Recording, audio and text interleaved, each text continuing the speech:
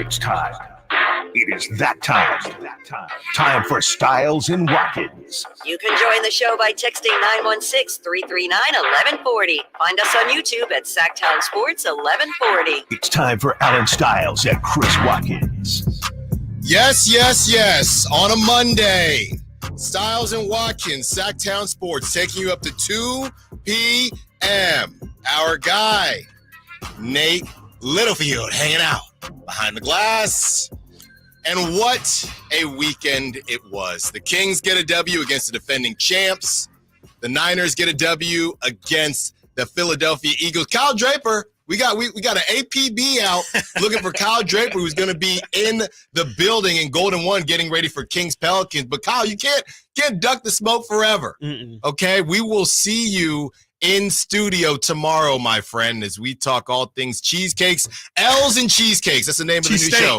Cheesesteaks. Yes, we would not be eating a cheesecake. You eat a cheesecake if you get a W. You don't get a cheesecake if you don't get a W. Emil Fergoso joins us. That will be at 11 a.m. to talk Niners, our Sactown Sports 49ers insider, Chris Watkins. Yep. How are you doing? Doing great. Doing fantastic. What a game it was yesterday, and what a game it was on Saturday as well. Sacramento Kings beating the defending champs. Can't come in on a Monday and feel down after that. So feeling good. And the Vikings didn't play this weekend, so I don't have anything to be upset about. So yeah, neither did the Raiders. Neither did the Raiders. So just wins all around, and there are some no losses. There are some years where it felt like your team might lose to the bye week, right? Yes. But this is not one of those years. And if you're a 49ers and a Kings fan, I mean, you're probably walking on a cloud right now because the Niners take care of business. They destroy the Eagles. The Kings go on to beat the Nuggets, and now they have an opportunity to avenge what happened in NOLA when you had too much jambalaya and too much gumbo, and Zion took care of business, right? So what will happen tonight for the in-season tournament? We got that whole breakdown, but it's very simple here. Sometimes when me and Chris, we sit down, oh my goodness, what is there? When the Kings had, 3 days off, we had to dig a little bit deeper. A day like today, get in the bag a little bit. A day like the Jansport, a day like today, don't really got to do that. No. It writes itself because the Niners, I mean, you talk about avenging something, all right? The Niners go into Philadelphia. Yep. They turn the cheesesteaks into cheesecakes. There were Brock Purdy chants in Lincoln Financial. They had Niners chants. They had Eagles fans leaving early. And for all this talk about physicality, right?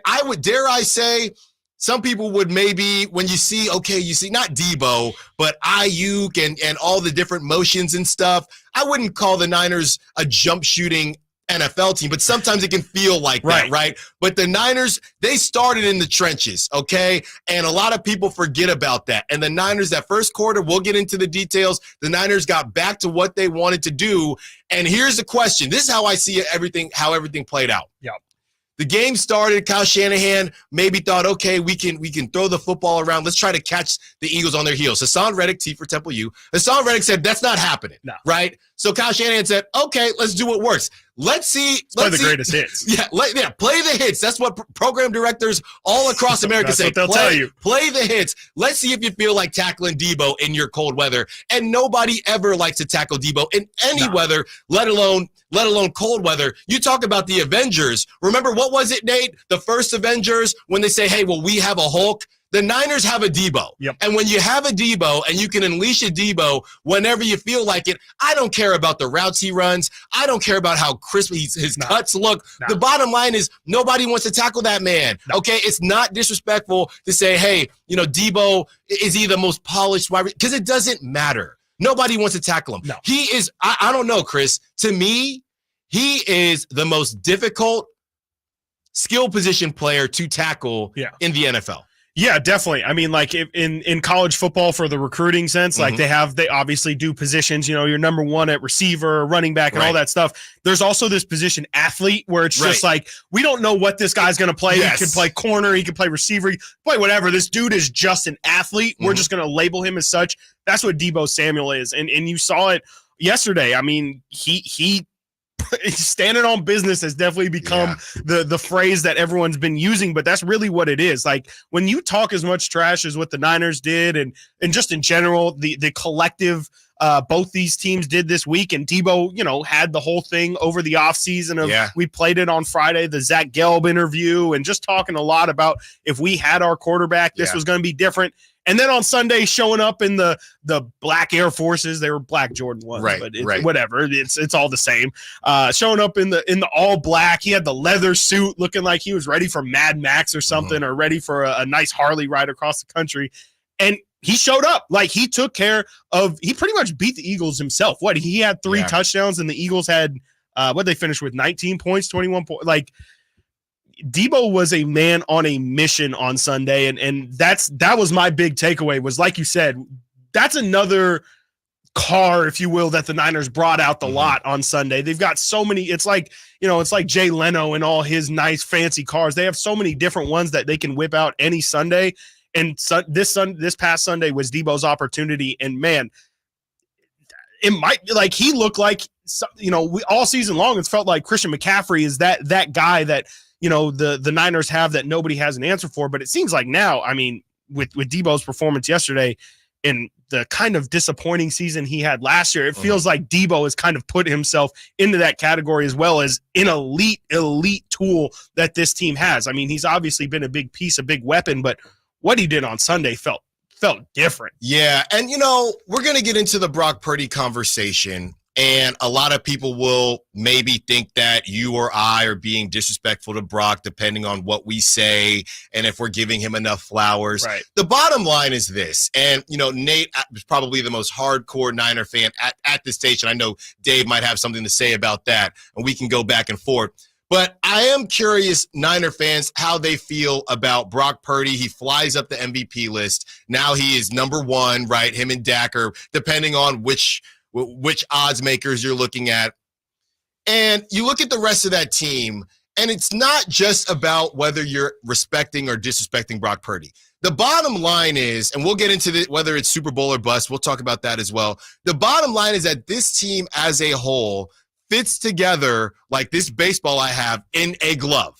Right? Because it's not just about Brock Purdy. And if Brock Purdy was on the Chiefs, what would the Chiefs look like with these skills? And none of that matters, because honestly, I could say the same thing about every skill position player. They all help each other. Debo Samuel, for as much as we are giving him his flowers right now, if Debo was your number 1 and your number 2 was maybe a borderline number 2, a 2B We've seen guy. that. We've seen that with the 2019 Niners.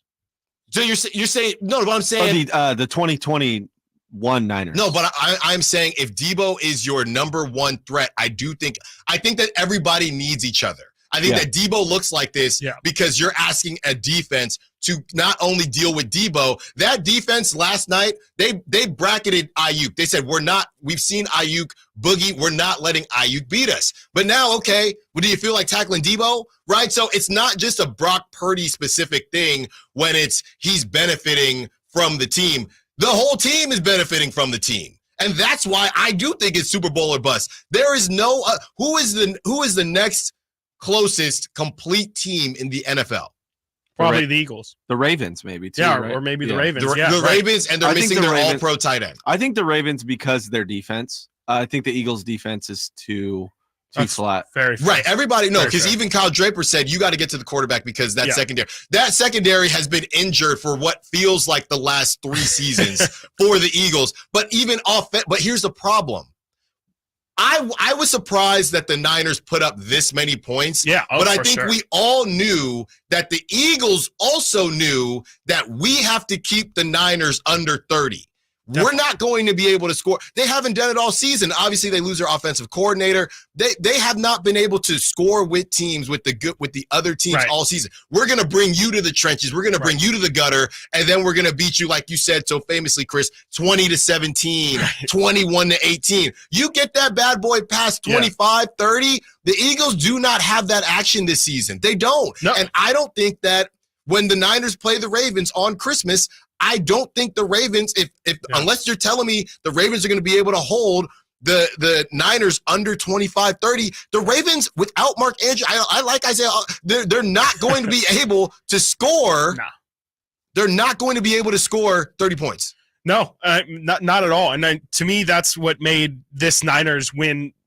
I mean, I won't say more impressive than anything else. I mean, obviously, quality of opponent definitely plays a factor into it, but just the style in which it happened, I think, was so impressive because, like you said, in that first quarter, what was the stat? -6 yards or something in that first half. And for them, I mean, we've talked a lot about them being front runners, and I think that conversation is still there because I think there's a difference of being down for 3 quarters and coming back than being down for 1 quarter and coming baback. But I think that's really the thing that impressed me so much is that they were able to kind of turn the offense on after 3 quarters. I mean, they scored 42 points in 3 quarters, essentially. I don't think that any other team in the NFL brings the totality, like you said, the complete team that the Niners bring. Like even the Ravens, yes, they have an elite defense, but their offense isn't sniffing the caliber that the Niners is, and that's what's set the Niners apart. This is the totality is what's made the Niners as dominant as they've been these past 4 to 6 year run.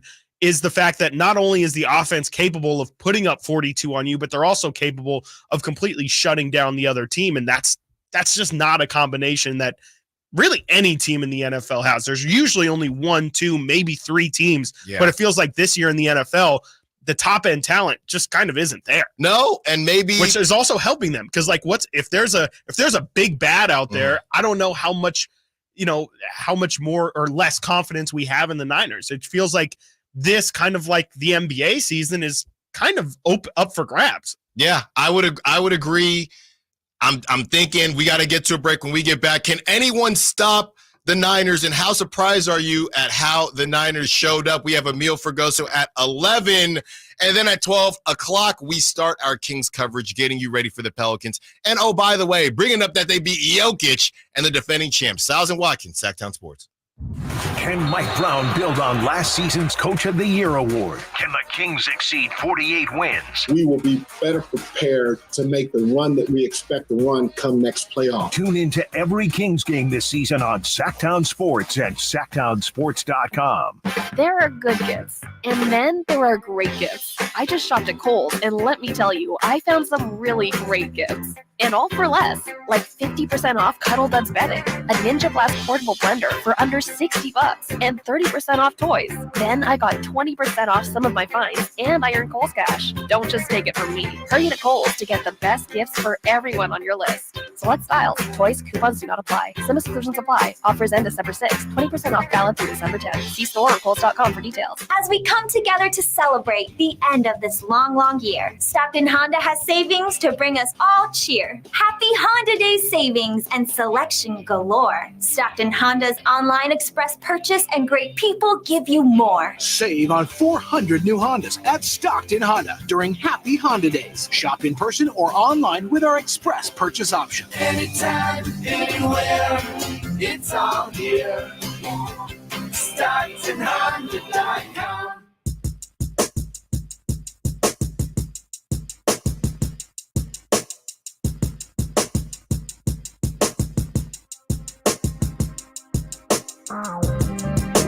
Sactown Sports. Call or text at 916-339-1140. Stiles and Watkins, Sactown Sports, taking you up to 2 p.m. Emil Fergoso will be joining us at 11 to talk Niners. He will be joining us via the Folsom Lake Honda hotline, which is Folsom Lake Honda, your one-stop Honda shop. There you go. Thank you for that, Nate. As we break down all things Niners, we will get into the Kings, Pelicans, expectations for the in-season tournament, De'Aaron Fox and his MVP discussion. That all starts at 12. As you can see, if you're looking on the YouTube, shout out to the YouTube. Chris and I, we were both busy this weekend, so we're still trying to figure out the YouTube name for the chat in the YouTube name. I forgot to text Chris over my thoughts, so I will do that. I will do that with him. So shout out if you are watching on YouTube, and you can see my shirt. If you do not understand my shirt, so basically, as a lot of people know, I went to school in Philadelphia, and they kept on saying this word called John, right? And I thought, at first, I thought they were saying like, hey, like that. Remember back in the 90s, that joint was crazy. Yes. That's what I thought they were saying was just a drawl, like an East Coast drawl. Then I learned it's an actual word, yes, right? In Philadelphia, a noun, a John could be different things, right? Let's say we're in the studio right now, and let's say I needed my cord or something. I would say, hey, Chris, pass me that John. Right. Like, that could be a John. The game could be a John. Did y'all see that John? You could see a lot of different things. So I'm wearing my John shirt because did y'all see that John last night? The Niners took care of business, and the Eagles did not quite show up. Nate hopped into the studio during the break, and we were going back and forth about the Debo thing. And, for Debo, I feel that at the beginning of the season, when you talk about the Miami Dolphins of the world, and even, some of these teams that like to throw the football around, when it gets a little bit colder, you see them start to falter. That is why the Niners right now have a perfect combination of the ability to run the football and throw the football. So it's starting to get a little bit colder. Yep. All right, I'm running warm now because I just had my coffee and I won't stop talking. So I'm running warm now, but it's starting to get a little bit colder outside. And I would say, Chris Watkins, that we are starting to enter, and Nate brought up that 2019 run in the playoffs, or even a couple years later with Debo. Nate brought up what Debo did when it starts to get colder. I think, ladies and gentlemen, we are starting to enter Debo weather. Yeah, I mean, it's in general just kind of, as the weather gets colder, the styles of play change. And this is why we've been questioning teams like the Miami Dolphins who, they won in cold weather this weekend against the Commanders, but nonetheless, still rainy weather. But this is where football kind of changes, and you have to change your play, because I think you said it during the last segment. It's not like, during summer when you're during the warmer some months when you're throwing the ball out there and Brandon Ayuk can have a field day. Well, once the weather gets cold, the ball gets stiff, guys start, it becomes a lot harder to catch the ball and it's a lot tougher to throw the ball. You got to run the ball. You got to become a lot more physical team, and that's where they're going to rely heavily on Deebo Samuel. I mean, we've seen them in the past use him obviously heavily in the run game, but also you saw on Sunday with the short passes as well. I think you told me it was Brock's lowest air yard performance of the season. 4.6, something like that. Yeah, I don't think that's a coincidence, and I don't think that that's something that's going to slow down anytime soon. I think this is the season of ground and pound, and the thing that made the Niners so great, and they really showed it on Sunday, is that yard after the catch. It shouldn't be about air yards anymore at this point in the season. No. It's about getting the ball with space and just outrunning guys. And I don't think there's a team in the NFL that's built more for this kind of weather, this kind of style of play than the Niners right now, especially with a healthy Trent Williams. And that injury-prone guy, Christian McCaffrey, he's still standing back there pretty strong. Yeah, and like you said, I've always felt that Kyle Shanahan likes to work in terms of starters and closers, right? When whatever we talk prize picks sometimes on this game, whatever has been working, if you go in, okay, halftime, I'm going to put in a prize picks at halftime. Yeah. Don't do it, right? Because if it was George Kittle early, he's probably not getting the ball in the second half. Right. And vice versa. Whoever hasn't touched the ball, right, it's probably going to go, because Kyle Shanahan loves to do that. And for the Niners to come out and just really be able to just manhandle, if you are the Eagles, right? If you're the Cowboys, if you're another NFC team and you're watching that tape, what is your take? Oh, okay, this is what we can do to beat the Niners. There's nothing. No. Because you don't have Debo on your team or anybody. Or a number one defense. Or a number one defense that can keep the tush push and the brotherly shove out of the end zone. They didn't the second time, but by that time, the Niners had already taken the lead. Yep. You kept that Eagles, if the Eagles score one touchdown there, right, those first two drives, I think it might be a different ball game. Yeah, for sure. But they were able to keep them out 2 field goals. And the Niners, even at their worst, throughout those 3 games, that losing streak, the least amount of points the Niners scored during that stretch was 17. Yep. Right? The Eagles only scored 19 all game yesterday, right? So the Niners felt like even at their worst, there's no way. If you guys are squeaking by with 6 points and it felt like you destroyed us in that quarter, and all we got to do is score a touchdown and we have the lead. Yeah. I think that was really disheartening for everybody in green, right? In Lincoln Financial, all the Eagles players, Eagles fans, they felt, man, we just ran down, and then the Niners bend don't break, made you force 2 field goals, and the Niners felt like there's no way we all know you're not keeping us out of the end zone. And then once that happened, we said on this show, hey, what the Eagles do that come from behind stuff is all good and well, and it's cute. Yep. That's not going to work against the Niners. Yeah. That's not going to work against the Niners. Because you'll go down and you'll keep going. You're down. not. They're not going to give it up. They have not done that. Once the most rhythmic offense, right, in the NFL, and when that rhythm gets going, there's just no stopping it. The YouTube chat, Scooter916, because I brought up that I went to school in Philly. Are you an Eagles fan? No, I am not. But Jalen Hurts is on my fantasy team, and he did not do me any favors yesterday. But no, I am not. I got this shirt in Philly, but I am not an Eagles fan. You talked to Kyle Draper about that, though. Yeah. We're still looking for him. We're still looking for Kyle. I feel like we've known Kyle enough to know. I don't think Kyle's ducking smoke. I don't think Kyle's ducking smoke anyway. I can't wait for tomorrow. No, I can't wait for tomorrow. I can't wait because I know he's going to bring it. Of course. He's going to have something. Do you think that there is any team out there, right? And I'm trying really hard, Chris, to not be prisoner of the moment. I am, but we've watched this whole season. Yep. And my stance, I think your stance, if you can't stop the Niners from getting in that rhythm, there is no other team like the Niners. Their two biggest foes, right, in the NFC, the Eagles and the Cowboys, number one, happen to be in the same division, so they're going to beat each other up. And number two, they dropped 40 burgers on both of them. Manhandled them. Both of them. Blowouts. Yeah, no question. Blowouts. No question at all. Like the ball is back in both of those teams' court when it comes to those matchups. Like it's now on the Eagles to try and respond, because to me, the most impressive thing that the Niners did yesterday was backing up the talk. Like, I really think that that's so impressive that because a lot of times, like our guy, we like to point out our guy Draymond saying, loudness speaks insecurity. Like, and a lot of the times the team that is louder is the team that doesn't feel as confident. But I do think this is a rare sports case in which the team that's loudest actually is loudest because they see what they see and they know what they can do, and they feel like they were legitimately wronged. And to go out there and prove it in the Eagles' house, like I don't know if there's any team in the NFL that could have put up as impressive as the performance as what they did, because we're not talking about that game was close and then the Niners squeaked it out late, or even it was a complete utter domination. After the Niners figured it out, the seal was broken. There was the waterfall was flowing. Like there was no stopping them. It'd be one thing if you could be the Eagles and say, like we at least, we got them going and then we stopped them, but it was just too much. We let them go on a run.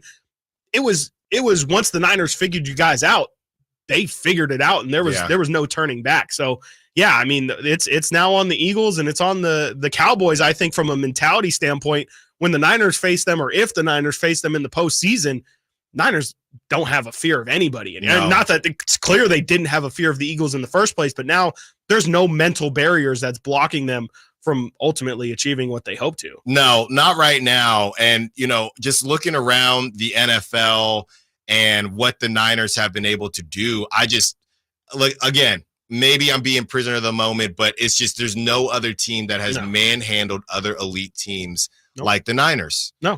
So when the Niners had that, now that's at full strength. Okay, Yes. I saw somebody yesterday. I think it was actually our guy Jason Dumas who was on Friday. Jason basically said if the Niners are the best team healthy, but he would still give it to, I don't know about the Cowboys. Jason Eagles flies Eagles fan. If you get to the playoffs and somebody isn't healthy, which could happen because it's the playoffs, then the Eagles are more built to get through with big injuries, right? If they lost Devontae, maybe they'd still be able to figure out, or A.J. Brown is going to be able to figure out. What we've seen is that they haven't had Dallas Goedert, and they beat the Chiefs, and they beat some of these teams. What we've seen is, as much as we talk about the different pieces of the Niners, you miss one, and the whole thing looked completely different, whereas other teams maybe in the NFL would still be able to get by. Now, I think it depends who the guy is. It depends who the guy is. Hurt. It depends when it happens, right? I think we've seen if Debo goes down, that's massive impact because there's nobody who does what Debo does. But if Brandon Ayuk goes down, is it as crucial? Like, is it as critical, I should say? You saw Juwan Jennings. You saw Ronnie Bell early in the season have himself some moments.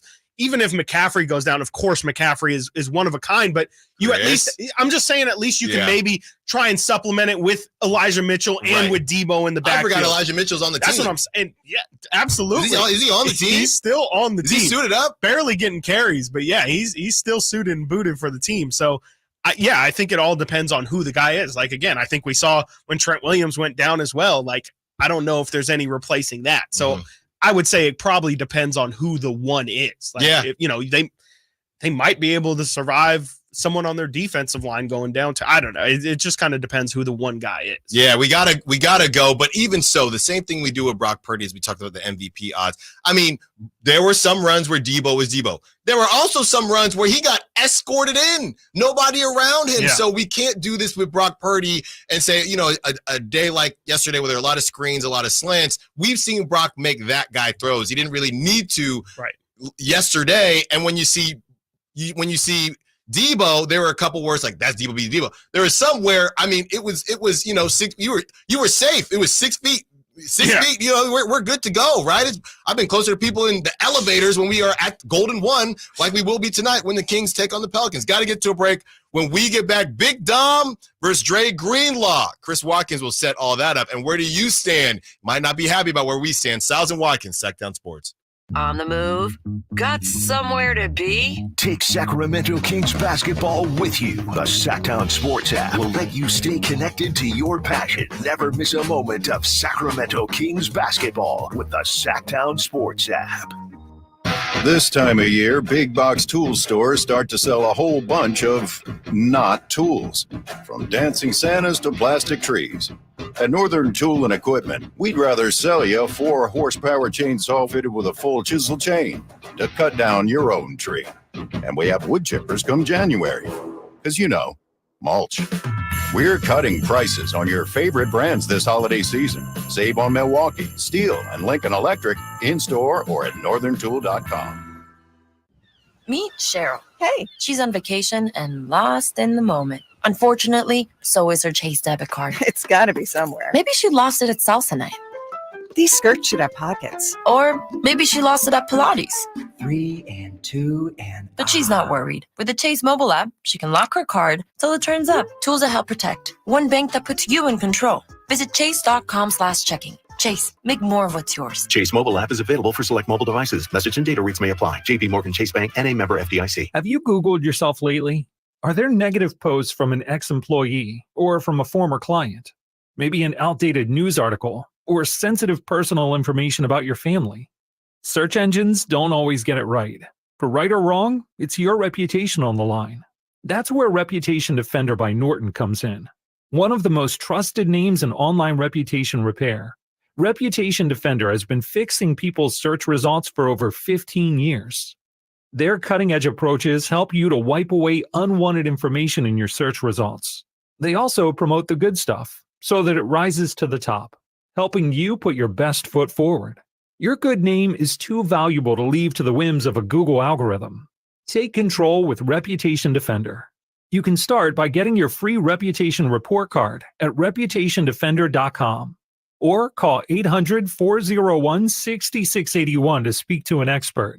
That's 800-401-6681.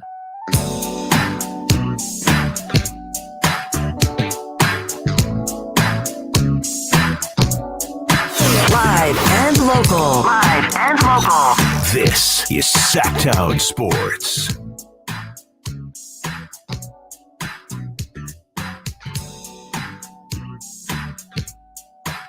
Stiles and Watkins, Sactown Sports, taking you up to 2 p.m. We will be joined by Emil Fregoso at 11 a.m. We will be joined by Emil and all guests and callers from the Folsom Lake Honda Hotline. Folsom Lake Honda, your one-stop Honda shop. I do have a question. What up? So I haven't put it out there yet on my Alan Asks segment, but my wife brought this up today, and for those... If I just need to help my location here, I am located in North Natomas right now. And the question is, where can we have our Chinese spot solid. Okay. We've had barbecue out here solid. Where can we get a solid breakfast burrito? Oh. I mean, any of the like Alberto spots have like the 24 breakfast burrito, which is bomb. Yeah. Okay. But those are all like, do you guys have those in the Bay? No, I don't even know what that means. There's like chain Mexican Alberto's, restaurants that all have like Carolinas. Slightly different names, but all their number 24 burritos are breakfast burritos, and they're usually good. All right. There's Oscars, very excellent. I can't speak. North Natomas isn't really my neck of the woods. We'll drive. Yeah. I honestly didn't know there was a North Natomas. Yeah. I thought it was just Natomas. That's what I was told. Yeah. Let's see here. Scooter 916 on YouTube, Berto's on El Camino, and how? Yeah, I mean it's all the Yeah, it's all that spot. I live kind of over there. There's a few over there for sure. I mean all the they're all like drive through California burrito. Burrito for sure. Yeah. I mean that I mean that's all I can think for breakfast burrito specifically. I would definitely say my go-to would probably be Oscars.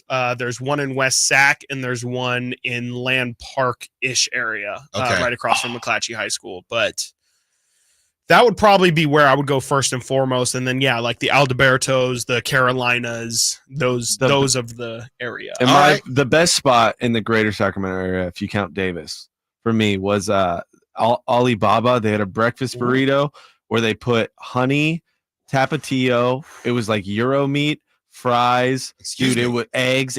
It's everyone gets it. And the whole place is basically designed around this burrito where you walk in and they're ready to go constantly, and they're constantly hot because everyone's eating them all day. And it's buy This 5 is up get by 1 free. Davis. This is in Davis, so it's far, but Other side of the causeway. And they do all their own orange juice. They squeeze it themselves. It's delicious. And so if you like pulpy fresh orange juice, dude, it's the Davis go-to. It is fantastic. It sounds a little weird, the tapatio honey. It's not, but it's so unique. It's very good. Okay, Sounds bomb. Thank you, Nate, and keep them coming for this Alan Asks. I'm trying to find the best breakfast burrito that is not too far from me in my Natomas location. Yeah, Natomas is that's just not my stomping ground. So you can maybe ask our guy Frankie. He might know a spot. I'll talk to Frankie. Yeah, I'll talk to Frankie that's his tonight. hood. So speaking of stomping grounds, seemed like the Niners were on the Eagles' stomping ground when Big Dom had to get in the mix, and it was Dre Greenlaw. They're calling him Draymond Greenlaw these days. Whitey's so great for that. It's ridiculous. And did you see the picture?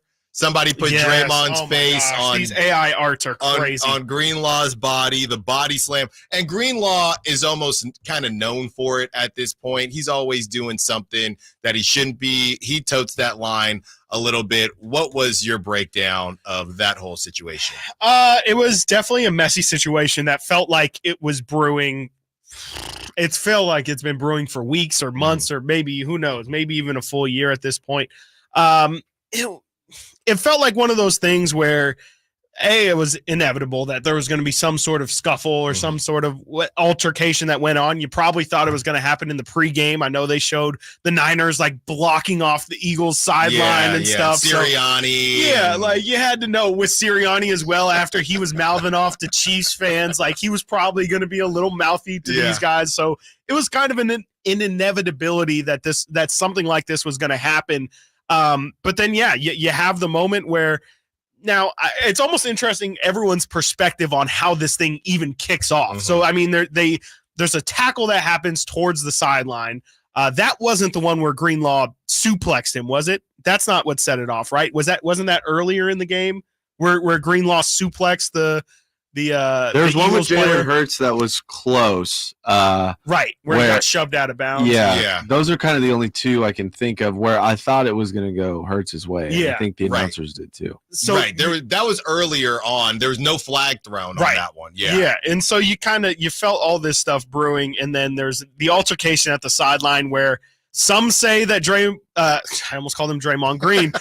It's tough, man. Some say that Dre Greenlaw was the first one to put hands on, and Dom was just separating the two. And then, but from how I saw it, I don't really think that any of the who started it first, who whatever mattered. to me, Dre Greenlaw has to be better in that moment. Very much like how we talk about Draymond Green in moments like that, where you just got to recognize the situation and understand pulling yourself away from that situation is the best thing you can do. Not getting into an altercation, not putting yourself in a situation where you're putting the ball in the referee's floor, because in that moment with all the emotions, I laid out everything that had happened in that game.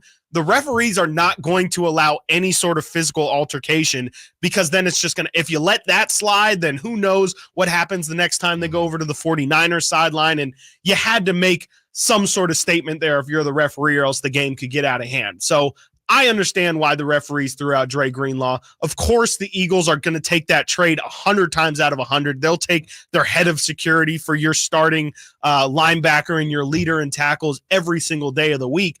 That's why Dre Greenlaw has to be smarter in that moment. You just can't let the emotions of that game dictate your actions. And especially when you're up like they were, that could have been a big pivotal swing. We just talked about that Kings-Warriors game, how Draymond's tech really spurred the Kings' run. A very similar thing could have happened, and you saw the Eagles go down and score on that drive. That really could have been a very bad moment for the Niners in that game. Yeah, if the Niners weren't just better than the Eagles, right? Really. I mean, we're talking. It's a little bit different, and I like your comparison. It's a little bit different because we all know that the Kings have tended to play down to the Warriors, right? Totally. So then, when you do poke the bear, that you woke the bear up in the Kings, and the Kings were able to take advantage. The Niners were just better than the Eagles. There wasn't anything that was going to stop. The Eagles were already down. You were almost giving them fuel to get back up. They were down 2 scores at that point. Yeah. So the Niners would have needed to allow a score, then get stopped, which we just didn't see happening. So, but it could have. So just you're putting yourself in a situation where the game could turn. It's easy to say it now, and it's going to be a footnote. But again, in the playoffs, when things are cold, and maybe you're not dropping a 40 burger, and now it's the second time you're playing the Eagles. Debo can't score on a 0.1% chance run or whatever that was. So now it could matter a little bit more. I didn't see anything. I didn't see anything from Big Dom that I thought he's trying to get into it with Dre Greenlaw. I know people that have on their Niners sunglasses aren't able to do that. Should he have necessarily done that? I don't know. And everyone, well, why is he even on? I know Barry rated. Well, why is he even on the sidelines? All these guys got security. I know you probably would have liked to see him go, talk to his guy first, I guess. But I just thought that it didn't feel like I'm trying to fight Dre Greenlaw. Yeah. I didn't. What's come his off job like that. then? What's his job then? Besides keeping fans away. Like Chris, you made a great point. I don't know, but he's not. What is it? What's the name of the security? I think everybody knows the security that's not a part. I get what you're saying, Nate, because there's a security that works like all these arena security, right? And they have nothing to do with the team. That one in particular, I think that's his job. Yes. I think that's his job. We don't know. Like Chris, you said before the show, what was that example you gave of the NBA? Yeah, so in the NBA, whenever there's a scuffle or an ejection or anything that's happening, there's team security that will go onto the floor and forcefully remove their, not forcefully, but they will escort their player off of the floor. And that is just a position that exists. Everybody knows it. You probably just don't even recognize it, but it's a normal person in team staff equipment that sits on the end of the bench. And if there's any sort of person that's thrown out or anything, they will go onto the floor and try and separate the situation. So it's not that foreign of a concept for a team employee to be out there to de-escalate a situation. And maybe he stepped in a little bit early, but he's a security guard. Quite literally his job. And I would beat him to the point. Yeah. And what was so weird about that ejection, it took a long time to get everyone out. Yeah. That's Dre Greenlaw hung around on the side. Yeah, and I'm like, oh, is he not ejected? Yeah. Is he? And then that Dom dude,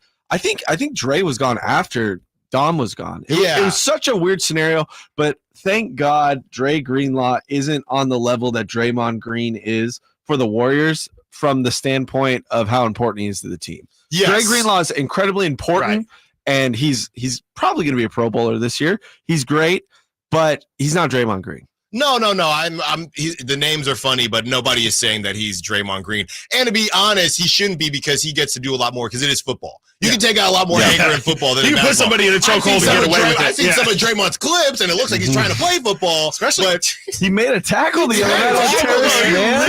That's my favorite one. Dude. Draymond, I think it's 40 time at that. He might have been cooking about a 4-7 right there. He was cooking right there. But yeah, to everybody's point, making it seem like, back in the day, I think a lot of people have worked at some point landmark security. Yeah. When you're landmark security, you have nothing to do with the team. That's not what this guy is. It wasn't some random landmark security person, right? This guy works for the team. The Eagles know him. Yeah. That I don't know. I don't have his job description. I don't have his LinkedIn, but it seems you better believe Niner fans do. I'm looking at the YouTube chat right now. That's already on there. They got from 1996. Yeah. Big Dom has been working in the Eagles facility. And you gotta respect it at least. It's was it 100% in Big Dom's work job description to get involved in that moment? I would almost guarantee probably not. Okay. But he was there in the moment. And I think even Nate said, it's not even like he was trying to escalate the situation. Dre Greenlaw gets in his face or throws the hand in his face. He makes contact with his lip. You don't in that moment see Big Dom, trying to reach out. Right. He doesn't Homer Simpson try and strangle Bart. For the record, though, I don't think I would have been good with neither. I would have been good with both and both happening. Either both getting ejected or both not getting ejected. Totally. I don't think they both needed to be ejected either. But to your point, I think you had said in our pre-show, you probably couldn't have one without the other. Yes, unfortunately. Exactly. You couldn't. Yeah, no, there's no way you could have picked sides there and said, oh, well, Dre Greenlaw, actually made no, at that point, it's either both or neither, but also both have to. I personally think that both had to get thrown out in that moment, more just to set the example, because it was clear emotions are running high, and you don't know as a referee how that game's going to go. If the Eagles are going to if they don't score on that drive and get blown out the rest of the game, well, then the Eagles might say, well, we're not going to win the battle. We might as well, or we're not going to win the war. Maybe we try and win the battle, and who knows what that game divulges into. Right. All right. Got to get to a break. When we get back, Brock Purdy flies up the MVP ladder. Best odds, says Vegas. But should he be? Not trying to sound like a hater. We'll see if I am. We'll see if Chris is when we get back. Stiles and Watkins, Sactown Sports. Will Kyle Shanahan and the 49ers brass go all the way this season? Could the Niners win their first Super Bowl since 1995? Join us throughout the season to hear all the games and all the analysis on Sactown Sports at SactownSports.com. Every 40 seconds, a child is reported missing. That's 2,000 children every single day. It's a heart-wrenching reality that we can no longer ignore. Find the Children is a non-profit organization dedicated to helping find missing kids. You can be a part of their mission by donating your unwanted vehicle, running or not. Call 1-800-775-5622. We guarantee that you will receive the maximum tax deduction. We provide fast, free pickup with 24-hour response. Call 1-800-775-5622. Find the Children provides crucial resources to help find missing children and educational materials to teach kids how to recognize and avoid predators. Our recovery programs have a proven track record of reuniting kids with their families. It's time to act. Donate your unwanted or unused car. Help us build a world where every child is safe. Pick up the phone and call 1-800-775-5622. Together, we can bring these kids home safely. This advertisement was paid for by Cars R Us and Find the Children. Hey, it's Carmichael Dave letting you know Capital Casino, Sacramento's #1 poker room and primetime football location, is back. Cap Casino giving away $500 per game in high hand bonuses for every Sunday, Monday, and Thursday night primetime game, offering the best food, best service, and the best action with the most variety of games in the region, and conveniently located in downtown Sacramento. Check it out, Capital Casino. And as always, please remember to gamble responsibly. 1-800-GAMBLER. At Ashton & Price, we get injury victims to yes. Experience, yes. Ashton & Price has been around for over 25 years. No more insurance companies? Yes. Our clients focus on getting better, and we handle all the rest. Results? Yes. We've collected over $100 million for injury victims. No fee until we win? Yes. Our clients pay nothing until we win. Ashton & Price, the best at getting to yes.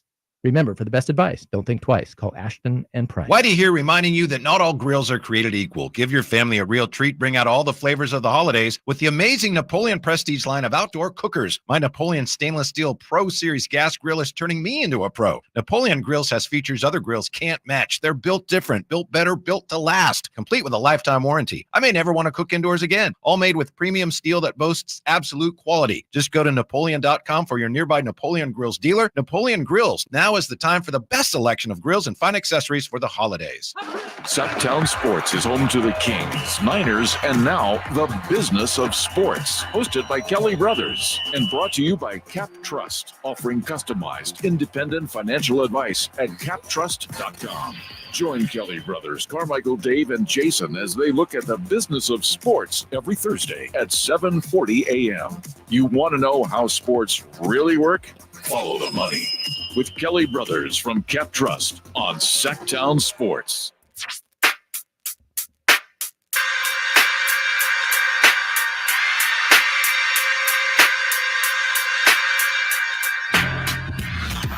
Sactown Sports. Check us out on YouTube. Search Sactown Sports and subscribe.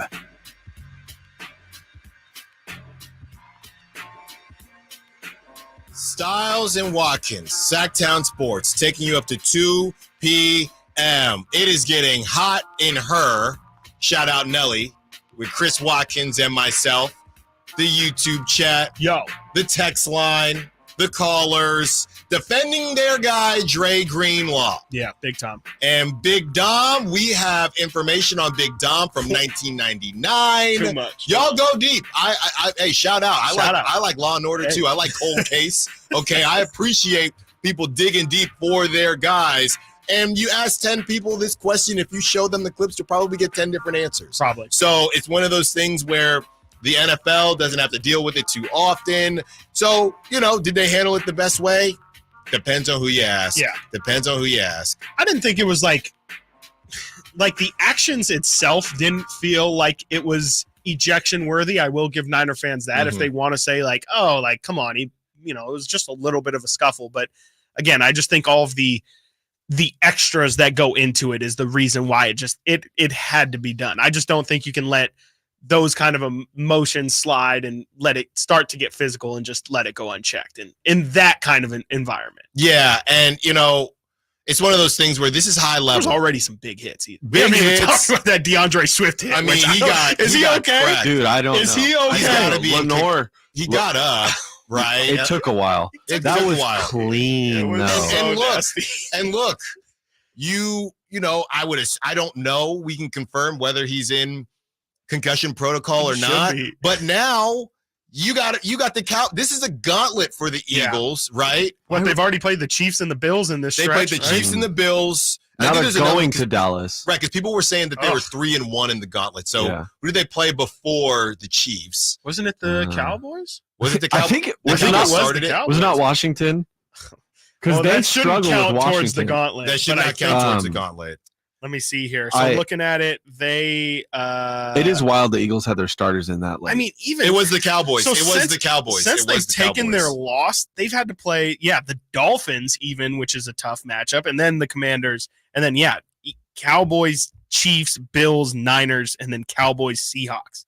I hate to do this. Brutal. I hate to do this because I am wearing a John shirt. Sure. But I'm not caping for the Eagles here. But really, I mean, to everybody just saying, if the NFL wanted to cheat for the Eagles, would they have given them this schedule? Absolutely. Like, can we just be honest here? Yeah. This is a gauntlet. Meanwhile, the Niners doesn't get tougher. The Niners have the Ravens. And not to be disrespectful to who else they have, but they have the Ravens.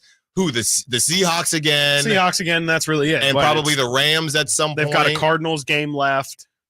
Yeah, I mean, but the Niners just went through their tough stretch. Like, I think it's more It wasn't this. It was pretty tough. Looking back, because even in the preseason, I was like, this is a stretch of games where I feel like Niner fans just weren't talking enough about, and it wasn't like impossible games. It wasn't this, though. It was the stretch of having the Cowboys, Browns, Vikings, Bengals, Jags, and then this, you had the Bucks, but then you had the Seahawks, Eagles, Seahawks.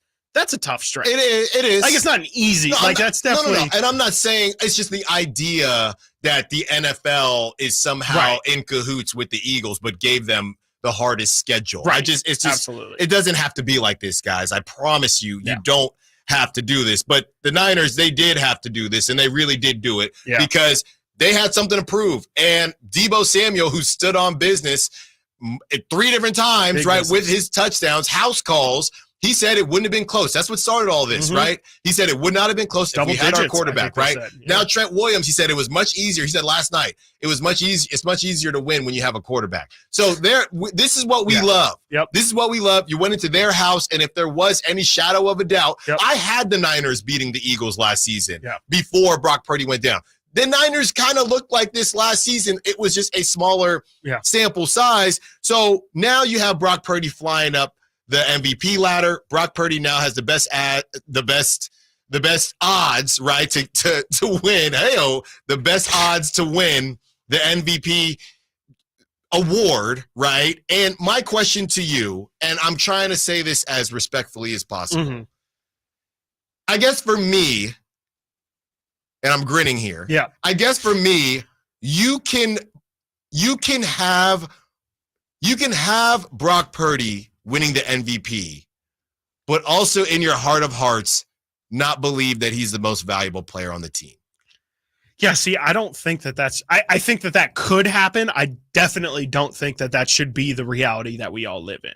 Because the NFL is a quarterback-driven league. Yes, it is, very much. Right? And I don't know how far, and like you said, Christian McCaffrey was really at the beginning, right? And it was really a Deebo game more so than Christian McCaffrey. So he didn't do enough to fly up. Right. If Christian McCaffrey had 3 touchdowns, maybe it's a bit different. But you could look at this, and my next question would be, how often does that happen? Because it's a quarterback-driven league, because you're going to give it to the QB. Right. How often, like when Lamar Jackson won, Lamar Jackson was the MVP. He was. Right? Yeah. Now, if you're going to give it to Patrick Mahomes when he has Tyreek and Travis Kelce, you now can't flip-flop and say, well, he's got Sky Moore and Marquez Valdez-Scantling, so now we're going to give it to Patrick Mahomes because he has nobody. You can't do both. Yeah. You can't do both. So I do think that Brock Purdy, based on how the NFL chooses MVPs, their previous should criteria, win. Right? But do I think Brock Purdy should be highly in the conversation for MVP? Yes. Sure. And if he wins, would I be upset about it? No. Do I think Brock Purdy is the most valuable player on the Niners? Also, no. Yeah, then I don't see how it just and that's what's so frustrating is I think I 100% agree with you, except it would probably bother me if Brock won, just because I just don't feel like that would be right because of the second thing you said. Like, I completely understand if this is the game we're playing with MVP, if it is just truly going to be best quarterback on the best team or whatever you want to say. I understand why that has to be the case, but it shouldn't then, in turn, you shouldn't be able to say, is he even the MVP of his own team? And have that answer probably from like 7 or 8 out of 10 people be no. Like that should not be the case. In every single MVP case, this is just off of my memory. I'm not going to look at the list, but if I had to guess, most people who've won MVP of the league would very much also be the MVP of their own team. So I don't see how they can realistically give it to Brock and have that be the case. Yeah. Now, saying that, again, if we're playing that game, Brock has to be MVP. If we're playing how the NFL wants to dictate MVP, then I think it's two different things. Exactly. It's two different things. So the way I see it, I think Tyreek Hill should be MVP. Still, he should like, definitely. This man is on his way to 2,000 receiving yards, and the freaking Miami Dolphins are 9-3. Right He's now. not. I'm trying to. From what I've seen, here you go. You have Brock, Dak. It depends on who you're looking at. Right. Jalen, Mahomes at 4, Tua at 5, Lamar at 6, Tyreek at 7. See, like that's telling in itself as well. The fact that Tua has better MVP odds than Tyreek Hill. Like, that's saying exactly what the game is. And I don't understand why. It's marketing. We had this conversation when Brock wasn't in the conversation. They're never going to change it. Why don't we just do best QB? No, because it has to be. This is their brand. Right. So what was that? Tyreek at 7, CJ Stroud at 8, Josh Allen at 9, Christian McCaffrey at 10. Would it almost help if the NFL, like, I don't see why this would be better because it should just be what the MVP is, but would it be better if they just have an MVP and then like a Heisman?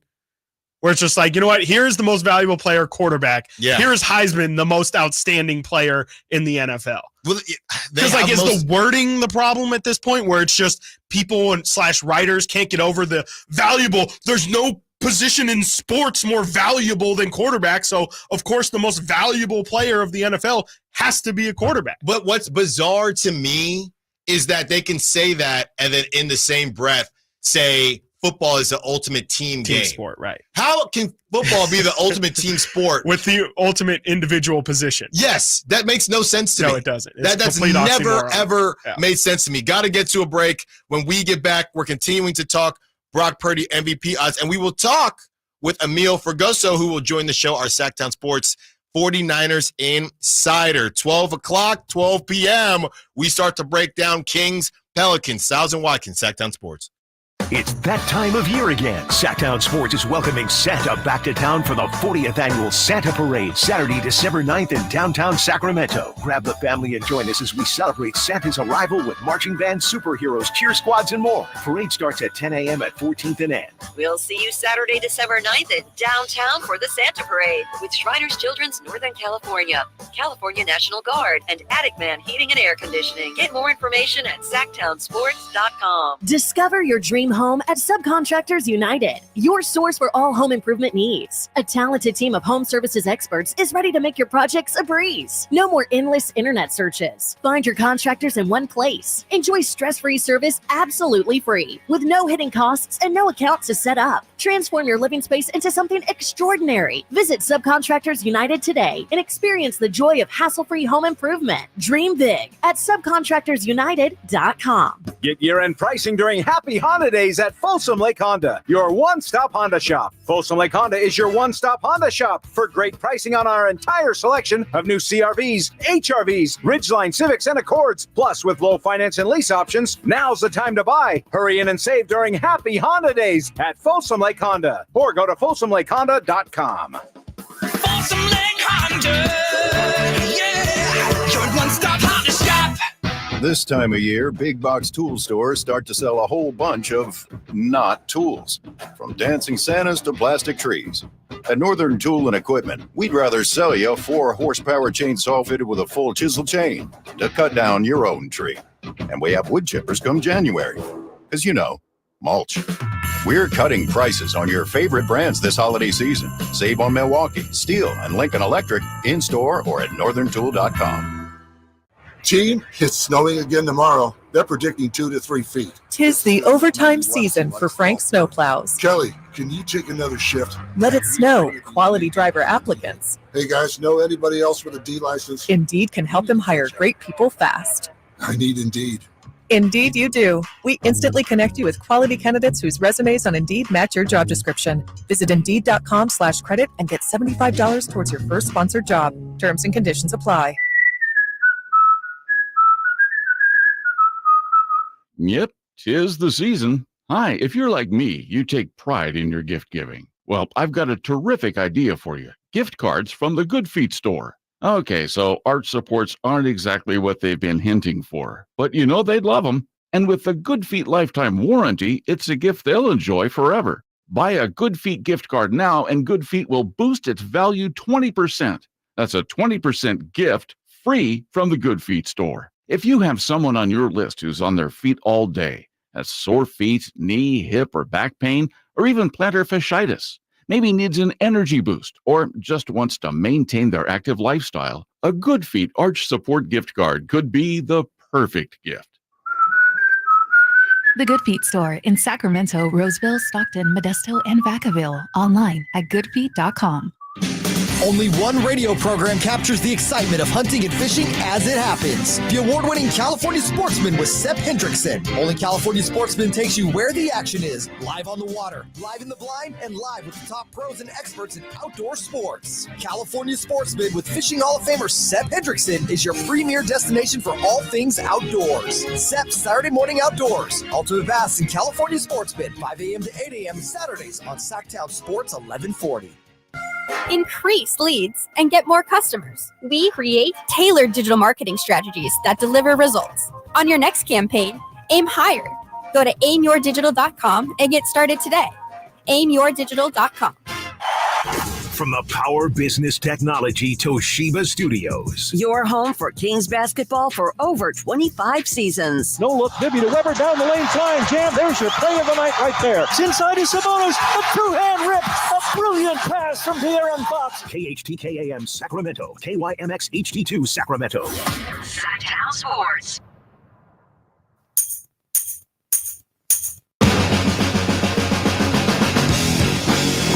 Sactown Sports. Call or text at 916-339-1140.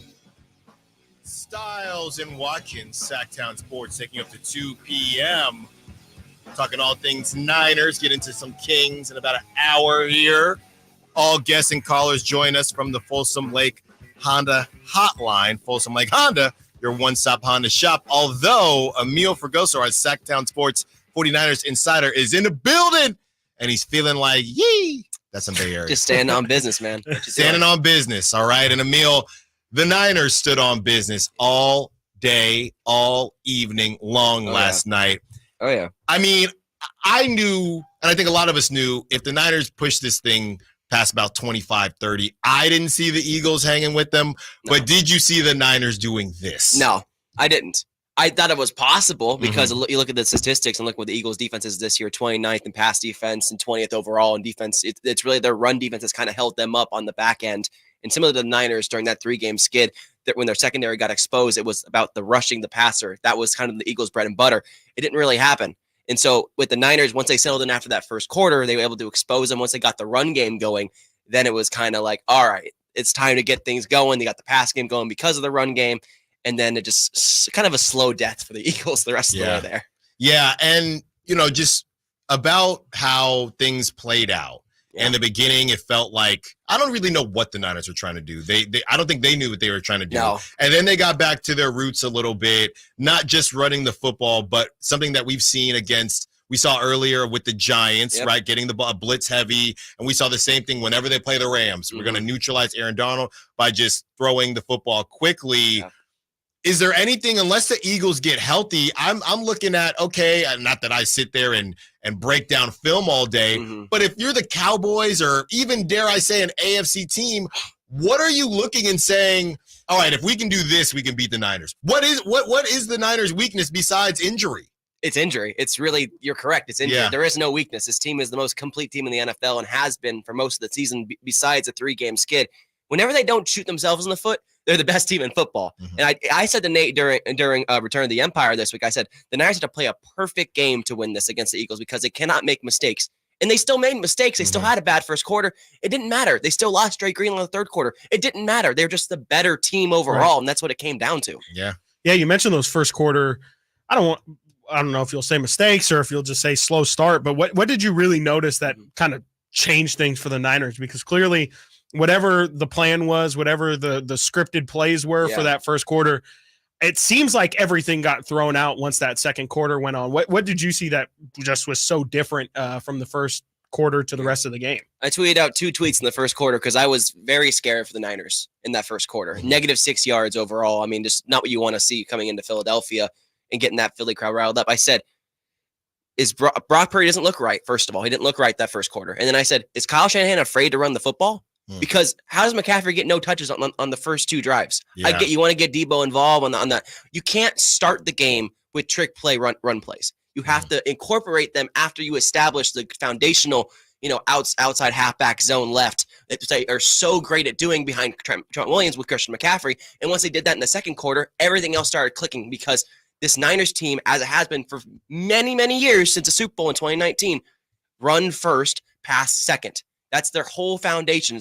When the run game gets going, the rest of the team gets going. Yeah, that's really just how it's been. We have Emil Fergoso joining us thanks to Timber Creek Golf Course, a country club atmosphere without the country club price. When your invitation reads Timber Creek Ballroom, nobody sends regrets. And Emil, we talked a little bit in the last segment about Brock Purdy being the MVP. Yeah. I'm of the mindset that we've seen Brock make some layered throws, some really impressive throws. Yeah. I know he had the wheel route to Christian McCaffrey, but all in all, I think what made yesterday so hilarious is that nothing got solved. Because if you are a Niners fan or a Brock Purdy fan or somebody that supports Brock Purdy, you could say, look at these numbers. Brock got the ball into his playmakers. Yeah. That's what you're supposed to do. And if you are a Brock Purdy hater, you can say, I saw a bunch of screens and slants. Yeah. What are we talking about lowest here? Air yards. So, lowest air yards of the season. So nothing got solved yesterday. But I actually was surprised. I went out and I said, I don't think Brock Purdy's odds are going to change that much, to be completely honest with you, for the MVP. And I was dead wrong. He goes from 6th or 7th up to 1st. So what do you make of Brock Purdy, and where do you fall in the MVP? And I'm air quoting for those driving MVP conversation, because can somebody win MVP based on the NFL's definition of MVP, but not actually be the most valuable player on their team? Yeah, it's funny. For Brock Purdy, it's funny when the Rabbits got the gun, isn't it, with the Niners? It's funny when they have a quarterback that can actually throw in the game against Philadelphia. I think it's because of the emotional win for them and how much of a statement it was. It wasn't just we beat the Eagles in Philadelphia. It was we went into Philly and we did what every other team could not do, and we kicked their ass. Yeah. That's what happened, is they kicked their ass. And Brock Purdy was a big part of that. I was just writing up a story right now between McCaffrey and Purdy, and I get air yards, and Debo did a lot of the work. 416 combined yards of the 456 they had between McCaffrey and Purdy. Just those two. Yeah. And while he did make those throws on that one Debo play right after Trey Greenlaw got ejected, there was a third down play, which I go back to, is kind of what kept that drive going before the Debo breakout on that slant. He hit Brandon Ayuk on an out route for a first down and third down. The Niners were 8 for 11 on third down this game. That's a lot of Brock Purdy. Hit Juwan Jennings on the out route. Juwan Jennings takes it to the house. Brock Purdy continues to just make the right decision, continues to make the right play. It's very similar to the processing of an elite quarterback, because that's his best trait, is processing the field and knowing where to go with the football. He didn't make a mistake. He was 148.8 passer rating. I get it. Debo did a lot of the work. A lot of their guys did a lot of the work, but you still got to deliver the football on time and accurately. And Brock Purdy did that. And that's why he's jumped up, because at the end of the day, while it's not Jalen Hurts and the comeback story and all that stuff from Alabama and the Crimson Tide in Oklahoma, it's Brock Purdy, a guy who was the last pick in the draft. And that's a great story to root for. Yeah, you talk about Debo Samuel, and I'm going to do the thing that I hate the most when interviewers do, but it feels appropriate here. Debo, clearly just an absolute monster, had a monster game. Talk about Debo Samuel. Just talk about Debo Samuel and what he's able to do when he's at this level. Yeah. Just the mic is yours, please. Debo Samuel. It's really funny because Debo got paid last year, right? And he had that holdout, and he wasn't the same player because he didn't get that offseason work that he had the year prior. And this year as well. He had to deal with the contract situation that kind of labored Nick Bosa as well this year. He's why he had to work his way into shape. Debo came into this offseason and he was like, I have to be a better version of myself. He told us, man, the media, on a mission. Yeah. He told us, he said, I sucked in every level last season. I think we played the sounder all summer long. He was honest as hell with us. And that never happens with the Niners. They're usually very closed-lipped. They don't do that stuff. And with Debo especially, Nick Bosa had a very long quote about Debo yesterday, and I'm going to read it off right now. I think he's the epitome of unselfishness. He's got paid, and obviously that comes with a lot of pressure to be the guy. And when you have so many dudes, you're not going to get those ops very often. But I love the fact that he can talk and set the stage and walk into a hostile environment and just thrive. That's what greatness is made of for sure. Yeah. Nick Bosa talking about Debo Samuel. Debo Samuel has 600 receiving yards this season. He doesn't have the stats to back up a Pro Bowl season. But when the game matters most, when the biggest games are on the line, and it happens against the Cowboys, happens against the Rams, when the stakes are the biggest, guys like Debo Samuel thrive, and that's what makes him such a great all-around football player. Well, I'm not going to pull any more punches with you, Emil. We're talking to Emil Fregoso, Sactown Sports, 49ers insider. Is there any way around the fact that this has got to be Super Bowl or bust for the Niners? There's no way around it. And I was thinking about this last night, too. I was taking a shower after I finished all the write-ups and stuff, too. Is that, all right, you got your big win. Now what? And Brock Purdy said it after the game, talking with Aaron Andrews. So did Christian McCaffrey. It's on to the next. It's on to the next week, because they're all about 1 week at a time. They're all about being the best team, not now, but in January. Right. That's what it's all about. Getting this big win is great, but now Philadelphia responds, and this might be the best thing for Philadelphia to have this ass kicking in the regular season as opposed to the playoffs, because they're going to come back hungry with the vengeance and want to play them again. Yeah. Possibly in Philadelphia again if Philly doesn't let up on the standings. It's Super Bowl or bust. You have to. This is the year. There is no excuses now. This is the year with everything coming up. You're probably going to lose Juwan Jennings after this season. You got to figure out Dre Greenlaw. You got to pay Tauno Hufanga. You know what's going with that. Ayuk, you got to pay him as well. There's people that are going to have to start being let go. Eric Arms is also one of those players that might be on the block eventually. You never know. This is the year they have to get it done. They thought it was last year. They wanted it to be last year, but Brock Purdy got hurt in this game. Right. Now he's healthy. If they can just stay healthy, this is their biggest chance to win Super Bowl number 6. Emil, I got to ask you, it didn't really have much to do with the game, but what were your thoughts on the Big Dom Dre Greenlaw situation? Who was in the right? Who was in the wrong? Did the referees make the right move, kicking them both out? Just general thoughts on that little scuffle. It's unfortunate that had to happen. I have many thoughts on this, and I'll just go with, because I heard your thoughts on it a little bit ago, and yes, Dre Greenlaw was in the wrong to be involved in the situation. He should not have put himself in the situation to get ejected. He did make contact with a person from the sideline. I know it was a light punch or whatever it was. It was a scrape on the face. You still can't do that. You have to understand who you are in the situation you are in. At the same time, what the hell is the head of security doing so close to the sideline? Securing the sideline. No. There are all these people in yellow jackets around the field trying to keep fans away. Why do you need a security guard to hold back Nick Sirianni? But I can't answer that question without knowing the setups of every other. Yeah. Niners don't have one of those. They don't. Not at home either? No. How do you know that? You know that for a fact? I do actually, yes. They do not have one because we would know who it is and we don't know who it is. They got a boombox guy. They got a security guy like that. Dom is like, they called him their Colt fan favorite or whatever on the air. They were literally talking about him pregame about recommending places to eat for Greg Olsen. That was who they were talking about. Was this guy. So he's part of the team and one of their staffers, and I get that. But what is he doing so close to the field? Why is he not back at the? Why is he inserting himself? Is he essentially a hold me back guy? Is that like what his? I think that's Nick Sirianni's hold me is back to literally hold back the sideline. Yeah, and instead he inserted him into the play and made himself a main character in a big situation for no reason. He definitely did. He definitely turned himself into a main character. He didn't have to do any of that. He didn't have to. I also didn't think there was any forceful. venom behind it. Yeah. Neither did I. Right. But if someone who wasn't another player put your hands on you during a game, you're going to be like, okay, that's not cool. You're not even in here. Dre Greenlaw is from Arkansas. He's going to stand on business. He is not one to be played with. Yeah. So when he sees another person put hands on him, he's going to respond like that. I understood why Dre responded like that. I don't agree with it. Well, he's Dre Greenlaw. This is what he does. He's always in sticky situations. And at the same time, the tackle on Swift was not that bad. It really wasn't. Talking about the big hit? No, the kind of the suplex, the suplex. Half whatever. That wasn't great. I've seen much worse from Dre Greenlaw. Well, okay, so now on a curve, now on you the sound scale. like a Warrior fan. I have seen like a Warrior fan. No, I get it. But I understood the personal foul. It was coming for Dre Greenlaw. The late hit was coming, especially after the Jalen Hurts thing earlier in that series.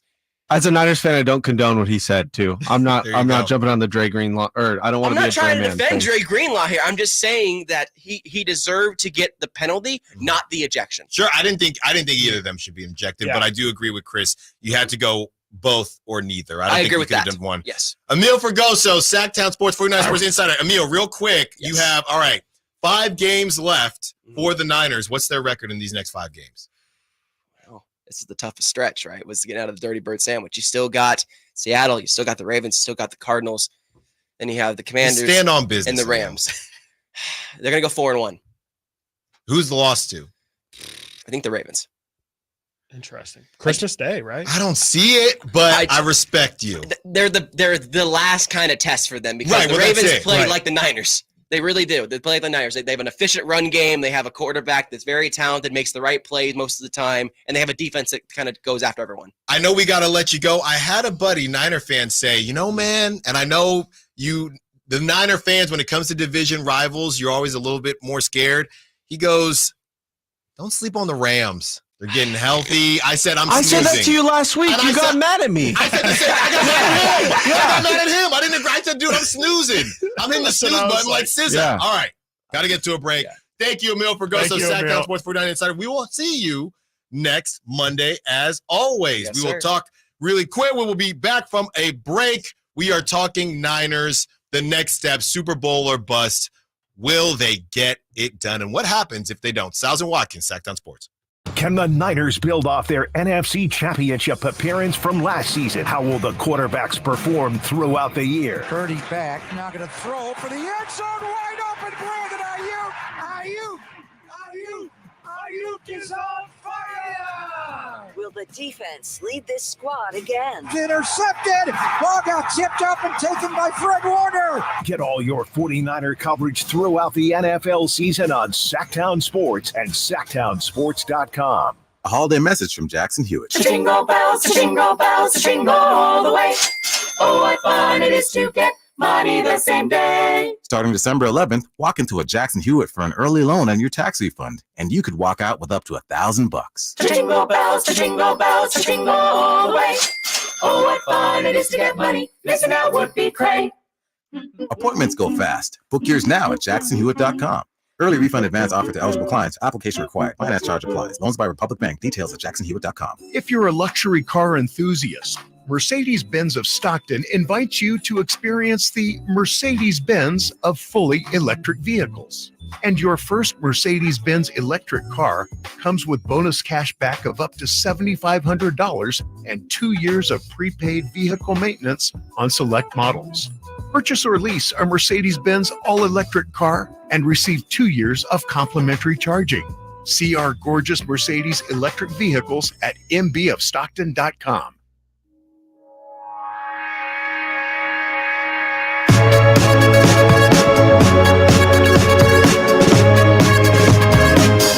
Live and local. This is Sactown Sports. Thank you to Emil Fergoso, Sactown Sports 49ers Insider, brought to you by Timber Creek Golf Course. Country club atmosphere without the country club price. When your invitation reads Timber Creek Ballroom, nobody sends regrets. I got to get out there. I haven't golfed that one yet. No, I haven't either, actually, and I've heard good things about the golf course. Haven't heard much about the ballroom, but it sounds great. But yeah, definitely, as the weather is kind of starting to get really sad. Yeah, running out of time. So I think I have one or two more. Might have an 18 in me, but at least one or two more. Oh, I got one. Did you say weather? Yes, did say weather. We're talking about weather. That's our Debo weather drop. There's some lightning and a deep voice. First draft. It's a little scary. It reminds me of the Wizard of Oz. Yeah. When they don't know that the wizard is fake yet. Yeah, just behind the curtain. Yeah, that's what it That's actually exactly what I was going for. Check back here. So I think that's the final draft then. Okay. Yeah. No, I'm good with that. Okay. I'm good with that. Debo weather. All right. Debo weather. All right. Okay. Glad we got that. Yeah. Thanks. Now we're just making Nate Is that what you were feel doing when Emil was on?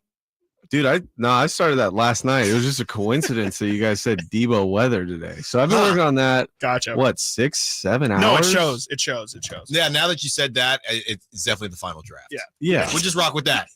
Thank Yeah, you, Nate Littlefield. Thank you for that, Nate. Super Bowl or bust.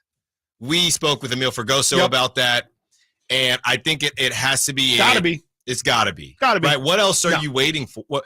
If not now, then when? I mean, Tom Brady, we went back and forth with Alex Smith, going back and forth. Tom Brady was more so talking about the state of the game. So I don't think he's talking about, I think it was everything in general. Right. But if you when you're talking about his comments, you mean? Yeah, his comments about how the game isn't, the NFL is worse. So I don't know about that in particular, but I will say, as far as the teams are concerned, this year specifically, we can go through, we know the NFC well. It's the Cowboys who the Niners own, the Eagles, who I wouldn't say the Niners own them, but they owned them yesterday. And out of the time that they played them with a quarterback, it was a lot more convincing than when the Eagles beat the Niners with no quarterback, right? And the Eagles haven't been dominant all year long against anybody. Anybody.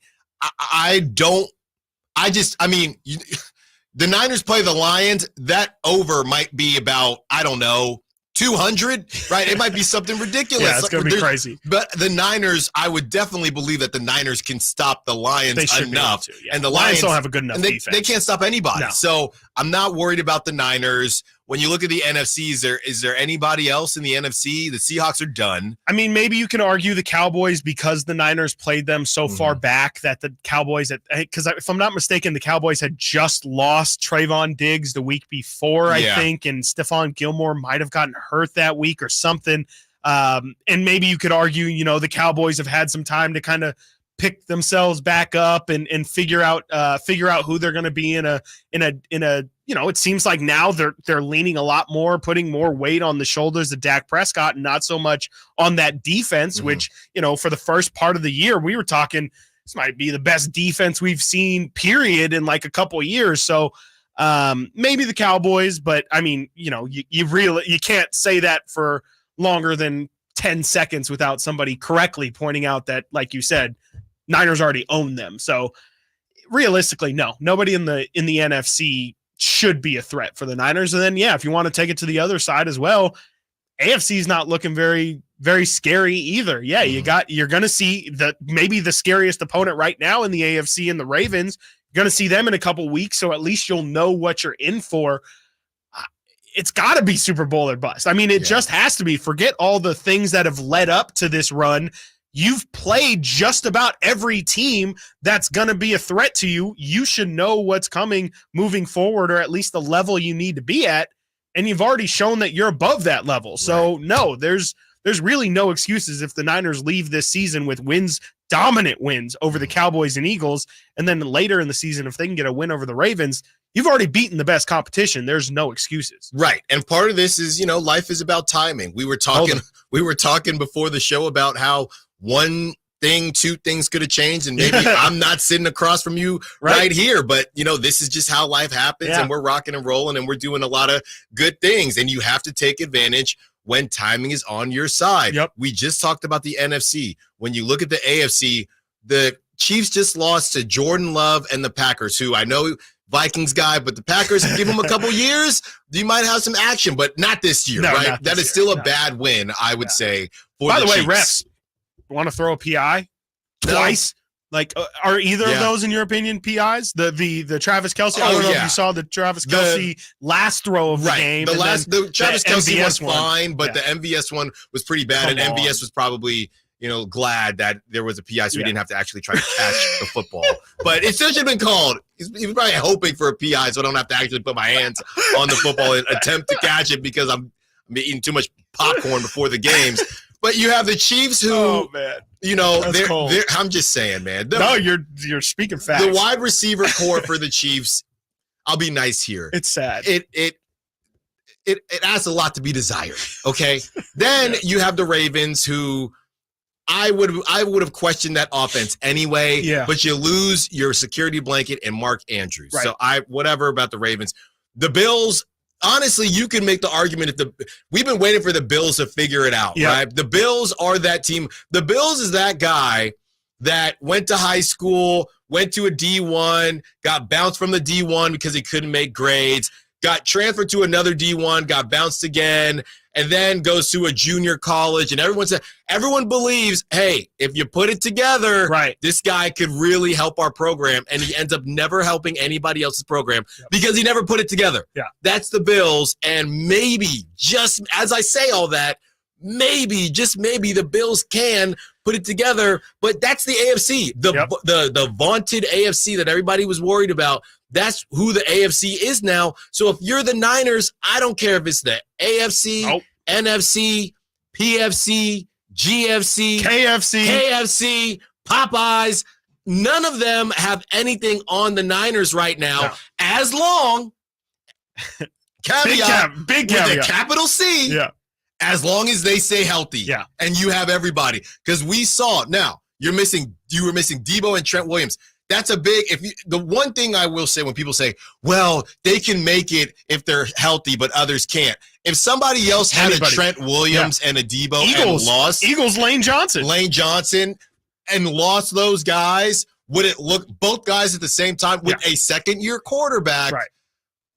You'd be saying the same thing. Nobody's looking good. You'd be saying the same thing. So you still, and on top of that, you had an opportunity to kick that field goal and still beat the Browns. So then there were only been 2 L's throughout that stretch. So I just think, man, and if you're a Niner fan, I know you've been waiting for it, but you cannot. I think that's the thing about being a Niner fan right now.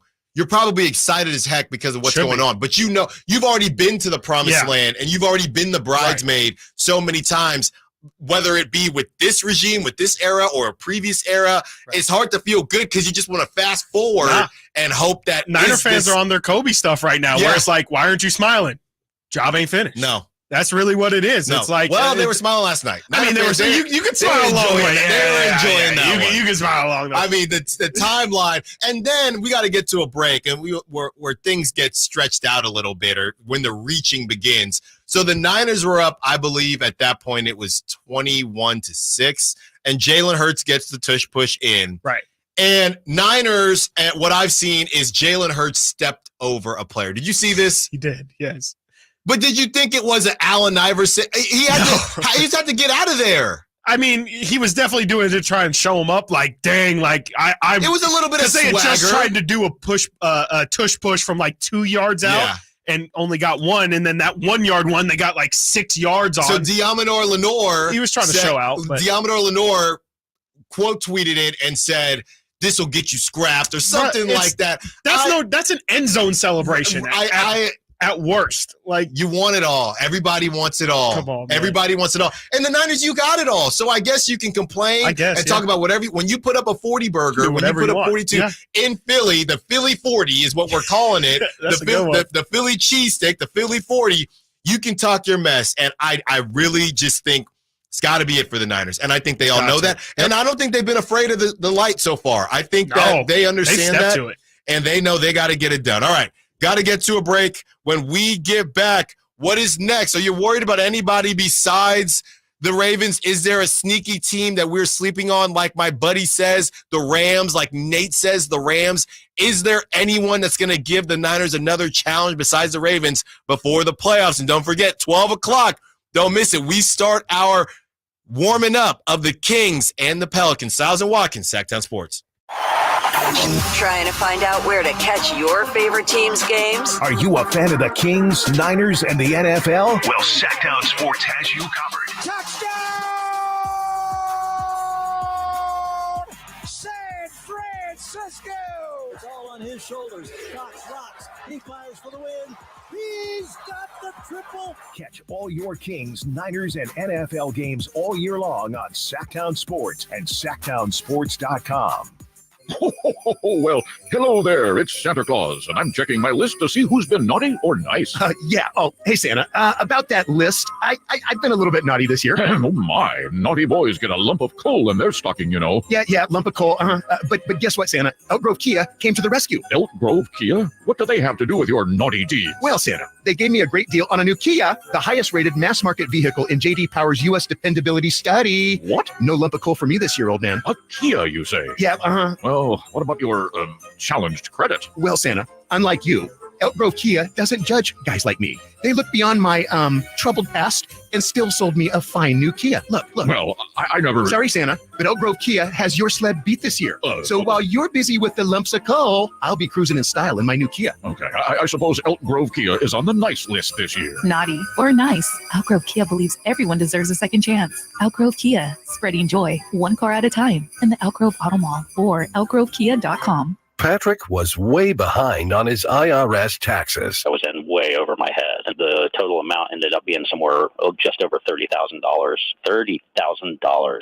Then the IRS came to collect. Started getting letter after letter. A lien had been filed against me. They were going to basically hang me completely out to dry. He had to do something. That's when I reached out to Optima Tax Relief. Patrick's life quickly got a lot easier. It was very easy, pretty much hands off. They picked up the ball and ran with it. And how'd it go? I couldn't believe it. I had to ask 2 or 3 times. I saved an incredible amount of money. How does Patrick feel about Optima? Couldn't be happier. They definitely helped me. Optima Tax Relief, the best place to call. They're the best in the business. Do what Patrick did and call Optima Tax Relief for a free consultation. Call 800-343-6460. 800-343-6460. 800-343-6460. Optima Tax Relief. Testimonial from an actual client. Some restrictions apply. For complete details, please visit OptimaTaxRelief.com. I'm Craig Ashton of the injury law firm of Ashton & Price. Whether you've been injured on a bicycle, as a pedestrian in a slip and fall, auto, Uber, Lyft, or big rig accident, you need Ashton & Price in your corner. When you call Ashton & Price, there's no chatbot telling you to hit 3 for accounting. You're greeted by a real-life person who will immediately transfer you to an experienced attorney. The consultation's free, and there's never a fee until you win. Remember, for the best advice, don't think twice. Call Ashton & Price.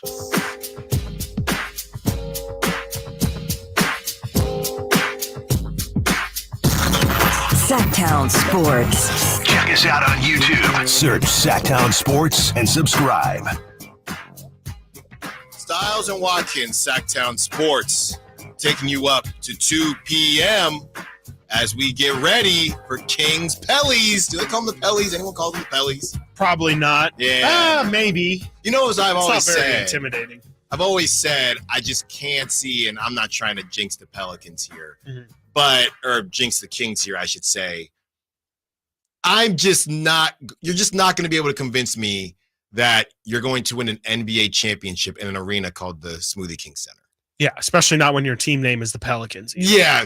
It's a when rough you close combo. your eyes and you imagine, we do this all the time, right? What you can imagine. Just imagine Mike Breen or whoever, Yeah, and that your intro. NBA Yeah. champion Pelicans from the Smoothie King Center.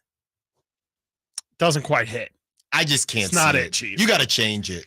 Gonna have to change them both. Yeah. I don't know who. Oh, you're not with the Pelicans, huh? No, not with the Pelicans. This kind of takes us down a dark road of, I guess, best versus worst nicknames. Mascot, Yeah. right? Our Pelicans are definitely bottom tier. Do we have any on the listening YouTube chat or in the car? Do we know, are Pelicans ferocious? I think they can be. Like, I'm pretty sure they'll peck at you if they think you have some food or something. But in terms of average Pelican deaths per year, or how many Right. people I got injured Pelicans, due to I had a Pelican injury. I would imagine it's got to be under 5, maybe probably under 10. Serious injury.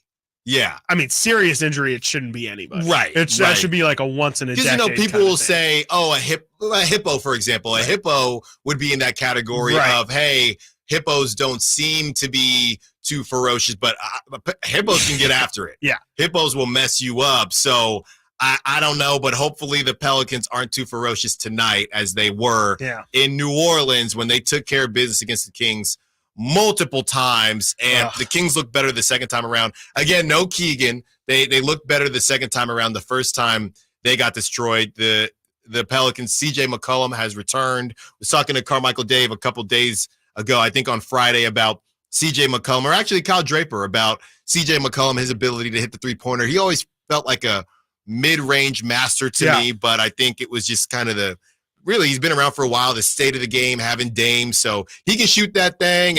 And I think that team in particular has a lot of confidence.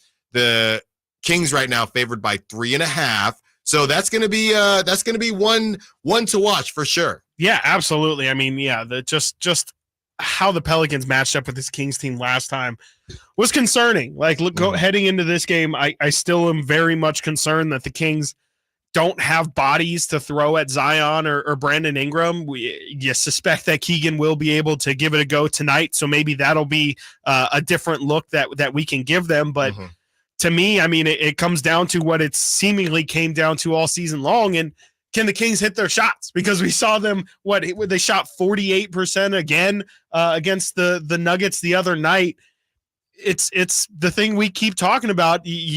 We mentioned earlier, are they one-dimensional? It doesn't seem like it, but it sure seems like if the Kings aren't hitting their threes, it's pretty much impossible for them to win. So as much as it is the Pelicans deciding, with Zion and Brandon Ingram, how the game goes, the Kings can also have their say in it by showing up, because it does kind of feel like those two games that they played in New Orleans, the real Kings just didn't show up. So it would be interesting to see kind of how the battle really unfolds if BI and Zion are able to get their thing going while the Kings are able to still shoot. That's like the I'd love to see these two teams at their best is essentially where I'm getting. So due to injury, you have Trey Murphy III and Jordan Hawkins, who haven't played a lot together. So the first time they played together, December 1st, Trey Murphy was interviewed. And he had this to say, because, Jordan Hawkins can shoot, Trey Murphy can shoot, and we're talking about three-pointers here. Right. And Trey Murphy says, and this had Warrior fans also up in arms. I think a lot of fans just, okay, a little eyebrow raise, and you got to have confidence. We talk a lot on this show about realistic confidence and being self-aware versus just talking at the side of your neck. Trey Murphy says there's probably maybe one other duo that can probably shoot better than me and Hawk. and I'll still have to have an argument with that. That is Trey Murphy III on playing with Pelicans rookie Jordan Hawkins for the first time tonight. That was on December 1st. I would just say it's a little early probably to proclaim some of that. I know we all gave Mark Jackson crap for being early on Steph and Clay being the best shooting backcourt of all time. But I think I can confidently say that Trey is a little bit off base here. Both are fantastic shooters. Jordan Hawkins has been more so, at least so far, like a volume shooter more than a straight knockdown shooter. But yeah, I mean, those are also, his point is semi-legitimate in the sense of that is the Pelicans version of Keegan and Kevin Huerter. That's what they do for them. So in the same sense of, if you just want to try and piece for piece, Zion and BI are clearly the Sabonis and Fox, but Jordan Hawkins and I mean, Trey Murphy just entered the lineup, but the other guys, Herb Jones as well, they need those guys to hit perimeter jump shots because it's Zion. We've seen he can quite literally score whenever he wants. He's gone 11 for 11 or whatever, 11 for 12 in games before. It's those other guys throwing on the supplemental points that really is the thing that ends up breaking your back. We almost saw that with the Nuggets the other day. Jokic able to get his, but it's when you let some of those other guys get going where you get yourself in trouble. Kings got to slow down the other guy. To me, that's been really the biggest thing. I feel like that's been a commonality these past couple games, these last string of games, is the big guys are going to get theirs, but it's making sure that the Trey Murphys of the world, the Jordan Hawkins of the world, they don't average or score above what they normally do.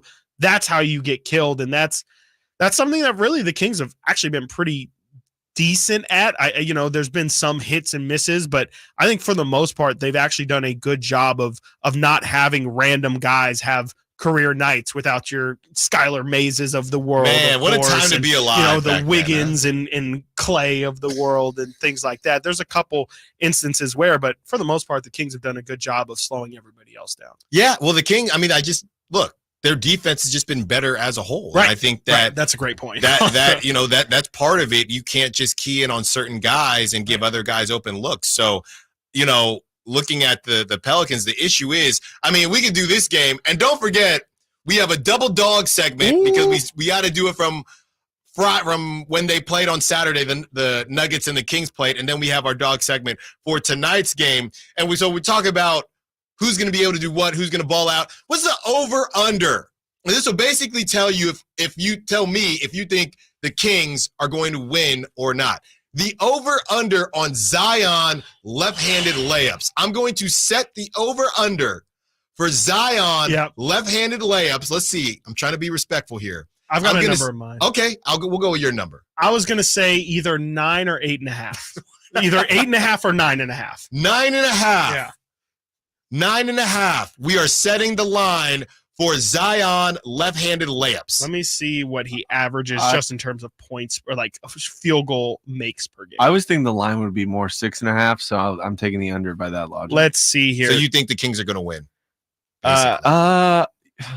So okay, maybe we should lower. We'll say it's based on that. We'll say it is. Yeah. We'll put it at 8 because he averages 9 made field goals per game. 9.2 made field goals per game. Mm-hmm. Something tells me that probably 8 of those, 7.5 to 8, 7.5 to 8. I would say of those are probably left-handed layups. I would just line up 3 guys and angle them. Yeah. So that from the corner of the free throw line, the left side of the free throw line, so that Zion, you shall not pass. You can't get to the lane. That's kind of what the Kings did in that second game, and that's what guys like Stan Van Gundy kind of made popular going against Giannis is build the effing wall. That's what he said. There was audio Stan Van Gundy in the huddle saying, look, just like you laid out, you stand here, you stand here, you stand here, and you build a wall. Yeah. And you do not let him, the only way he can get by that wall is by going through that wall, and we're going to hope that we get some charges along the way. You're going to have to sacrifice your body, but that's the most efficient way of slowing down Zion. That's really, if you're just going to game plan and try and sell out for him, if he's just absolutely killing you, that's the way to do it. Just say, you can go right. I don't really, I do care, but that's better than you going to your strong hand. I'm not going to allow you to just get all of your points in the paint. And that's what makes Zion so incredibly difficult to guard. Yeah, and we can talk about Zion, and everybody has that same game plan. We all know he's left-handed. There's no surprise there. Yep. Very similar to, Debo isn't going to run a double move or anything like that. But Debo still balls out because you still got to actually stop him. Yeah.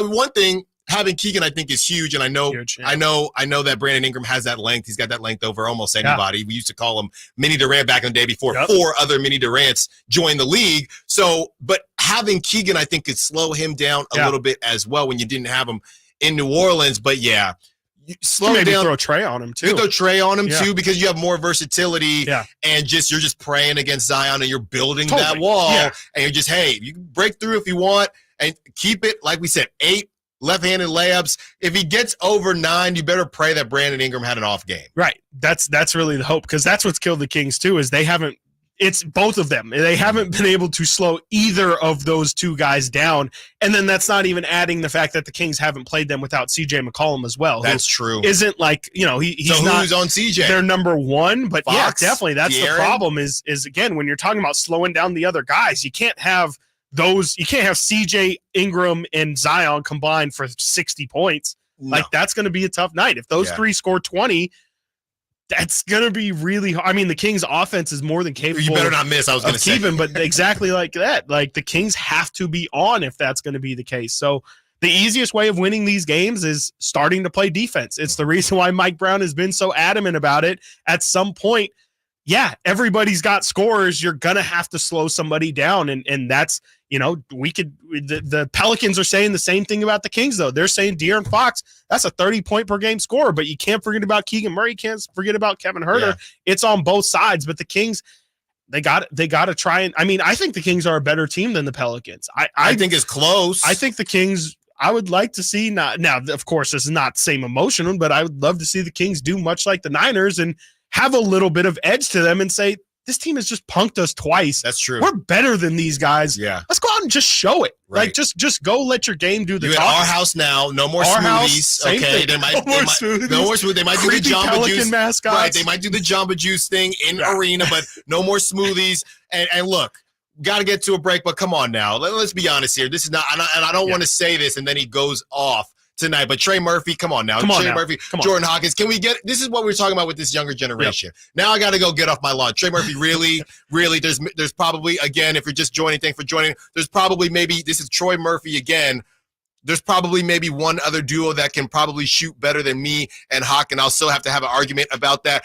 Trey. I thought he was at least going to throw B.I. in there. No, right. You're going to have an argument with a wall. Come on now. I hope I don't eat those words later. Got to get to a break. When we get back, we're tying a bow on the Niner conversation. Are there any trap games you see to end the season? Stiles Watkins, Sactown Sports. Malik Monk plays here. Started left, goes right, steps back, launches the 3. Nothing but net. Oh, that was just filthy. Oh, my, that was sweet. Sactown Sports is your proud home of the Sacramento Kings.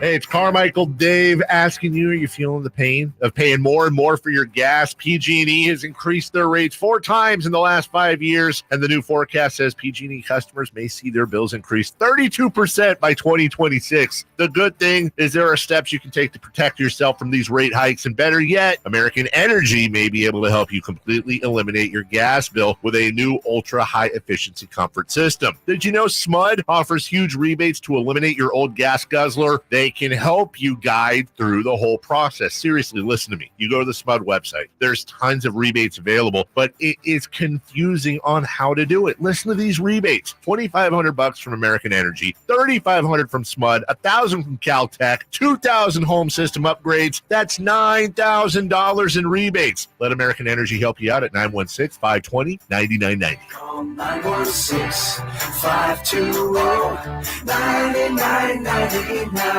It's no secret to golf enthusiasts that Timber Creek and Sierra Pines in Roseville are one of the region's most unique and scenic places to enjoy a great game of golf. 27 holes, boundless options. Elevate your game on our newly renovated driving range, putting green, and chipping area. Whether you're aiming for fun, lower scores, or all-around growth, we've got you covered. Experience golfing dreams in Roseville and book your tee time at timbercreekgc.com. Timber Creek and Sierra Pines, your ultimate golf haven.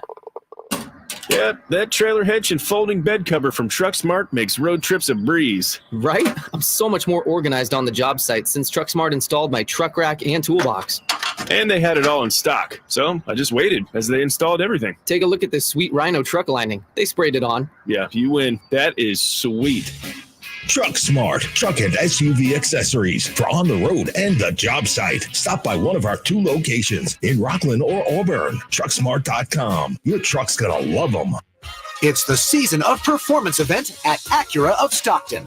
Elevate your driving experience with a vehicle that's built to impress. Lease a new Acura RDX or MDX. Acura of Stockton has a great selection of new Acuras and customer service that will exceed your expectations. Take luxury to a whole new level in a new Acura from Acura of Stockton or AcuraofStockton.com, where precision crafted performance is at your fingertips. At Jim Boy's Tacos, you get a ho lot of flavor for under $10. Our classic #2 combo meal spreads cheer with a farm-dusted ground beef taco, scratch-made bean and cheese burrito, and a soft drink. So jingle on down to Jim Boy's or order online at participating locations.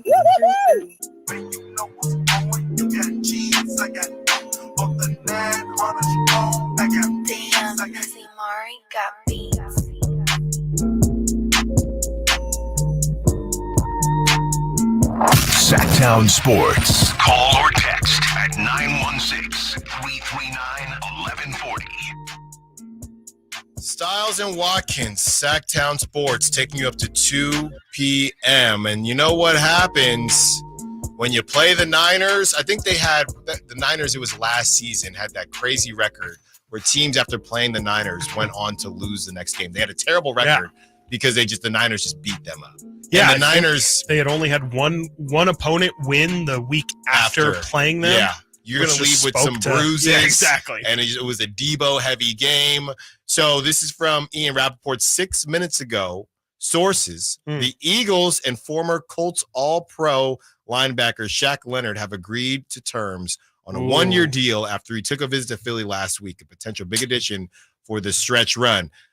It's interesting, right? How is Shaq Leonard in coverage? Because the issue is you can't stop the coverage. All right, so we're gonna see. Leonard also visited the Cowboys, but Philly was always the preferred spot. Interesting. A little bit of not really. I was gonna try and say like KD going to the Warriors energy, but not quite. I mean, it's more just like, oh, they lose, and so it's okay to join this great team. But really, this is nothing more than just like in the NBA. It's like the what do they call those? The when guys get cut at like the trade deadline, and then they end up signing.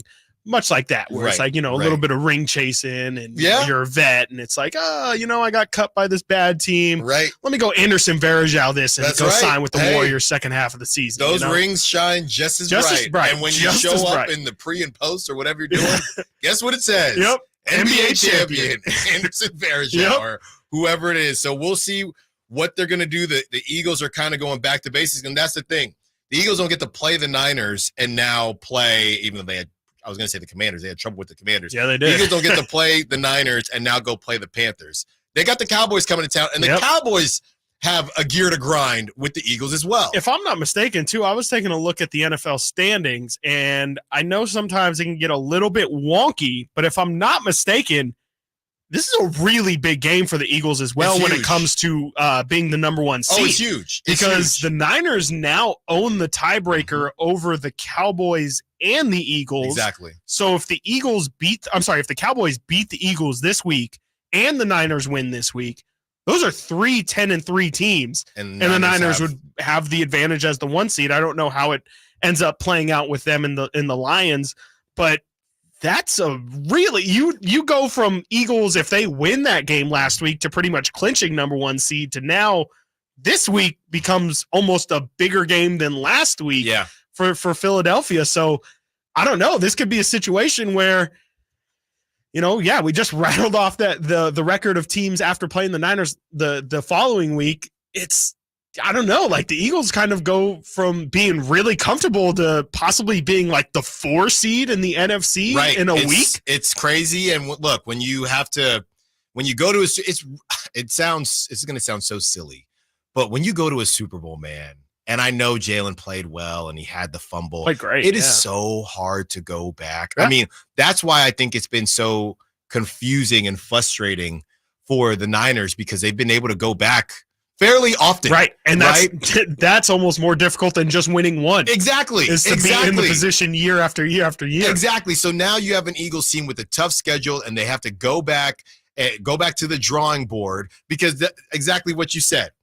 The Eagles now, they have to basically win out. They have to pick themselves up. Unless they believe that the Niners are going to drop a game, and that's kind of what we wanted to get into as well as far as a trap game, because the Eagles, if they lose, we know that the Niners have the tiebreaker. Yep. And they already have the tiebreaker against the Cowboys. Yep. So if the Niners win out and the Eagles lose next week, it's coming through Santa Clara. Yes, it's that simple. Yep. It's that simple. So now if you're an Eagles fan, you are looking at the Niners schedule and you're praying that maybe a divisional opponent, maybe Geno, they wrote me off, didn't write back. They starting to look good again. Maybe don't get your hopes up. Don't. Maybe Kyler, who knows? Well, They won maybe last week, maybe Kyler in Arizona. You get a chance to play spoiler, because these are the two letdown games, right? Seahawks and then Cardinals. Mm-hmm. Those are the two possibilities of a letdown game looking forward to the Ravens on Christmas. They get past the Ravens. If they head into the Ravens 2-0, the Niners are going undefeated, and I would guarantee that the Eagles probably lost another game, and it's coming through Santa Clara. That'd be my bet. That's where it seems like it's headed right now because, like you said, I mean, if the Niners can get through the mental, it feels like it would be more mental of a reason to not be able to beat the Seahawks and the Cardinals. After you beat the Ravens, I feel like at that point your eyes are set. You're not losing focus of what's important. You're not going to just drop a game to the Commanders. You're I don't care what your friend says, Nate. I love you. I don't care what Nate says. That Week 18 matchup against the Rams, that's not going the Rams' way. So if you get through that Ravens game, I knock on wood. I don't want to jinx the Niners. I'm not trying to, but it feels like at that point, you're going to understand what the focus needs to be. And you're probably not going to drop a game against the Commanders or the Rams. So it feels like they just got to get through these next couple weeks. Maybe the Eagles pick up a loss or two. And this thing just rolls through Santa Clara. And at that point, good luck because the Niners are because then you don't have to worry about, we were concerned about the weather. Don't have to worry about that, at least to the extreme of what it might be in Philadelphia. Right. Of course, you might experience some rain. You might experience some really bad wind in Santa Clara, but you're not going to get snow or, issues. You might get a pretty bad monsoon, but of course, that's neither here or there. The point is you're not going to get extreme weather. Yeah. And, just real quick on the whole weather thing. Yeah. And I would. Debo weather? Debo weather. Come on, Nate. Oh, Nate. Come on, Nate. You had your chance. Here we go. Debo weather. I can't get over that. About the Debo weather. That reminds me of back in the day. On I don't want to say we all, but we all were a rapper at some point. And I would hop on GarageBand and you're going through the different sounds and voices on GarageBand. That voice was on GarageBand. Yes. That was somewhere on GarageBand. That's that's robots. It's scary. I'm scared. It is kind of scary. It gets colder in here when you play that. It really it does. Yeah, I had to put on a sweatshirt. Yeah. Debo weather. I don't hear the lightning, but I can feel it. But as far as the weather goes, I saw so many reports, and this is I am not being disrespectful to any job or career. It's a good way to start. I just don't understand how what are the metrics of success for being a meteorologist? Probably, I don't know, percentage of being right about the weather. I think it's almost like you're a scout, right? And you're just trying, I think this person's going to be good. All the signs are saying it's going to rain. I saw reports of 90% chance of rain in Philly. I don't know. Did it rain at all? Like at all during the game? Like even in pregame? Not during. So I was checking a couple days before up to the game, and the rain was going to start or end before. It was going to be all before. And I don't even think I saw rain. Like all those videos of Debo in the black Air Forces or Jordans. Yeah. No rain there. Didn't see anything. So yeah, I don't know. And rain before is still awful. Yeah, no, it's not great. No, it's not. But I get, you go in, okay, I think it's gonna. I think Yeah, it's you're, gonna do you're this. almost game planning a specific way. Well, I Not how think I'm gonna Shanahan do did, this. I'm here. I'm doing my meteorologist thing. Yep. And then I was completely wrong. Hey, well, that's the weather. Hey, see you on Monday. It's just it's a educated science or educated guess, but anything can happen because it's the weather. It might be one of the best jobs, right? I think so. Yeah, for sure. Because I mean, also like how much digging are you doing for the information that like isn't most of that information just given? Like, isn't it what's different than me going on weatherchannel.com and then just reciting it? You don't have the screen. Well, now you're reminding me, we got to get to a break. It was reminding me of, have you seen people roasting DJs these days and how people will be just like these DJs will be pretending they're up there like, and they're just pretending hit play on there. and they just hit play. And maybe they made the mix prior, but they're acting like they're mixing the song. And then you look down and somebody's got a camera and they're actually not pressing any buttons that's plugged DJ in. Diesel. Shout out Shaq. Shout out Shaq, right? Everyone can be I'm just saying, and maybe if you're a meteorologist, you can call in and just take us through because it just feels like you can do all your work and then be wrong and say, it's the weather. That's a great call to arms. Any weather person listening right now, call in. Let us know. We want to know. Please let us know because I'm curious. We deal with me and Chris. We deal with ratings, right? Yeah, a lot of people, sales people deal with sales, right? You have to be right. You have to be correct. You have to. What's the barometer of success? What makes you a good weather person and person from Channel X not a good weather person? Right. Oh, we crushed. Is it just delivery? Is it personality? We were both wrong, but we crushed. Yeah. Got to get to a break. When we get back, we are beginning our Kings conversation as we prepare for the in-season tournament knockout round, taking on the Pelicans. Stiles and Watkins, Sactown Sports. The Sacramento Kings conquered the Thunder, the Spurs, the T-Wolves, and Warriors for an undefeated run through Group C of the in-season tournament. Tough ball away, bank shot is good. The lead bump somehow banks it home. 7.4 seconds to go. Now it's the knockout stage in a matchup with the New Orleans Pelicans. Losers out. Winners off to Las Vegas. Join us for Kings and Pelicans, Monday at 7 on Sactown Sports and the Sactown Sports app.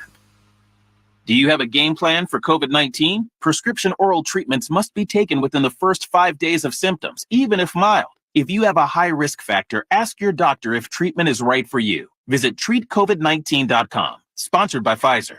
For the ones who get it done, the most important part is the one you need now. And the best partner is the one who can deliver. That's why millions of maintenance and repair pros trust Grainger, because we have professional grade supplies for every industry, even hard to find products. And we have same day pickup and next day delivery on most orders. But most importantly, we have an unwavering commitment to help keep you up and running. Call, click Grainger.com, or just stop by. Grainger, for the ones who get it done. Fill your game day cooler with the refreshing taste of Twisted Tea Hard Iced Tea. Smooth, real brewed tea with a 5% kick of alcohol. Look for the bright yellow cans. Twisted Tea. Keep it twisted. Twisted Tea Brewing Company, Cincinnati, Ohio. Please drink responsibly. This time of year, big box tool stores start to sell a whole bunch of not tools. From dancing Santas to plastic trees. At Northern Tool and Equipment, we'd rather sell you a 4-horsepower chainsaw fitted with a full chisel chain to cut down your own tree. And we have wood chippers come January. Because mulch. We're cutting prices on your favorite brands this holiday season. Save on Milwaukee, Steel, and Lincoln Electric in-store or at northerntool.com. Meet Cheryl. Hey. She's on vacation and lost in the moment. Unfortunately, so is her Chase debit card. It's got to be somewhere. Maybe she lost it at salsa night. These skirts should have pockets. Or maybe she lost it at Pilates. 3 and 2 and... But she's not worried. With the Chase mobile app, she can lock her card till it turns up. Tools that help protect. One bank that puts you in control. Visit chase.com/checking. Chase, make more of what's yours. Chase mobile app is available for select mobile devices. Message and data rates may apply. JP Morgan Chase Bank, N.A. member FDIC. Well, hello there. It's Santa Claus, and I'm checking my list to see who's been naughty or nice. Oh, hey, Santa. About that list, I've been a little bit naughty this year. Oh, my. Naughty boys get a lump of coal in their stocking, Yeah, lump of coal.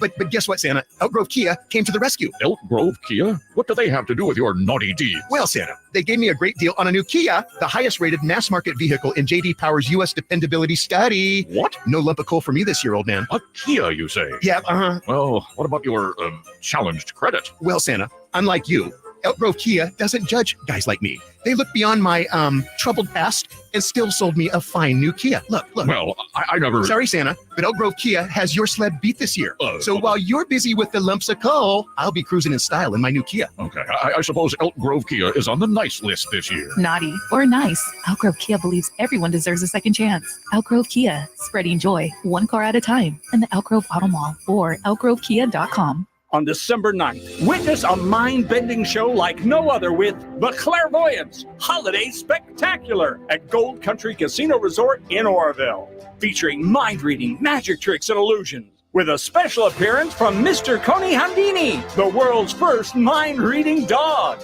Get your tickets now to see The Clairvoyants live, only at Gold Country Casino Resort. Must be 21 or older. KHTKAM Sacramento, KYMX HD2 Sacramento. From the Power Business Technology Toshiba Studios, your new home for 49ers football in the 916. Sactown Sports.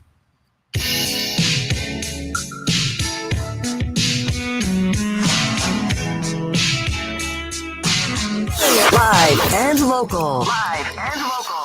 This is Sactown Sports. Stiles and Watkins, Sactown Sports, taking you up to 2 p.m. A lot of Niner talk to start the show because why not? After they handle business in the city of brotherly love. And, there's a lot to say about the city of brotherly love. When you have a statue. And a couple seasons ago? I don't know if it was last season when a Niner fan put a Garoppolo jersey. Was that last season? When was that, Nate? On the Rocky last statue? season, I believe. That was last season. So, that's what Niner fans do. Our Niner fans, they are the best traveling fan base in the NFL. And I don't think it's close. I believe so. I think this year, like in Jacksonville, they had 54% of the ticket sales. Yeah, I don't think. You look at last year, too, against Dallas. That's what I was going to say. Jacksonville, sure. Doing that in Pittsburgh, doing that in Philly, they do not care. Yeah. And Jacksonville's crazy too. It's the opposite side of the country. Travel-wise, travel-wise, fan-wise, yeah. And that was the first game of the season, right? So here's my question: and travel as well, like it's not just like transplants that live there. It feels like it's actual that's my Niner fans in San Francisco. My in the dad Bay Area. On Thanksgiving went to the Seahawks game. My mom and dad went, and it was they were like the whole airport's just filled, and they were shocked how many Niners fans were there. And that's Seattle, that's closer, but still, I think you see how much do actually travel and are not transplants. So I am curious though, because nobody wants to feel like they're a bandwagon. I don't know if bandwagon is the correct term here, but I'm curious because Niners and Cowboys obviously have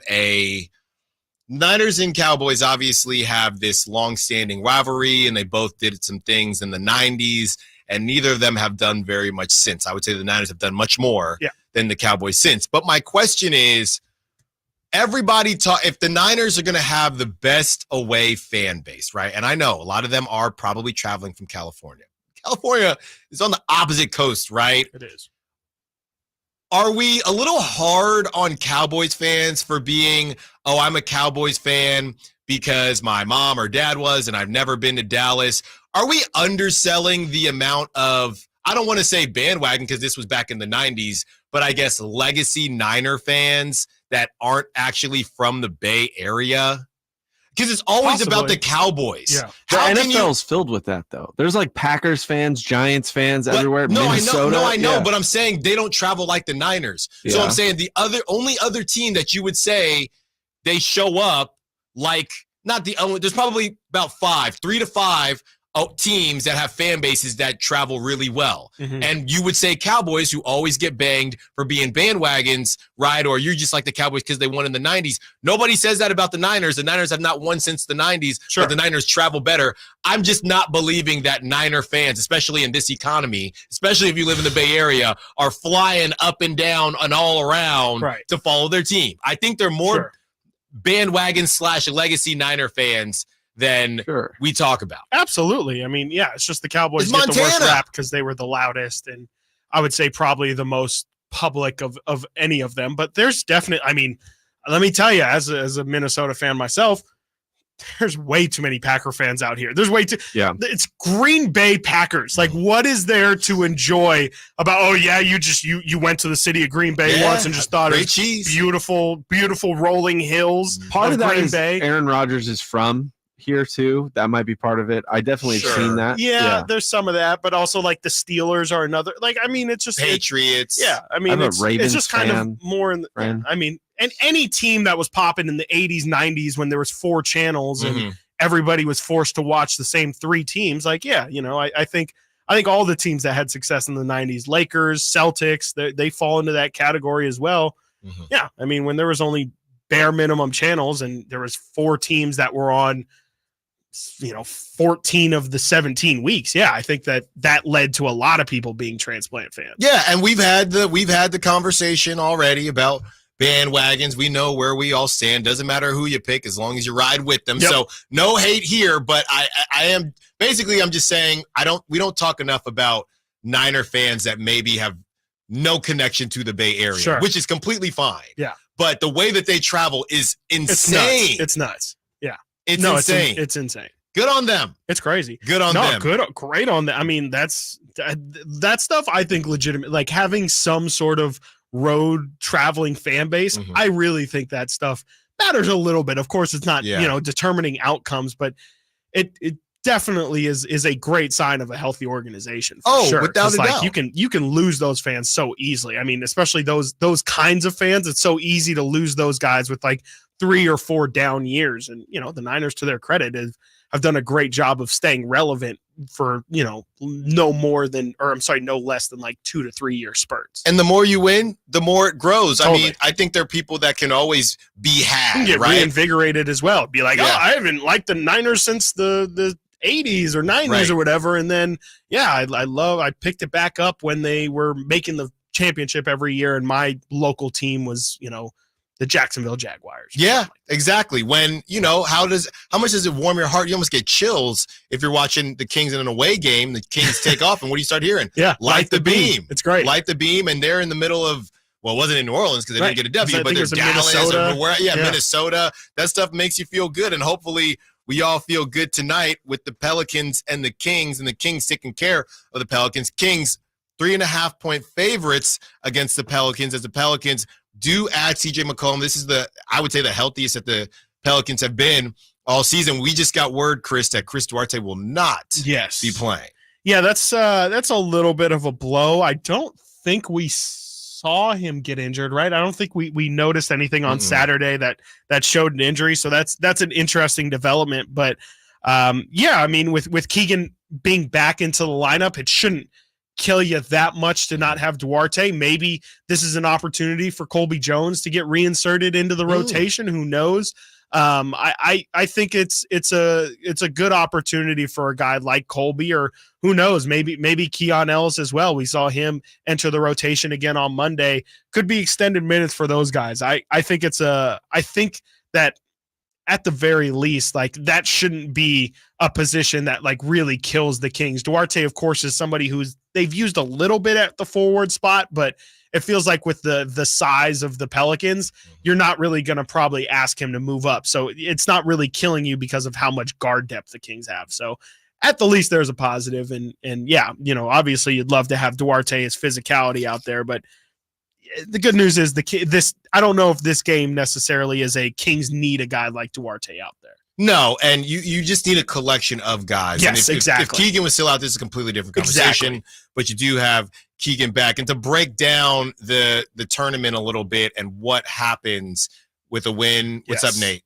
Sorry, Joe just came in. Joe Giroux, number 1 fan of the show. He wanted to let us know that De'Aaron Fox won Player of the Week again.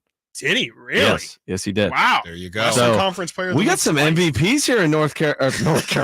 Jeez, Northern California. Jeez.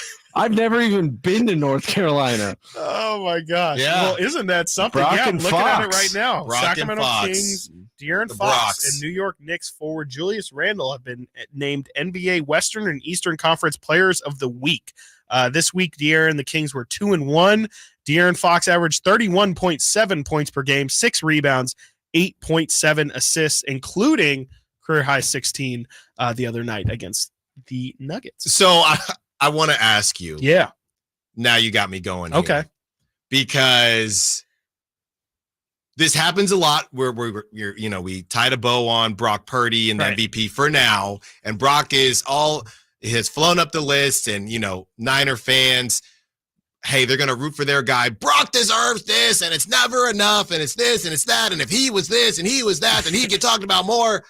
And now you have Kings fans, and I did partake because it was fun to me. Yep. You have all these Kings fans who, when De'Aaron, I don't even know if the game was officially over yet. So it's not like the Bleacher Reports of the world and the Sports Center had time to even post yet. And all the Kings fans, you know where I'm going with this, all the Kings fans, if somebody from Indiana had 16 assists and this stat line, it would be all over the place. Yep. Fair or foul, are you okay with Kings fans taking it there? Would you rather Kings fans just be the bigger person? Where are you at?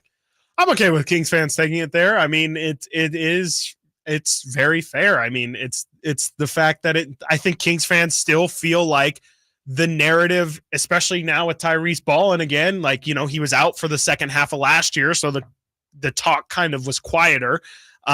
But now with Tyrese playing the way he is, it's bringing up the Sabonis trade again. And clearly, there's just been a lot of attention that's brought to Tyrese Halliburton, the individual, and still people bringing up the debate of, we talked about it a couple weeks ago. Did they pick the right point? Did the Kings pick the right point guard to give away?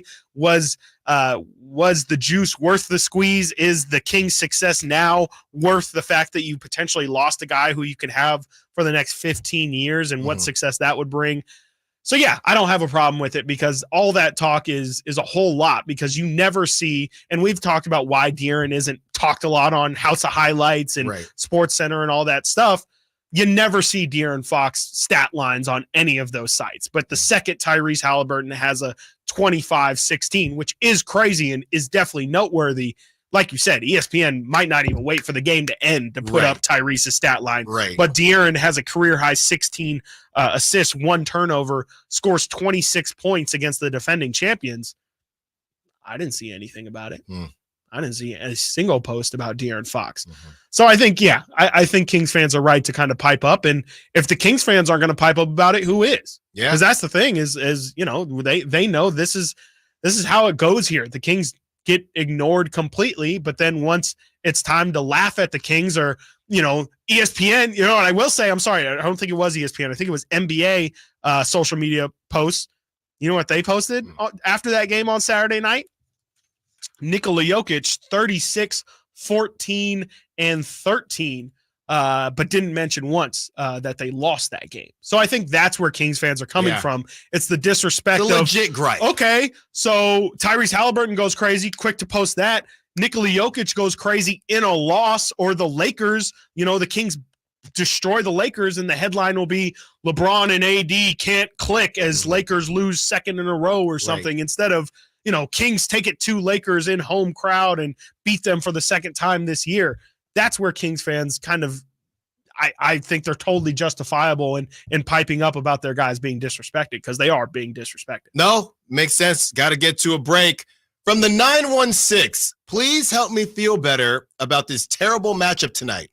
Pelicans own the Kings. Interesting. 916, we will make you feel better I hope. when we get back from the break. Stiles and Watkins, Sactown Sports. On the move? Got somewhere to be? Take Sacramento Kings basketball with you. The Sactown Sports app will let you stay connected to your passion. Never miss a moment of Sacramento Kings basketball with the Sactown Sports app.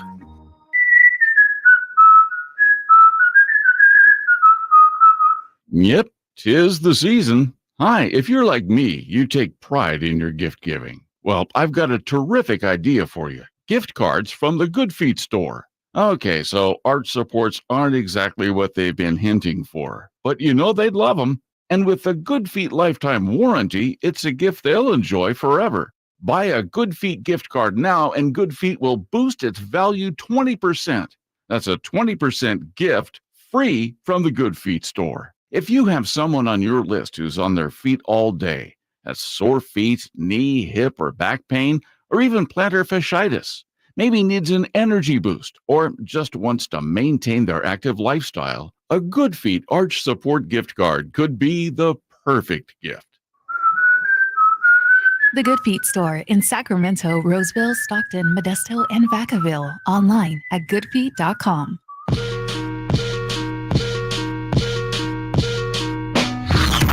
Sactown Sports. Check us out on YouTube. Search Sactown Sports and subscribe. Stiles and Watkins, Sactown Sports. If you want to be a part of the conversation, 916-339-1140. Just like this 916 number wants to be a part of the conversation. Please help me feel better about this terrible matchup tonight. Pelicans own the Kings.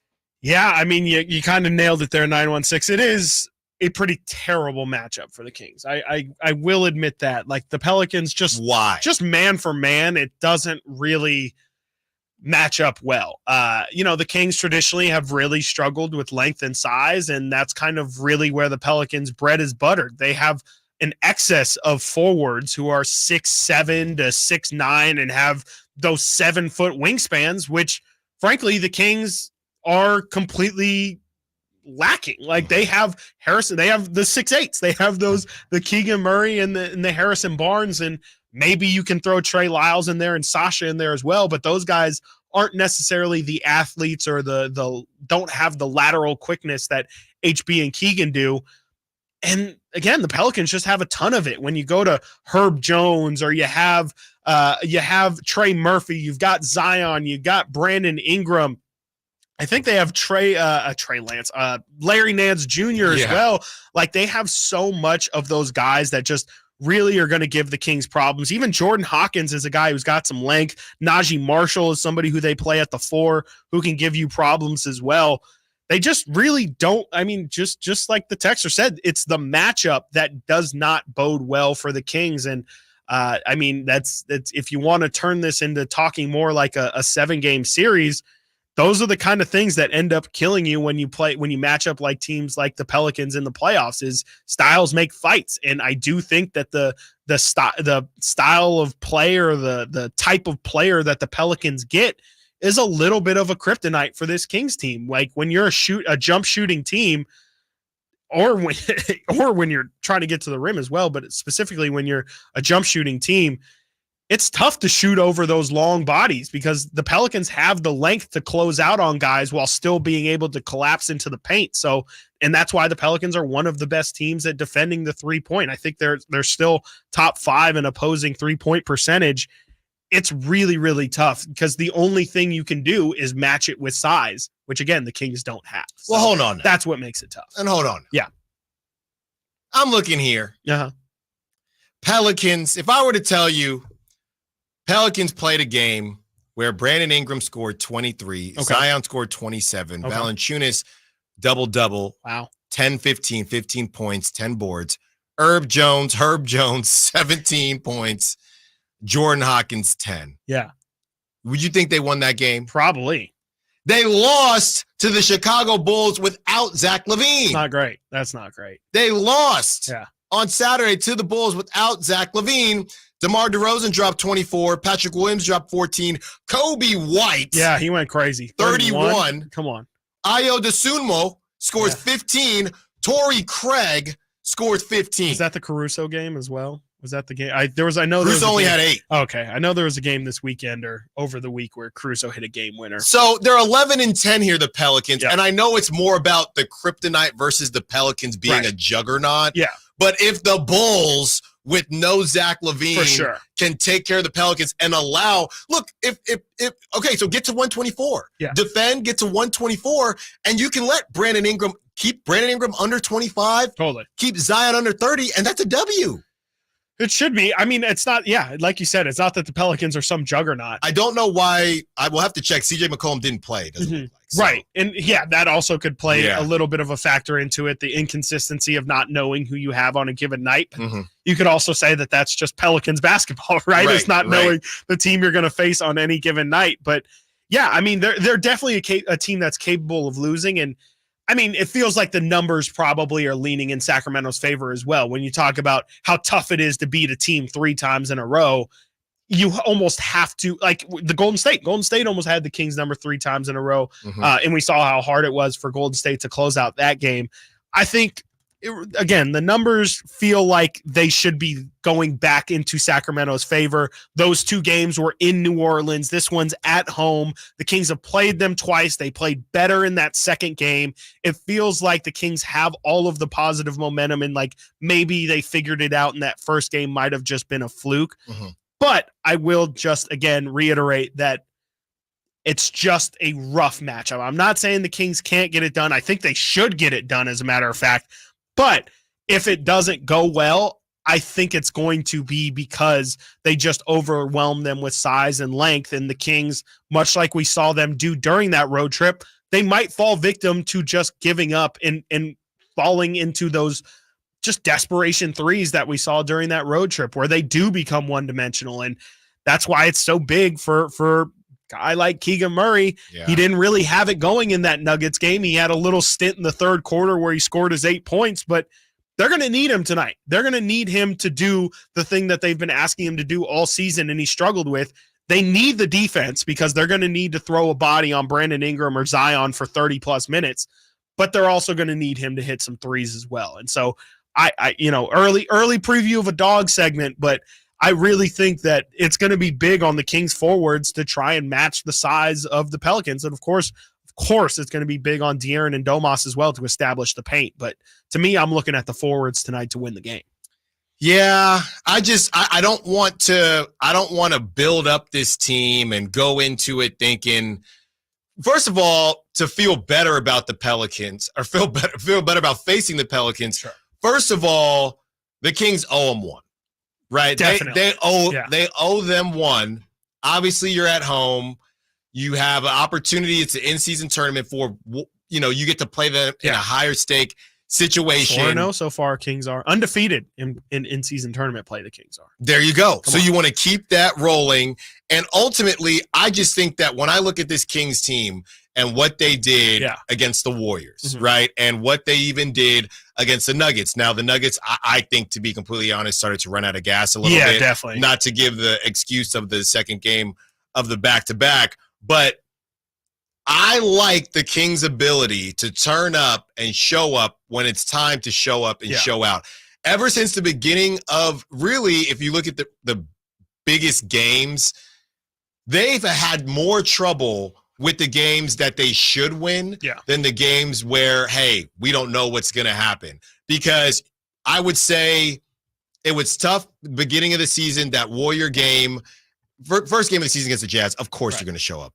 That Warrior game, it was kind of back and forth. Wasn't a bad effort, wasn't a great effort. They got it done with the Lakers, right, at home. Then after that, I feel, and you can correct me if I'm wrong, that they've shown up big in all of their kind of national games. Their issue have been the NBA TV games or only the local games, and this isn't that. So I think the Kings will put their best foot forward. Even that last Warrior game where we're thinking, man, they just didn't get off the bus. They didn't have to take the bus. They didn't get out of their cars, right? They're still in the locker room. Then they show up and they get it done. So if you're looking for reasons, 916, to be positive, I would say that they owe the Pelicans one. The Pelicans are Dr. Jekyll, Mr. Hyde. You got to think that numbers-wise, they'll cool off because they've been playing well against the Kings. And also, this is a primetime game where I think that the Kings have started to show that really interesting. They like it a little bit. I think that's a fantastic point because, we've seen the Kings have kind of had to get adjusted to playing on national TV. It's a different stage. It's a different environment. And the Kings at this point have played, I don't even know how many of their games have been broadcasted, but it feels like at least 50% of their games. A good bit. And the Pelicans haven't had that. And, I remember from being here through the drought, like when you're not a team that's always in the spotlight, those national TV games, they matter a little bit more and everybody feels it. You can say, or you can feel this game's on national. Oh, ESPN's in the building today. You can feel those kind of things. And I just don't know if this Pelicans team as currently constructed is used to that kind of environment. Not saying it's the end all be all, but sometimes, yeah, you're not ready for what those bright lights bring you. And it wouldn't surprise me if the Kings feel at home, like they don't even notice those kind of things anymore. So, and also, I mean, looking at the Kings performance, I realized this after the game on Saturday, the Kings have won 9 of their last 12 games. Doesn't feel like that, but that's incredible. And the wins in those 9 are wins over the Thunder, the Cavs, the Lakers, the Mavericks, the Timberwolves. You have a win against the Warriors, the Nuggets in there. That's really, really good run of basketball, especially when you consider 2 of those losses are to the Pelicans and 1 is a back-to-back night against the Clippers. Right.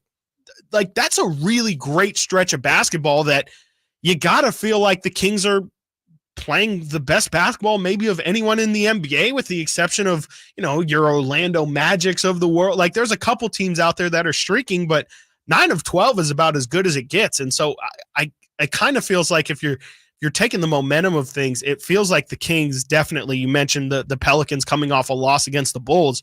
Feels like the Kings are playing the more informed basketball right now too. So you have that working for your advantage as well, 916. There you go. Got to get to a break. When we get back, we'll talk about what happens if the Kings win. And we got to talk about what happens if they lose. Stiles and Watkins, Sactown Sports.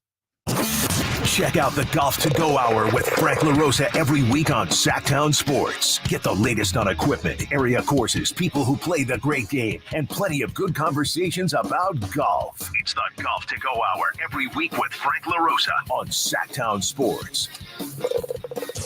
Golf to Go is brought to you by the Hagen Oaks Golf Super Shop, America's most awarded golf facility. Naturewood Home Furnishings, where it's all about choices and always about quality. What's holding you back from learning the language you've always wanted to know? Too hard. Takes too long. Not with Babbel. Babbel's lessons take just 15 minutes a day. 15 minutes isn't long. Nope. And they're fun. So you don't realize you're learning a language, but you are. In 3 weeks, you're able to start having conversations. And Babbel's lessons are built around real life. And with Babbel, it isn't hard. It's perfect. Now try Babbel free. Just go to Babbel.com. That's BABBEL.com. It's the season of performance event at Acura of Stockton. Elevate your driving experience with a vehicle that's built to impress.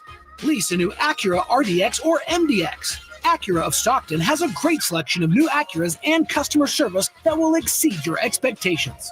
Take luxury to a whole new level in a new Acura from Acura of Stockton or AcuraofStockton.com, where precision crafted performance is at your fingertips. Winter is coming. I know you know that, but are you prepared to keep your family warm all season long? At American Energy Heating and Air, their goal is to exceed your expectations of the heating and air industry by valuing the customer experience and making your home comfort system as efficient as possible for the most value. So book your $49 furnace tune-up and safety inspection today. Prevent dangerous gas leaks. Extend the life of that furnace and save on your energy bills. And here's the guarantee. This isn't a sales call. They're not getting in the door so they can try to sell you a bunch of stuff. No, they're just going to do what they say they're going to do. Call today to schedule an appointment at 916-520-9990 or go to AmericanEnergyAir.com. Been serving the greater Sacramento area since 1981. A-plus Better Business Bureau rating. Get your $49 furnace tune-up and safety inspection today. 916-520-9990. American Energy, making the uncomfortable comfortable. Guys, did you know your testosterone level impacts your energy, libido, sleep, weight, hair loss, mood, and even ED? And right now, Revive Men's Health Sacramento will check your testosterone for free. They've helped thousands of men since 2011 feel and perform better. They're so confident they can help you, they even guarantee it. Schedule your free testosterone test, exam, and consultation today. Call 916-277-8599. That's 916-277-8599. Or visit ReviveMen'sHealth.com. Who has the largest selection of golf merchandise in Northern California? The Hagen Oaks Golf Super Shop. It's the go-to store for golf bags, apparel, equipment, lessons, club fittings, novelty items, and more. With their low price guarantee, complimentary gift boxes, and gift cards for your golfer, it's the Hagen Oaks Golf Super Shop. Add convenient online shopping and effortless after-Christmas return policy, and you'll see why the Hagen Oaks Golf Super Shop is the #1 choice for golfers everywhere. Fulton Avenue at the Cap City Freeway or online at hagenoaks.com. It's Credit Christmas at Prestigio Jewelers. Get the gifts you want this year. Prestigio guarantees your credit up to $10,000. It's easy. Have a valid ID, proof of income, and be 18 or older. Prestigio has competitive pricing on all jewelry such as gold chains, wedding sets, diamond earrings, and designer brands like Cartier, Gucci, Bulova, and Citizen. Rebuild your credit, even with a repo or a bankruptcy, at Prestigio Jewelers. This Christmas, come for the credit and be amazed by the selection at Prestigio Jewelers. Online at prestigiojewelers.com. Sactown Sports. Call or text at 916-339-1140. Stiles and Watkins, Sactown Sports, taking you up to 2 p.m. A little bit of NFL news going down. It's a little bit confusing, but I saw something on the YouTube chat about Alvarado, and I want to get into that. I think it'll be an interesting topic here, but real quick, Chris, I don't know if you saw. This is a little bit confusing. Zach Wilson, this is per Diana Rossini, Zach Wilson is reluctant to take back over as the Jets starting QB. Ooh. The team is leaning towards making a QB change, but Wilson is not all in. What? Wait, what? So they're asking him to come back, and he's like, Coach, are you sure? Right. What does that mean? So he wants to get he said he wants a new start. Yeah, like what's the Zach Wilson angle from this? Is he afraid that he's damaging? You're going to look worse, which I don't think Let me is tell possible. you, buddy. Let me tell you something, pal. If Zach Wilson gets another opportunity, he will. I hate to say it on a day where I'm going to go Voldemort here, only because Brock Purdy has played so well. But if you go from throwing your last season, you threw your teammates under the bus. Yep. You stink. Yep. Right. You've shown nothing. I don't know what the number 2 pick in the draft. Number right? 2 out of BYU. Yeah. Right. I don't really know how you flew up the draft board so quickly. If he gets an opportunity, if he starts another game, and he probably will. I would almost guarantee he will. Here you go. If he starts a game with another team before Trey Lance starts a game, I'm going to have a lot of questions. I think if I were a betting man, which I'm not, I would say he probably will start a game. We just saw Trevor Siemian get action. I thought Trevor Siemian was done. Done. I thought we were past that. Trevor Siemian's getting work. I mean, Sam Darnold's the Niners' backup right now. Yeah. He's one bad hit away. To start a game. So basically, I just mean like he's one opportunity. He's one play away from starting games. What I'm asking, I guess, in a different way is, let's say the Jets move off of Zach Wilson. Will a team, because players get injured, will a team take him to be their backup next season? Yes. That's insane. Mitchell Trubisky is going to start this weekend. It's how the NFL goes. You will be, not for everybody. We need to get a scout. We got Nate on the line here. Nate, we got to get a scout, and we got to find out what the heck happened with Trey Lance. Because with everything you just said, he is over there just wallowing in the depths, waiting for an Dallas. opportunity. It is just bizarre. Yeah, he's never going to get a shot, too. Not in Dallas. No, there's no way. Not in Dallas. Not with MVP Dak. Right? Yeah. And Cooper Rush is good, too. They've had to go to Cooper Rush this year, I think, and blow. They don't go to Trey. I think Jerry got Trey for 2 reasons: to light a fire under Dak. Yeah. And to hopefully flip Trey somewhere. And clearly he has not. And also to get under 49ers skin. And to get under 49ers skin. The fire thing worked, I guess, right? Jerry is smart. If that's the theory, then it worked. I think it was part of it. And then did you see when Trey Lance got there and cut his hair and looked just like Trey? Well, us three know about Trey Lance's hair. Us three, we've had a couple conversations. I'm not going it's there. Not great. Yeah. It runs in the name is what I would say. Come on. Shout out our guy, Trey Young. I'm not going there. The other news, this isn't really news. This is from a Eagles reporter, Elliot Shore Parks. He tweeted this morning, "The thing I keep coming back to with the loss is that the Eagles didn't play that bad or different than they normally do. They didn't turn it over 4 times. They didn't miss wide open receivers. They didn't drop passes. They just got straight up beat. That's badly. That's not good. That's not good for Right. the There's Eagles. nothing then. you can say, well, That's look, we didn't do awful. this Yeah. or that. You just got beat. No. Yeah. Sorry. No, you're good. Is there like an argument that maybe the Eagles were too? I mean, the Eagles all week were playing it coy, but is there a chance that, I mean, the Eagles kind of secretly were super hyped up about this game as well? Oh yeah, dude. And like kind of let their emotions get the into it? highlights before. Did you guys I heard did about not hear that. No, I didn't hear that. Before the game, Sirianni's playing Debo's trash talk, everyone's trash talk. Really? For the Quite not literally before the, bulletin board material? Yes. So I think a huge factor though that people are discussing is Niners had 10 days off. Eagles had 7, but they came off arguably the hardest win of their season. Right. And the Chiefs game before, like they're in the gauntlet, whatever you want to say. But they played 92 snaps, both sides of the ball. I don't know which side played how much, but they went overtime. They had about 4 minutes left in that game in a super hard weather game, and now they have to change focus to the best team in football. Cowboys. Right. Well, yeah, and that right. I was the talking Niners. about- Could you Niners, draw not the parallels of like the Kings last week, where it's like you have this huge emotional win over Golden State, where you come back and then the next night you have this.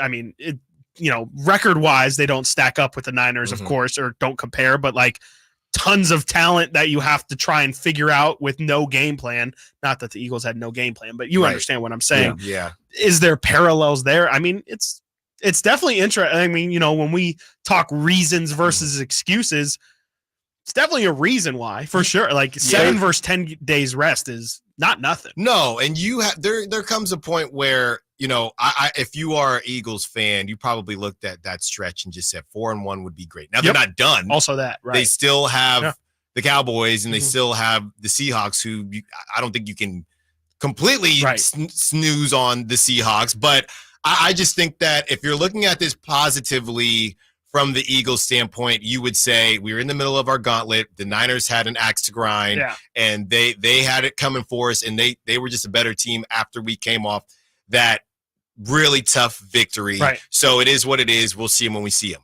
If you are thinking pessimistically about the Eagles, you would say that's all fine and good, but unless we're going to just be different offensively and our corners are going to be healthier, which they never seem to be, that team is still just, we just might not lose by that much. Their O-line was good too. Jalen Hurts had all the day. time. He's pointing down the field at his guys, and then he tripped. Well, whatever. Right. And that was a sack. But several times I start to worry. I'm like, I know the Niners secondary isn't great. Right. It's okay. It's okay. And they played elite. They played elite against the Eagles, and I'm confident in saying that. Jalen Hurts sat back there, had all day. We're screaming at the TV, going like, you can't give him this. You can't give him that. But they can't run the ball. So they know they're not going to run the ball. Their problems aren't from there in the trenches with them. No, Charvarius Ward did his thing against a big receiver, and A.J. Brown, he did his on thing. The first drive. Yeah, it was amazing. On his drive, Ambry Thomas, guys that I think we all know that Charvarius Ward is a stud, but Ambry Thomas, he's been, people have had some things to say about him from time to time. So the Niners were just clicking. Now, do you think that the Niners will continue to play like that and play like that throughout the playoffs? I don't know. That's always been the question. The same guy who, I was talking to my buddy about the Rams situation. It's also, we know when the Niners get rolling, there's really no stopping them. Totally. Is there a team that can keep them from getting rolling? This is a way different Niners team. Than Jimmy Garoppolo at the helm. No, I'm not saying that though. I'm saying this season. Yeah. Like how many times have the Niners, not to be negative here, but how many times have the Niners, once the cog gets rolling, right? Once the ball gets rolling, remember that game? Yeah. Well, remember, not Maze Runner, but the game that you would play on your phone when you're running? Temple Run. Temple Run. Such a great How game. many times, yes, great game. How many times when the Niners start the Temple Run, do they get stopped for maybe 1 series, 2 series, and then pick it back up? It feels like when they get rolling, nobody can stop them. But if they never get rolling, those are the games. They didn't have to deal with and that's been my thing with this weak season. And that's not to take anything away from the Niners. Don't get me wrong. With the way the teams are set up this season, oh my gosh, what are the Niners going to do if they're in this gritty matchup? They might not be in one. Right. They might never be in one. Goes. Right. No. And that'll be the knock against them. I never. think so. Can I also? I feel like that doesn't happen in football like basketball. Yeah. As we're trying to build narratives, is it okay to wonder if maybe now, like, this has been the great thing that's been fueling the Niners fire for ever since they got eliminated last year, and now that they're on the other side of it and they've conquered that. I mean, either A, not knowing what fires and fuels them now, which I would assume would be a Super Bowl, so I wouldn't assume that's a problem. But B, is there a chance that maybe they go into these games in the postseason overconfident? Like, is there something to trying to fight up and like trying to have a real attention to detail, and now you go into those games, you have destroyed the Cowboys, you've destroyed the Eagles, like you go in overconfident, that's one of those things mentally, and that's coaching. You got to make sure you have your guys in line, but is that maybe something that happens moving forward? I don't think so, because I just think that they're too talented. Honestly, I think the only team they can't just that sounds like a prime way to overlook an opponent. We're too talented to overlook opponents. The only game that I think it could happen. So the trap. I'm talking postseason also. Like, I think regular season. It's got to be against an AFC team. I think. I don't think it's going to be against an NFC team. So the Super Bowl. Yeah. Which I don't think anyone's going to go into the Super Bowl overconfident. I think, of course, because Kyle Shanahan can't get it done. But you don't think like there's a chance that the Niners play the Cowboys in the second round of the playoffs, and the Niners are going into that game saying, we've destroyed these guys. These guys, the Eagles are their rival, but we kill them, and then is there a chance that MVP Dak shows up and starts throwing the ball all over the place to the Niners weak secondary? That's the only team that has the axe to grind with the Niners, the Cowboys. No, if the Eagles get rolling again, they do. Yeah. If the Eagles win to prove again, that's going to happen again. I'm more worried, dare I say, about the Cowboys. I would be more worried about the Cowboys offense than the Eagles offense. I just don't see it, man. Okay. They got two receivers. And please, if you play Prize Pick or whatever, don't ever take both of them, because AJ Brown. The only reason they both hit last night, because it was a blowout. Yeah. When they win games, it's either they're doubling on AJ Brown, it's going to be a Devontae Smith game, or they're not doubling on AJ Brown, so we're just going to throw to AJ Brown. The Quez Watkins, shout out cousin Quez. Yeah, cousin Quez, right? We're gonna have him on the show soon. Shout out cousin Quez. Always, Chris's cousin. You got Quez, and you're missing again Dallas Goedert, which is key for them. He's really key for them. But I mean, look at the O line. For which O line do you think is better, Eagles or Cowboys? Probably Eagles. Play, it looks like the Eagles. I mean, not to go Stephen A. Smith here, but oh my Lord, it looks like you got time to make an omelet. Call your sweetie, tell him I'm coming home. Jalen Hurts is just hanging out back there. I'm still more scared of Jalen Hurts than Dak Prescott too. At any point, even when Jalen's behind, you've seen him get to. I've seen him do, and no, I've seen him roll. Like, this is the first time Dak's really been in the MVP conversation. We're gonna see a lot this weekend. Yeah, we're definitely going to in Dallas too. There's so many factors, but I don't know if they're going to, like, look how confident the Niners were going into this week. Look how much trash they talked, specifically guys like Debo, and then backed it up. Yeah. That's the main argument against you. I know you're kind of playing devil's advocate, Chris, definitely. But they definitely can get overconfident. That's what I was worried about this week. I'm like, they're trashing these guys. Yep. The Eagles are going to take it so personal. And then Debo even came out after. He's like, yeah, it's part of the process. I hope no one took it too personal. Yeah. He said that almost verbatim. I would never say that I feel bad for the Eagles because they got to go to a Super Bowl due to Brock Purdy tearing his UCL, right? But it did feel like the Eagles in the midst of this had to talk trash, but also felt like, man, we had to play the Chiefs. We had to play the Bills. We got to talk trash with you, and hopefully we get it done. And then if we talk trash, we're going to talk trash with you. Then after that, we got to talk trash again against the Cowboys. So I'm not feeling bad for the Eagles at all, but they really had no choice because the Niners had this circled, right? And really, again, since Niner fans like to say, oh, are they cheating? They're cheating for the Eagles. If they really wanted to give the Eagles their best shot, they would have given the Eagles, sandwiched the Niners between the Giants and the Panthers or the Giants and the Commanders, not during this. So everybody's got to deal with it. Yep. The Niners got their lick back, and now it flips back to the Eagles. You got punked. Yep. You got embarrassed, and Jalen.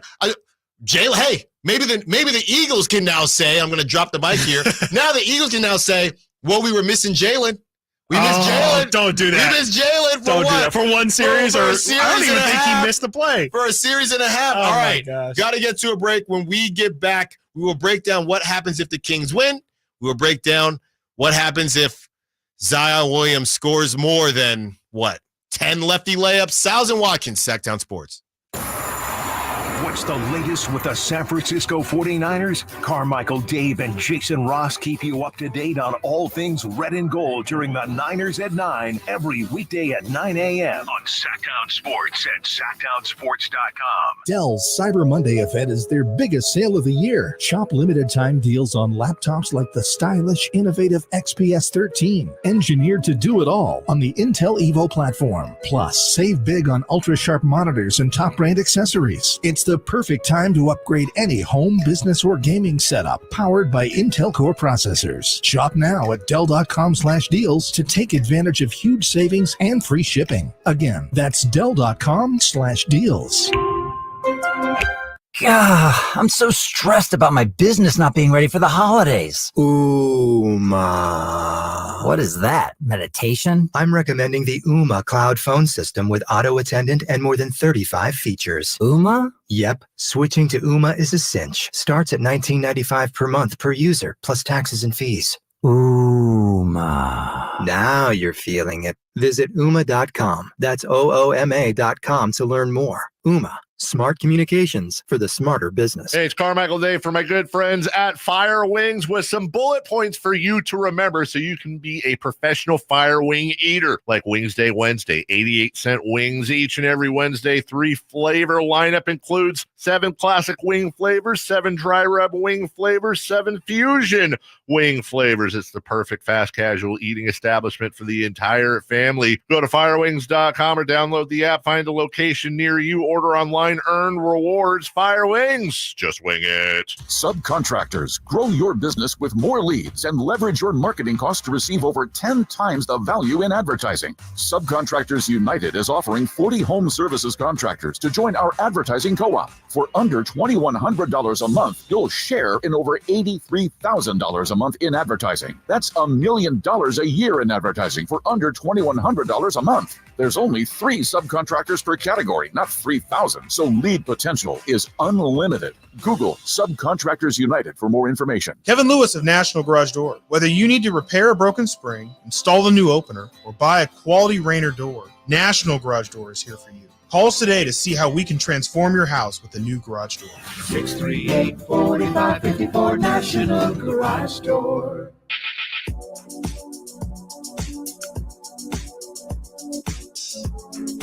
Live and local.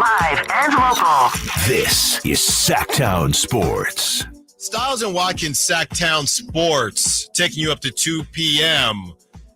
And it's been a really, I would say a different show, a unique show, because the Niners in such a big victory. Obviously, we're getting ready for the Kings. But, switching back and forth throughout the different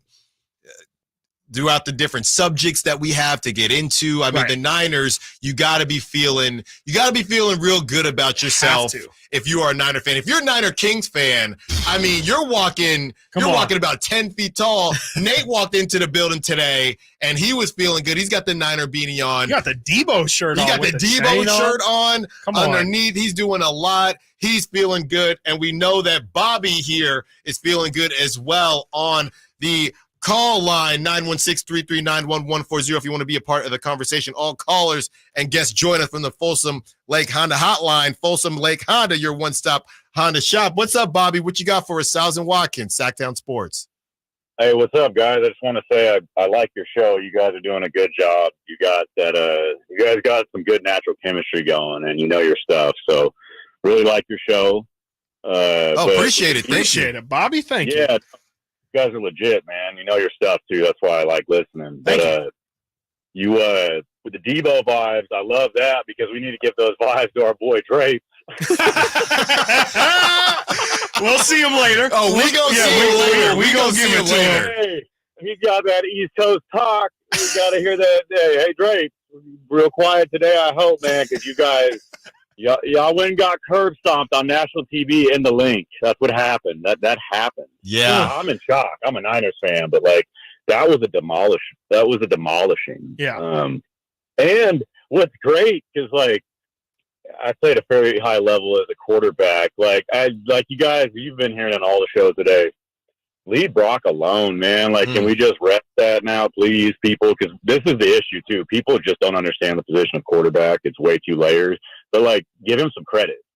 That need we say more after yesterday? He surgically dissected that defense. Yeah, it was Thursday. Well, Bobby, so thank you. You guys are awesome. Thank you. No, thank you for calling in, Bobby. Next time you call in, we definitely want to ask where Bobby played. Yeah, because got to get some quarterback. Right now, Grant High, man. Oh, hey, we're going back to state. There you go. I saw that. Yeah. Go ahead, coach. That's my boy right there. His little brother Shaq on the Panthers. So back in the glory days of Grant.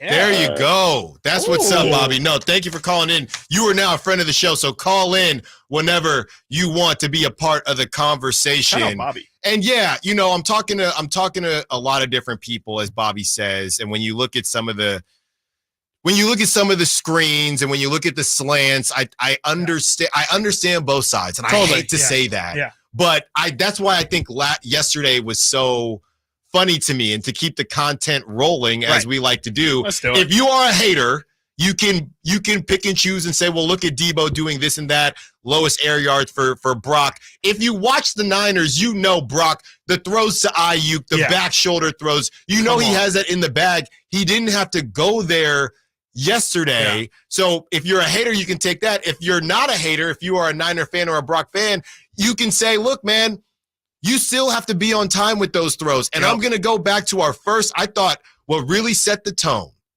was, and now this is separate to the MVP conversation, don't get me wrong. But when it comes to quarterback play, I'll never forget. It's just one throw, so I'm not just throwing this guy to the wolves here, but it was Kenny Two Gloves, right, in Pittsburgh, and it was a slant, very similar to what they all throw slants, right? Very similar, and it was in the red zone, I believe, very close to the red zone. Steelers trying to figure out against the Niners, and Kenny Two Gloves just missed the guy. Yeah. He just threw behind him, and you started thinking about, you know, how often, and I know Brock he made Ayuk dive for that. He was wide open there, but how often does Brock throw behind, not just a catchable ball? Yeah. How often does Brock throw behind a guy on a slant? It's rare, man. Yeah, maybe once every other game, every couple games, maybe. It's rare. Yeah, no, it really is. And that's the thing that, you know, and also Brock has figured out the turnover thing as well, because that was the big thing when they were losing. It wasn't even necessarily Brock was playing terribly. Like, he was playing really well in that Minnesota game up until the point of concussion, if you will. Yeah. It's the turnovers that killed him. And yesterday, not a single turnover. Yeah. And I think that's just as big of a part as making plays is the plays that are the plays that you're not making, the bad throws you're not making. And to me, that's the biggest thing with Brock. It's not even about the massive highs you get. It's about the few amount of lows that you get with him. And that's just not something you get in today's quarterback age. I mean, a lot of the time you'll get, you know, guys almost like Jameis Winston, where it's like, yeah, you'll get the 30 touchdowns, but you have to get the 30 picks with it as well. If you want Sam Howell to be successful and lead the NFL in passing yards, well, Sam Howell is also going to lead the NFL in turnovers as well. And that's the thing that Brock's not doing. Now you have the full season sample size of having he's played 19 games or whatever in his career now. He's got 36 touchdowns and 10 interceptions and a handful of fumbles. Like, that's, if you want to make an MVP case, to me, that's what it is this guy who, sometimes you'll get gunslingers in the late round who always had arms, but the decision-making was the questionable thing. With Brock, you don't get the mistakes. And to me, not making mistakes is almost just as valuable as making those big, huge, heroic plays late in games. So, I love my cooking shows. Yes, love them. Hell's Kitchen. Yeah. What else is there? I love Master Chef, right? Chopped, all the shows. And what they say about, I know The Bear, everybody loves The Bear. Great. You don't. I like The Bear's good. Yeah. It's a good show. I feel like The Bear is how a lot of people treat Brock Purdy. Right? Yes. Because a lot of people want you to say Brock It's the greatest show ever. The greatest show ever. Yeah. I say The Bear's a good show. And people think that's disrespectful. No, it's not. Yeah. It's a good show. Yeah. Right. So one thing when you hear about chefs, right, or if you watch any of these shows, the big thing is to be a good chef, you have to know how to make a good omelet. Sure, right. Yeah. Right. You have to know how to make a good omelet. The eggs have to be nice and fluffy. Right. You have to be able to do that correctly. Right. So even though it's fairly easy to make a good omelet, how consistent are you? And every time you make that omelet, if you're Gordon Ramsay, right. if you are Bobby Flay, whoever, every time they make an omelet, it's perfect. That's the sign of a very good chef. Right. I would say that the timing on ball placement, the timing on screens, the timing on slants, that is your omelet. That's a QB omelet. As a quarterback, right? And Brock Purdy bread is buttered. Makes an omelet like Gordon Ramsay. Now, can Brock Purdy make some of these other dishes, right? That Gordon Ramsay or Bobby Flay whip up? I don't know. I think we're trying to figure that out. I think sometimes he can, but he doesn't have to all the time. But what we do know is that you will always have a job if you can make a good omelet as a chef, and somebody will always be in your restaurant. Right. And that's Brock Purdy. Every time he makes an omelet, there's enough egg, it's fluffy enough, he doesn't overcook it, and he keeps you coming back because you can depend on it. I think that's a fantastic example. I don't really have much to add to it. I mean, yeah, I think that's the thing that's made him so great for this offense as well. Like if your menu's good, you might not need the best chef in the world. You know, he's got great ingredients. He's got great ingredients, and he's got a good base. He can make a good omelet, right? But he might not be able to have this huge culinary experience of creating all of these things off the top of his head. But if he can follow a recipe if you give it to him for sure, and he's got that baseline, like you're saying. I don't even want to touch your analogy because I don't want to ruin it at all. I think that's great. I mean, yeah, whatever example you want to use, Whitey would say the rocket ship versus whatever something else where you're just pressing buttons and versus a guy who's got an airplane versus a rocket ship kind of difference. I think that's perfect. I mean, yeah, I think Brock is. I don't know if there's been anybody like that. Like, I don't know if we've ever had an MVP candidate that's had this strange of a case. And maybe it's more because of the fact that there is no dominant guy out there that's stealing the award, but it feels like his argument is so nuanced, but yet it also is the argument that at this moment in time makes the most sense. Yeah, it does. I mean, okay, we'll take a Josh Allen, for example. You could walk into Josh Allen and it could honestly be, a 5-star meal. You got filet mignon, it's cooked perfectly. The asparagus, everything is salted great.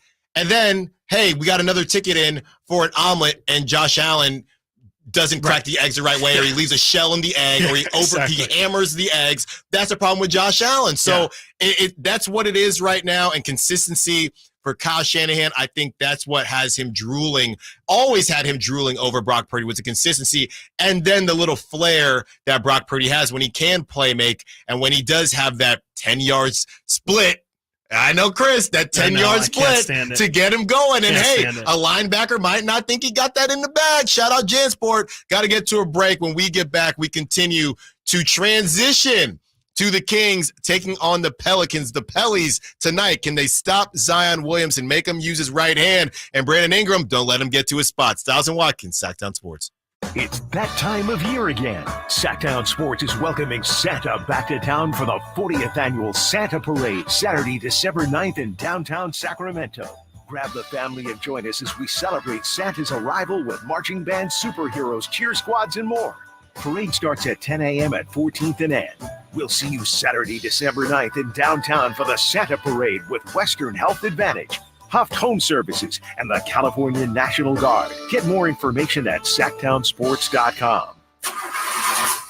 If that sound gives you nightmares, there's a cheap and easy way to avoid engines not firing. Stable, America's #1 fuel stabilizer, ensures quick and easy starts after storage. Stable's proprietary formula keeps fuel fresh for 2 years, outperforming competitors. Pour Stable in your gas can or directly into the tank of your car, truck, hybrid, boat, ATV, motorcycle, or lawnmower to prevent fuel-related engine problems that cost time and money. When you store, start with Stable. eBay Motors is here for the ride. 120,000 miles of night drives, daily commutes, and who knows how many. Are we there yet? Through countless fixes, elbow grease, and a new radiator, you kept your ride alive. With eBay Motors, you have over 122 million parts to keep it running. And with eBay Guaranteed Fit, they'll be the perfect fit every time. Plus, at these prices, well, we're burning rubber, not cash. Keep your ride or die alive at ebaymotors.com. Eligible items only. Exclusions apply. Folsom Lake Ford has trucks. The F-150s are here. Explorers, Expeditions, and a huge selection of Broncos and Bronco Sports. They're in stock now at Folsom Lake Ford. Shop Folsom Lake Ford, your truck headquarters, right here in Sacramento for your favorite Ford models at good, fair prices. Short on cash? Buy any new Ford with zero down. Save big with low interest finance rates. Plus, Folsom Lake Ford is paying top dollar for all trades. We want your vehicle regardless of mileage or condition. This could be the best time to buy a new Ford. Check out the huge inventory online at folsomlakeford.com or stop by the dealership and see the most recent arrivals. Looking for something special? Give them a call and tell them Doug Christie sent you. Folsom Lake Ford in the Folsom Auto Mall, your trusted dealer, my trusted dealer for over 30 years. FolsomLakeFord.com. 0 down with approved credit. What's holding you back from learning the language you've always wanted to know? Too hard. Takes too long. Not with Babbel. Babbel's lessons take just 15 minutes a day. 15 minutes isn't long. Nope. And they're fun. So you don't realize you're learning a language, but you are. In 3 weeks, you're able to start having conversations. And Babbel's lessons are built around real life. And with Babbel, it isn't hard. It's perfect. Now try Babbel free. Just go to Babbel.com. That's BABBEL.com. KHTKAM HD1 Sacramento, KYMX HD2 Sacramento. From the Power Business Technology Toshiba Studios. This is Sactown Sports.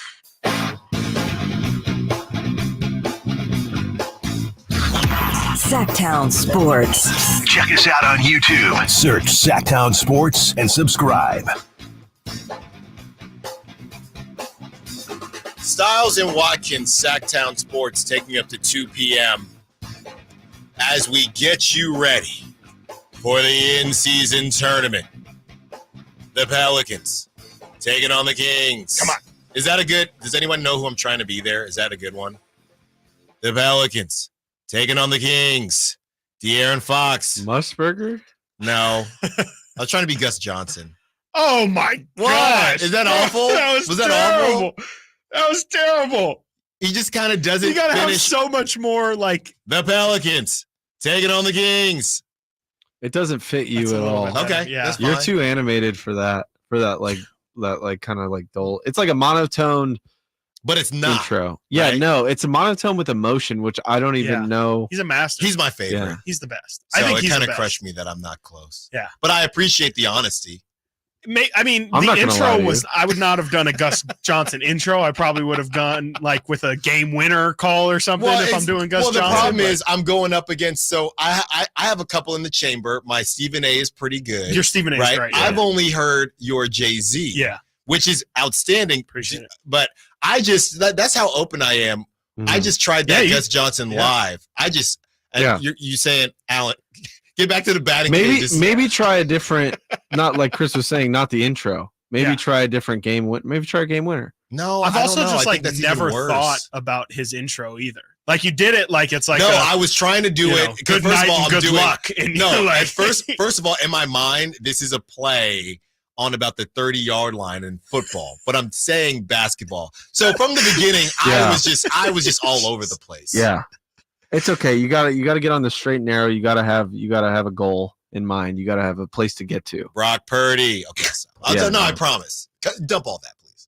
Just dump that conversation. Okay, gotcha. And we are live. We are live. Welcome Stiles back. and Watkins, taking you up to 2 p.m. Watkins and Gus. Okay, wow. I asked for that. No, I actually did ask for that one.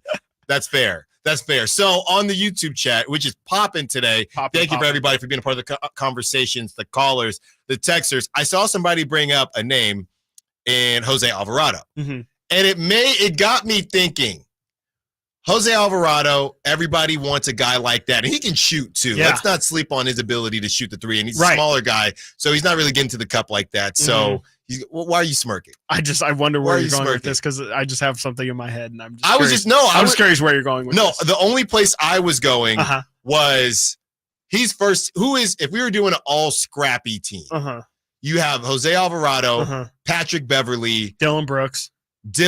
Would For better or would worse. Davion make No. all scrappy? No. Marcus Smart? Yes. Marcus Smart. Yeah, so we have Alvarado, Patrick Beverly. There's got to be a big man. Yeah, who's the big? Is it Draymond? Is Draymond Nah, scrappy he's not or is he big just enough. the worst? That is a good. Cut that one. Yeah. Cut that one. Like the bees! Light it! Huh. Is Alvarado. he just the worst? Is he just diving because your knee is there? Okay, come on. Alvarado. Oh, Zaza Pachulia. Come on, active players. Active players. You were at the game too. I was at that game. right. I was at Who's that a game. big? Kelly Olynyk. Kelly Olynyk's a good shout. Yeah, he twists some Dislocated arms. Kevin's arm. Yeah. That's a good one. Yeah. That's Drapes' guy too. He said. So if Drapes is out there, Dwayne Baker says Nas Reed also throws in Pods. Pajemski from Pods is getting Dwayne to an Baker. annoyance level for sure. Well, he was really giving it to Kings fans he on was. the bench. That was a The little much. worst. for I mean, me. Jokic might make that team. I mean, what he did to No, I like. Scrappy. Okay, so we have Jose Does scrappy Alvarado. mean that you have to also be bad? the only reason you're good is Not because you good play hard. offensively, Yeah. Right. Is that what Scrappy is? Who is Yeah. here because of heart? Patrick Beverly, Yes. Jose Alvarado, Jose, Dylan. Dylan Brooks, Marcus Smart. Marcus Smart. Smart. We need one more. Yeah, This we is a gotta get small lineup. I know it's so small. There's got to be some bigger guys. And they that would- can't shoot this lineup really. I mean, you can. You can. You just gotta. You probably can't. Yeah. This you is a probably bad can. lineup. Is what Spiritually, I'm trying you to can't. say. Because there's a difference between just being a good defender John and being Morant? scrappy. Well, he's trying to get into a scrap, but he's Yeah, well, scrappy. I'm looking Ron around the Artest. league. Ron here. Artest. I mean, Again, I'm get into thinking a old scrap. school. Ultimate Kingpin says Isaiah Stewart. Well, Oh, beef stew is a good one. could be Isaiah Dude, Stewart. baby, I've never That's a heard good of that one. nickname. That's a good one. Family Schlegel says Plumlee. Oh Plum wait. dog. Oh wait. Is it Grayson Allen? Yeah, sure. Again, kind of falls into that Draymond scrappy Yeah, or see. the worst. Yeah. Scrappy or the worst. Yeah. Yeah. How tall is Grayson, like 6'4", 6'5". Yeah, Is probably around that there. that can't be the center? Well, Yeah. we don't need positions. That's here. true. We're running we don't? positionless basketball. Well, no, dude, Yeah. it's all heart. It's you know? all heart, Yeah, bro. You don't need- Playing like you're Can't be 7 taller. foot. They Like actually playing like can't you're be 7 taller Somebody than tell me 6'5". I can't do something right now, Dude. okay? You Who's can't the be coach? scrappy if you're over 6'5". That's the rule. Who's coaching this team? Shoot, maybe Chauncey? Ime after Oh. him and Braun Well, getting into it Yeah, the other day. I would say, wouldn't it be Michael Malone? Ooh, He's always got No, a chip we on need- his shoulder. scrappies, yeah. Mike was Malone like- would be a good coach for them. Thibodeau, It's like a coach who's pissed Thibodeau. all the time. yeah, I would go Tibbs. Tibbs would just say, I want 5 guys on the ground at all times. George Karl would be the worst. Oh my Yeah. gosh. Oh. Well, we got our 5. Yeah, That we was got our- solid. sorry, Thank you sorry. for being a part of that. I was just Fun thinking little somebody game. said Jose Alvarado, and it's one of those guys is coming to town. I was smirking because when I watched Jose Alvarado in that game that he returned, I was like, man, this is what I want Davion Mitchell to be. Wow. And Here that's we why go. that's why it's frustrating. Every That's why it's time frustrating. There's Chris always brings something- up Davion, a king gets its wings. Yep. Yeah. I mean, that's the level of impact that I want to see. I mean, that's why, sometimes I get really frustrated watching Davion because I sometimes, yes, his defense is great, but like, you don't feel his impact. And like Jose Alvarado, you notice that dude. Like he's a tiny little runt to deal with on the floor. Like he's literally the dude waiting by the benches so that you think he's not in, and then he does the Grand Theft Alvarado thing. He'll come behind you and strip it because you thought, he was just one of the guys on the bench, but he was just trying to fool you. Like those are the kind of things when you're small, when you're a smaller guy, you got to kind of get inventive and get scrappy. And I kind of feel like I don't see enough of the hustle plays from Davion. That's what I'm looking for. How tall do you think Chris Paul? Yeah, Chris Paul could be Scrappy for sure. How tall do you think Jose Alvarado is? He's definitely a big Zont for sure. Well, NBA Zont. And no, he's a real Zont. He's 6 foot. He's not 6 feet tall. He is not 6 feet tall. He is not 6 feet I'm just tall. telling you what it says. I think Jose Alvarado is probably, no joke, 5'10". I don't even think 5'11". Like, I don't even think it's like, oh, he's 5'11" and 1/4. No, I think he's 5'10". Like, he's small. Yeah. He is really, really small. Got no wingspan either. But to be fair, I would like to see Jose next to CJ McCollum 6'3", because I do think it gets confusing if you see Jose Alvarado claiming 6 foot next to Herb Jones, who's 6'7". Right. You might think he might not look 6 foot, but he actually is. These guys are just really tall. So we need to see him next to I'll stand CJ next to him later McCollum today. How about that? Sure, I will too. I'll get I mean, I really think you might be eye to eye. I swear you might be. Just I think you could have had a chance. I could have had a chance. You could have been league mounted. They couldn't stop my left either. No, yeah. I'm just telling you. Man, you and Zion on the same squad Me and Zion would have been a problem. Woo. Oh my gosh. See? If I didn't pop that Achilles, Achilles back when I was 33, I'd be shooting over them mountains. Yep, I would be getting it taken care of right now, and hopefully the Kings do get it taken care of as De'Aaron Fox Player of the Week for the second consecutive week. We talked a lot about Brock Purdy and his MVP case. De'Aaron Fox, as of today, 10th currently in MVP voting. Stop it. I mean, how can a guy who's won, how many weeks has there been in this NBA season so far? Like 4 or 5? Mm-hmm. How can a dude who's won the Western Conference Player of the Week twice already be 10th? I mean,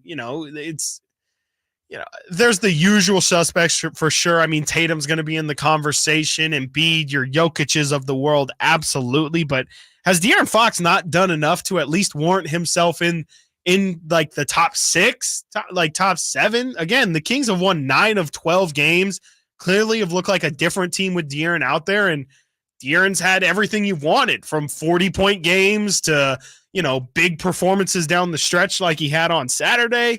What's the dude got to do to get into a top 5, squeeze into the conversation, man? Because if you're 10, realistically, you're not in the conversation. Not really. That's an honorable mention at that point. So right now, Jokic 1, Luka 2. Okay. Joel 3. Okay. Tatum 4. Okay. Giannis 5. For sure. Shea 6. Okay. Kevin Durant 7. KD is going crazy. I will give KD his Anthony credit. Edwards 8. Okay. Kings beat them head to head. Not that the head to head. I don't even want to say this next name. At 9, who is 9? You didn't say Tyrese Maxey. Is Maxey at 9? Wrong Tyrese, brother. Yeah. Okay. Tyrese Halliburton. Yeah, that's 9, ridiculous. De'Aaron Fox 10. Okay. Devin Booker 11. Okay. Stephen Curry 12. I mean, sure. I mean, again, maybe this is more of a product of the sense that the conversation is still so open, like no one really has been running away with it. But I don't know. From what I've seen with my eyes, I think De'Aaron has played to the level of all of those guys, and I know that that's a pretty big statement to make. But with how important he's been, like, this is a team that really, again, doesn't rely heavily on one star, in the fact that he still is able to shine brighter than everybody else. Like, he's not getting fed like Luka is. He's not getting fed like Joel Embiid is. De'Aaron is a part of a system, and he is rising above that system more so than I think anybody else in the league right now. And, maybe you can punish him a little bit for having those good other teammates, but to me, it's just been clear and obvious that he is the thing that he's the straw that stirs the drink. He is everything to this team, or at least has been so far throughout this season. So. Let me tell you something. Very similar to the Brock situation. Yeah. We had these same conversations. Absolutely. Now, not the gameplay. Yeah. So I don't want anybody on my helmet about the gameplay, but just as it pertains to being slept on a little bit, Brock comes out, takes care of business, national TV, against the Eagles in Philly. This is what it is. And we talk about opportunities. Obviously, there are more opportunities in basketball because you have more games. Today is a huge opportunity. You got the in-season tournament. So the writers, everybody knows the NBA is pushing this thing. So De'Aaron, you get in there, you do your thing. Give me a 40 burger tonight. You need at least a 30 burger tonight and a W. And I know we're asking a lot, but this is what it takes to win when you are in a smaller market like Sacramento. That's just the truth. That's just the truth. That's what it comes down to. What else? You're also going up against another name that they were trying to make the face of the NBA, but he can't stay on the court, but he's been playing lately. Zion. Yep. You go away from this game talking about De'Aaron Fox and not Zion Williamson, that's a win, okay? You know that meme where it's the Grim Reaper and they're going through each door? Yes. And so if you're De'Aaron, you went through the Jokic door. Okay, you went through the Anthony Edwards door. Okay, you went through the Steph Curry door. All right, here's an opportunity to now go through another Zion Williamson door. All these, and later in this month, you'll have Kevin Durant. The Suns will come to town, and it's not a back-to-back, but it's 2 games back-to-back. Not a no rest, but you get the Celtics. And then you get the Suns, and I will be in the building for that Suns game, okay? So you got Tatum, take down Tatum. You get Durant, you take down Durant. And Booker. All right? So I know, Chris, I know you wish he would be higher in this conversation. It's still early, and he will have a bevy of opportunities to come through and get it done. Got to get to a break. I know Chris has a lot to say. Got to get to a break. When we get back, continuing to break down the in-season tournament, what happens if the Kings win? What happens if the Kings lose? Stiles and Watkins, Sactown Sports. Will Kyle Shanahan and the 49ers brass go all the way this season? Could the Niners win their first Super Bowl since 1995? Join us throughout the season to hear all the games and all the analysis on Sactown Sports at SactownSports.com. Get year-end pricing during Happy Holidays at Folsom Lake Honda, your one-stop Honda shop. Folsom Lake Honda is your one-stop Honda shop for great pricing on our entire selection of new CRVs, HRVs, Ridgeline Civics, and Accords. Plus, with low finance and lease options, now's the time to buy. Hurry in and save during Happy Honda Days at Folsom Lake Honda, or go to folsomlakehonda.com. Folsom Lake Honda, yeah, your one-stop Honda shop. Discover your dream home at Subcontractors United, your source for all home improvement needs. A talented team of home services experts is ready to make your projects a breeze. No more endless internet searches. Find your contractors in one place. Enjoy stress-free service absolutely free, with no hidden costs and no account to set up. Transform your living space into something extraordinary. Visit Subcontractors United today and experience the joy of hassle-free home improvement. Dream big at subcontractorsunited.com.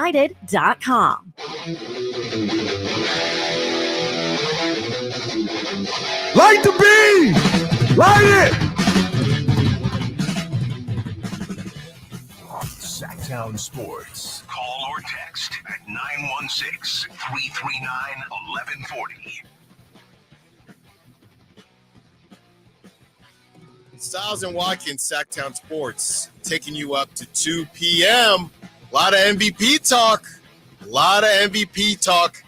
Today as it pertains to Brock Purdy, De'Aaron Fox trying to become a part of the conversation. Depending on where you look, you will see De'Aaron Fox either second or third as far as odds to win the in-season tournament MVP. And I think that's a big deal. That would help, right? If we're talking about really your help. MVP case, it'd be hard to not win the MVP of the in-season tournament, which is pretty much, I think, going to be a representation of the first half of the season.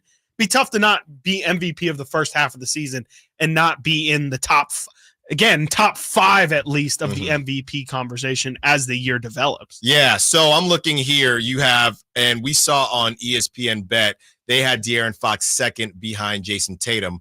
DraftKings has Jason Tatum 1, LeBron James 2, De'Aaron Fox 3. And I think what that is people feeling like LeBron just wants to add to his collection and will blow it out and do whatever he needs to get this MVP, because as it stands right now, the Lakers are probably not winning the whole thing.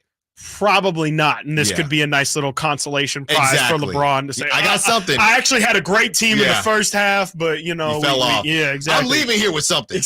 Exactly. 2 rings. Yes, exactly. So, we'll see. It'll be interesting to see how that kind of thing develops. It's interesting to me that KD isn't mentioned on there. If I were a betting man, again, I would probably look for Kevin Durant or Devin Booker, because I would assume whoever wins the tournament will probably be where the MVP falls. But to De'Aaron Fox's MVP case, by the way, for the in-season tournament, it's not just about the knockout rounds. It's about the totality of the tournament. De'Aaron's second right now in points per game in the in-season tournament. He's played 3 games. He's averaged 36 points per game in those 3 games, only behind Donovan Mitchell's 39.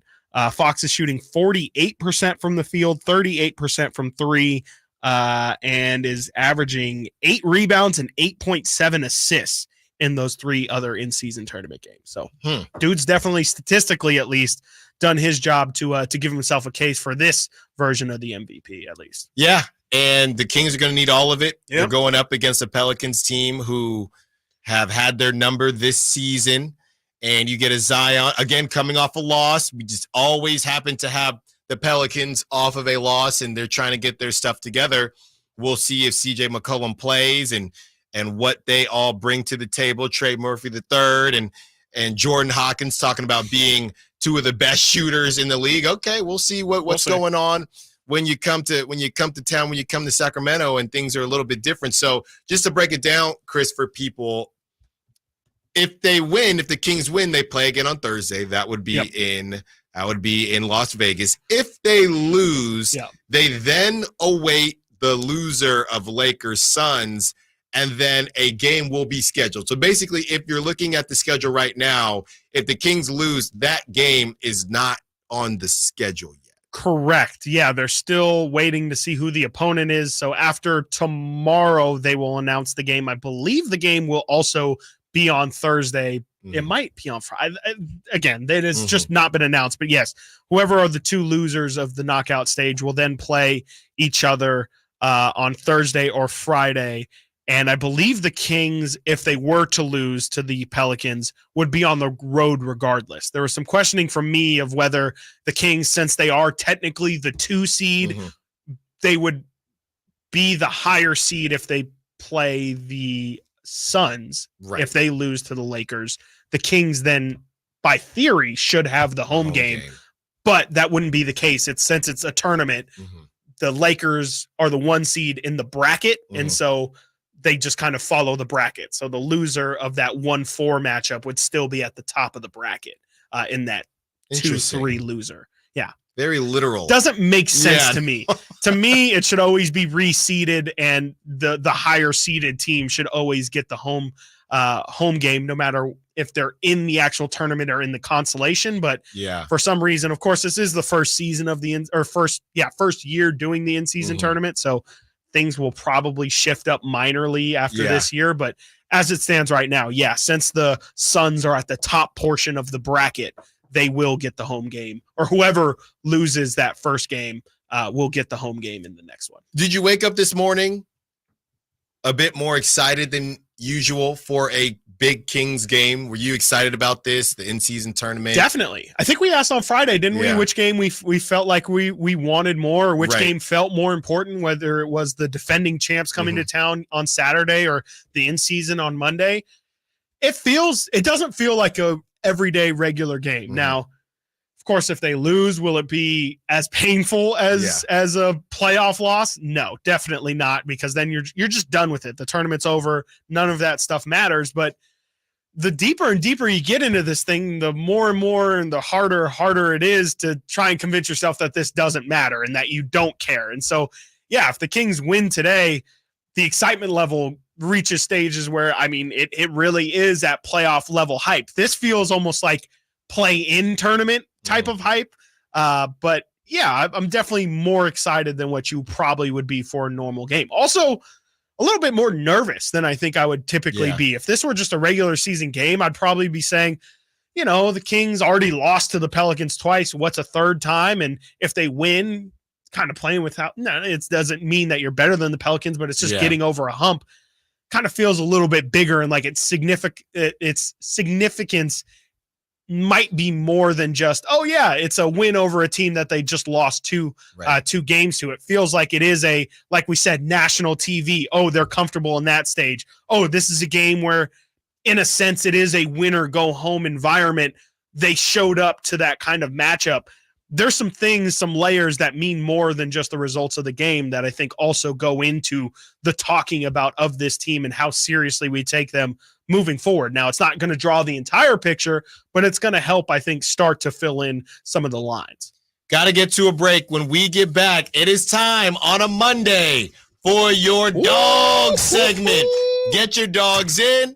We'll talk the dogs from the Nuggets games, who showed up, who showed out, all that and much, much more. 30 more minutes with the Stiles and Watkins. Sactown Sports. The Sacramento Kings conquered the Thunder, the Spurs, the T-Wolves, and Warriors for an undefeated run through Group C of the in-season tournament. Tough ball away, bank shot is good.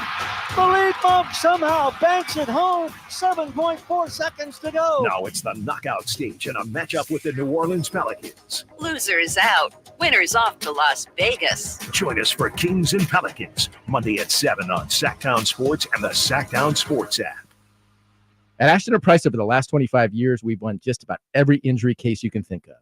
Slip and fall, falling merchandise, fell through rotted decking, we won those. Dangerous stairs, falls into holes, dog bites, won them. Injured while pedestrian or on a bicycle, auto, motorcycle, big rig, company vehicle, Uber, or Lyft accident, we've won them all. And the best news is there's no fee until you win. So no matter how you got injured, remember, for the best advice, don't think twice. Call Ashton & Price. This holiday season, create a fun and joyful memory for you and your loved ones. Come light the world and help those in need through the Giving Machine in the Roseville Galleria Mall, November 16th through December 10th, and in Modesto at Valley Fair Mall, December 11th through January 2nd. Choose from local charities serving your community or from global charities worldwide. Come feel the Christmas spirit at the Giving Machine. Learn more at Giving Machine Greater Sacramento Modesto.org. What's for dinner? Burgers? After last week, no thanks. Avoiding foods due to fear of diarrhea, gas, bloating, stomach pain, or loose, oily stools? It may not be just stomach issues. It could be EPI, or exocrine pancreatic insufficiency. EPI can cause uncomfortable symptoms because it's a condition where the pancreas doesn't release enough digestive enzymes to break down food. But EPI can be managed. Use the symptom checker on identifyepi.com and talk to your doctor about your symptoms. That's identifyepi.com. Sponsored by AbbVie. This is Jeff Scott. Did you know there's a way to outsmart COVID if you get it? Now, there are medicines that can treat COVID whether or not you've been vaccinated, which is great news, especially if you're over 50. If taken in the first 5 days of having symptoms, COVID medicines can help stop the illness from getting serious. Call the healthcare provider or the statewide COVID hotline at 833-422-4255 to learn more about COVID medicines. Brought to you by the California Department of Public Health. It's Credit Christmas at Prestigio Jewelers. Get the gifts you want this year. Prestigio guarantees your credit up to $10,000.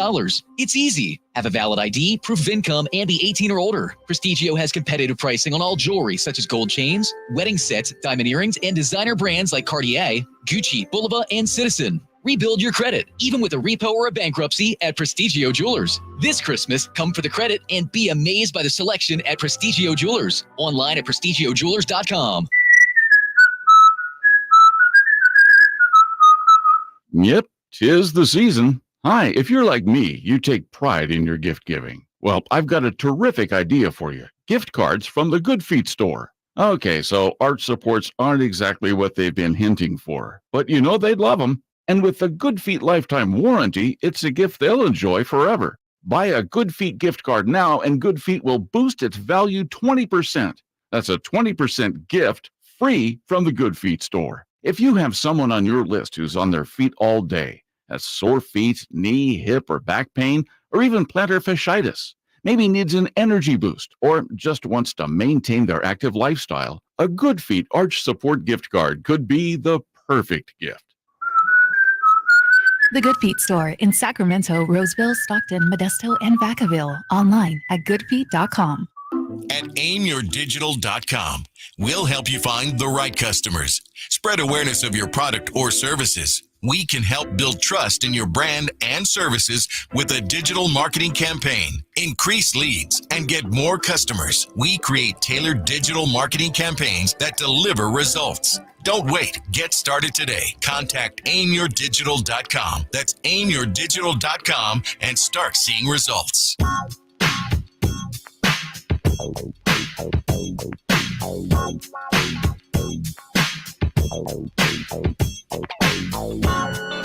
Sactown Sports. Call or text at 716-339-1140. Stiles and Watkins, Sactown Sports, taking you up to 2 p.m. Got some news before we get to our dog segment. You have Shohei Ohtani. There has been a lot of talk about Shohei. Shohei just followed huge Sacramento Kings fan Logan Webb on social media. And there is a lot of talk about the Giants still being in on Shohei and Yamamoto, both of those guys. It might be a situation where you could get both of them. Logan Webb was big on the push too, wasn't he? Wasn't he one we gotta publicly make it happen. advocating for hey, Shohei? So he just followed Shohei on social media. Or Shohei just followed him. So Shohei just followed him. So maybe not a big deal. You think they win? I can't imagine those two hanging out, going to Rockland together, just kicking it there somewhere. Kicking it. I can't. I was gonna be like, at the Rockland Ale House, but there's nothing in Rockland. There's no like. Come on, that's what we doing shout here. Out Rockland. And Logan Webb actually follow each other, so there would be no negative talk about Rockland here. I got family there. Isn't Topgolf technically in Rockland? That was Roseville. Lincoln. I don't know. That's like, dude, it's a mess out there. You stay. Yeah, I can't. Stay away. There you go. So there's the news on Shohei, and it is expected. This is actual news. It is expected for Shohei to make a decision this week. Oh, yep. Yes, I saw that this weekend. It is expected for Shohei to make a decision this week. People thought the Braves made a move for Jared Kelenic out of Seattle. And so people thought that the Braves were out. The Braves are not out. Right. Even if you are out, you're not going to say that, right? Of course not. So, I mean, imagine Acuna and Shohei. It's ridiculous out there. Better than the Dodgers, at least. Better than the Dodgers. So we're keeping an eye on Shohei watch to see what happens there. A's are in the mix. A's are in the mix. That'd be the most money they've spent maybe ever. That's right. Like as an entire franchise. They just gave Shohei their franchise. Yeah. You want to go to Vegas? You can move wherever you want. Yeah, wherever. Yeah, They're actually, and the Giants are actually in the runnings for Shohei Ohtani, who is a cousin. All right. What was that, a 2? Give me a 2. All right, Nate, what was your news on Big Dom? Jeez, dude. All right. So Schefter, this comes from Schefter. I think it was about an hour ago. But the NFL, Adam Schefter, of course, the NFL is reviewing the sideline incident between the 49ers linebacker, Dre Greenlaw, and Eagles head of security, Dom DeSandro, per league office. This is there's an expected follow-up to be with the Eagles this week. So nothing about the Niners. It seems like the Eagles may have to deal with this issue. Like Dom shouldn't have been there in the first place. Like what Niners fans, I guess, have known for this whole morning.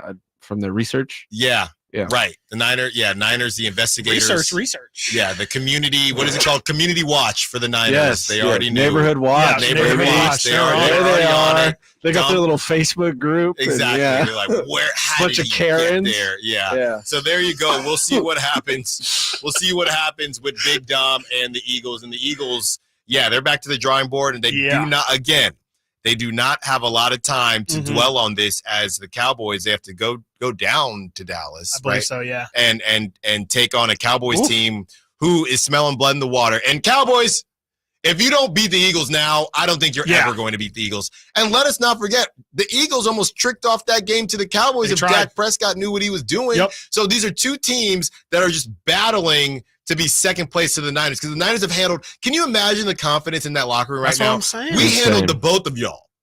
And the Eagles barely beat the Cowboys, and it's probably going to be another. The only thing, if I'm a Cowboys fan, that would make me feel good about possibly taking on, especially with the Eagles being wounded like this in the gauntlet, the only thing that I think will move the needle for me with the Cowboys is if the Cowboys blow the Eagles' doors off. If they win in a close game, I don't think it changes anything for me, to be honest with you.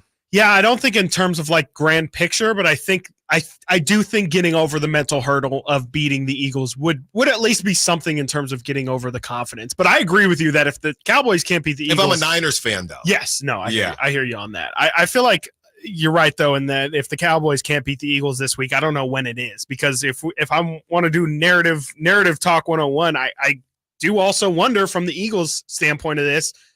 Is there a little bit of looking themselves in the mirror? I mean, those, like, they were meant to be the bullies. They were meant to be the tough guys, and kind of got punked a little bit playing their own game. The Niners were like, no, we're going to bully the bullies. Like Jalen Carter, crying in the middle of that game, getting over emotional. How about that now? There's a lot of boo-hoos. How are you going to cry in the regular season? Yeah, there are a lot of boo-hoos. I don't know. I mean, it was kind of like the Eagles thing. If you want, like, they were the bully in school that was talking all this talk and, didn't really get into many fights. But then, what happens when the bully gets stepped to and gets shown that you're not the biggest bully around, and just because we're not loud about it, and Niners were loud about it, but just because we're not over here the ones being talked about as the big bad out there, do the Eagles kind of need to look at themselves and say, I don't know what our identity is anymore? Like, how shook are they from that loss? Yeah, and honestly, like I said, just shake it off? My phone was just blowing up between my buddies from Philly. And honestly, I think realistic Eagles fans, I don't think they thought this was going to happen, but I think most Eagle fans were worried about that offense. For sure. I think they all were. They're not worried about the defense, though, too? Well, no. I think the secondary, yeah. I think the only thing the Eagles fans felt, is we got to get to the quarterback. And that's what Drape said, to his point. Yeah. We all knew, and Dumas said that too. If you can't get to the quarterback, and, Kyle Shanahan, that first quarter, okay, this is what they're going to do.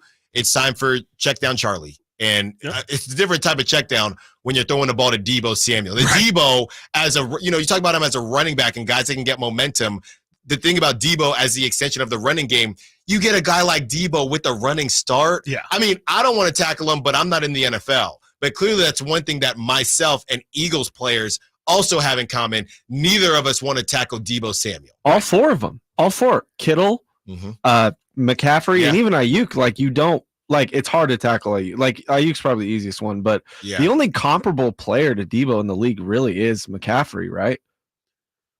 Probably when you're talking about like the way they fight like to somebody. You were talking about that athlete stat, how they just like I don't know who else is like that. Yeah, it's not finesse really too much. Like with McCaffrey, it more is. It's Deebo, it's brute force. Right. But, they're very similar to each other. I do want to ask you guys something really quick. It's bugging me all day. Who let the dogs out? There you go. Nicely done. It is time for the dog segment, and you get to hear the dog bed because of the W on Saturday. And by the way, because I know everybody likes to joke me about my, being from the Bay, so I had to go to the ugly sweater party. Yes. So this is the first time I kicked it. This is a close crew of mine. One of them had an ugly sweater party. Did you pick up the ugly sweater? I picked it up at Target, and I picked it up because we were rushing because on Friday or Saturday? Saturday. Oh, day before of. We drove to the city, So there was and baby girl was still sleeping. So I ran into Target, find the first sweater I can find. It was definitely women's. I rocked it anyway. Didn't realize it was women's until I put it on in San Francisco. Tight. Well, the bottom was a little loose. It was a crop top. It was open a little bit. And I put it on the medium one. I'm like, man, okay, I've been eating good out here in Sacramento. I don't know what's going on. Didn't put on the large one until because we got to the house and I put it on. And the open was it was just so super open. I thought, this is women's. This is definitely women's, but it's all I got. So I rocked it, and everybody there was joking me. All right, Alan, are you lighting the beam now? What's this? What that? I'm like, hey, man, we lighting the beam out here. And then the Kings came on. I convinced them in San Francisco to put on the Kings game. We're all rooting for the Kings, and that, my friends, is how you do it. Let's start with our dogs. From Saturday, I had Kevin Huerter, and I will not be picking Kevin Huerter anymore. He has lost your confidence. He's lost your faith. I want him to ball out, so I'm just going to stay away from him. 16-6, it was okay, but definitely wasn't a dog-like performance. And there was probably some better options out there, but your heart was in the right place. Be free, Kevin. Yeah, exactly. Be free. Someone else can take you. Someone else. Who did I have? I had Domantas Sabonis. I forgot. I made a big thing about the Sabonis and the Jokic matchup, and when you're looking at the head-to-head comparison, I think Jokic probably got the advantage with his 36-point triple-double, but it's not like Sabonis didn't show up. No, he wasn't. It wasn't great. I don't think he was a dog. Wasn't a dog-like performance. No. And then Kyle had Sasha, who had a plus 14 at least, but I would say all three of us whiffed. Yeah.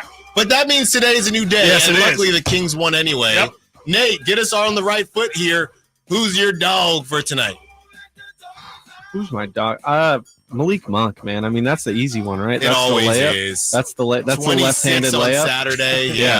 Yeah. I got to go with Malik, dude. I mean, it's just nonstop with him. I hope they pay him. They keep him with the Kings. I think teams are going to be gunning for him, especially if he's in the mix for Sixth Man of the Year at the end of the season, which I think is legit possibility. He clearly loves Sacramento. After the game Saturday, he said it feels like we got the whole city behind. Took a picture with the beam too, right on his Instagram. And everyone's like, Malik Monk is one of us. He is, so truly. I'm right there with you, Nate. He is, like I said, coming out here and having my family and people that haven't watched as much Kings basketball begin to watch the one guy, honestly, that stands out.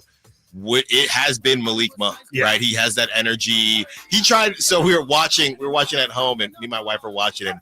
That random dunk he tried on the baseline, that was a couple games ago. He had no business trying that when dunk. They were losing? Yeah. And he tried a ridiculous dunk on the sideline. And it was just like, what is he doing? That's what he does. That's what he does. That's just what he does. And you're not mad at it. No, and then in the no. clutch, he's amazing for the most part. He's been amazing. He is outstanding, especially against Warriors. That is Nate's dog, Malik Monk, the Monkey Yard dog. Chris, who you got? Also, I want to point out for Malik, Hunter Patterson put this on my radar. Malik and De'Aaron have combined for at least 50 points in 4 straight games. That's ridiculous. Wow. That is absolutely insane. I really want to go De'Aaron here. It feels easy. He kills the Pelicans. 2 of his top 10 scoring games of all time have been against the Pelicans. He's got 2 40 burgers against them. I want to go De'Aaron so bad. It feels too easy. You know what? Let's put it on Keegan Murray. Let's put it on Keegan's back tonight. He's got a big defensive matchup, regardless of who he's on. If it's Brandon Ingram, you can win dog and not. Oh yeah, you ain't got ball out offensively. No, the stat sheet doesn't have to scream it. It can be a visual thing. It can be a spirit thing. He's going to have a tough matchup. If it's on Zion, that's a big body that Keegan kind of frankly has struggled with physicality throughout his NBA career, not just this year. That would be an interesting matchup. They believe they threw HB on Zion for that first matchup. So he's got to go against BI. That's length. You got to get in his space. And, we've seen Keegan show up to some defensive matchups. I think Brandon Ingram is a really good test case to see if Keegan can kind of be that guy that I've talked about where they don't have anyone to throw on Paul George or Kawhi or, no one's got anyone to throw on Giannis, but those bigger forwards that Kevin Durant of the worlds, the LeBrons, if Keegan can guard those guys as well, that's huge for this team moving forward. So I want to see Keegan.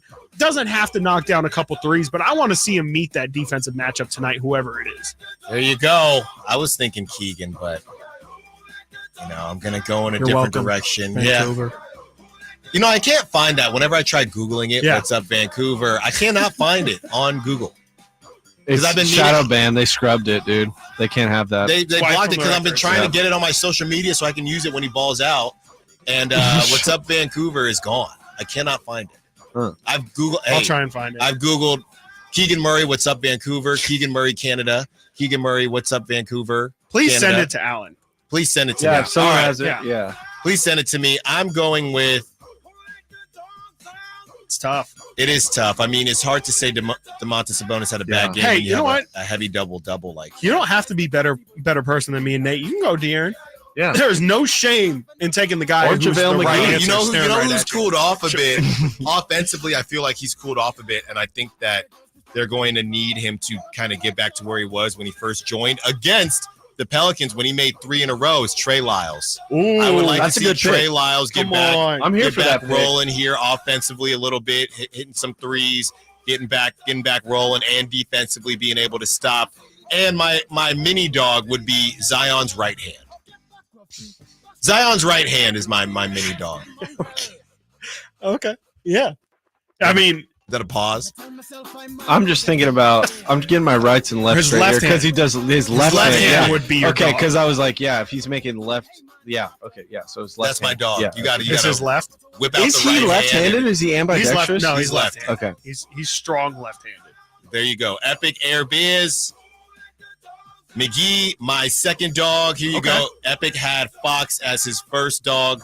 There you go. Obviously, Mid-Rock talking about the Kentucky Day. Caesar 916, Keegan Murray is my dog as well. There you go. Got to keep the dogs coming in. We will continue to read them. Got to get to a break. When we get back, more Stiles and Watkins, Sactown Sports.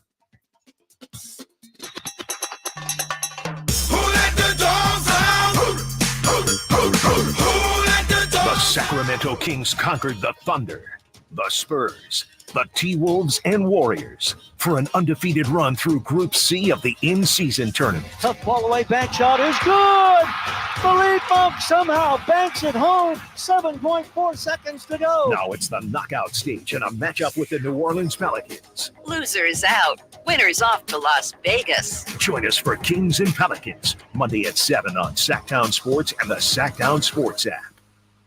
Winter is coming. I know you know that, but are you prepared to keep your family warm all season long? At American Energy Heating and Air, their goal is to exceed your expectations of the heating and air industry by valuing the customer experience and making your home comfort system as efficient as possible for the most value.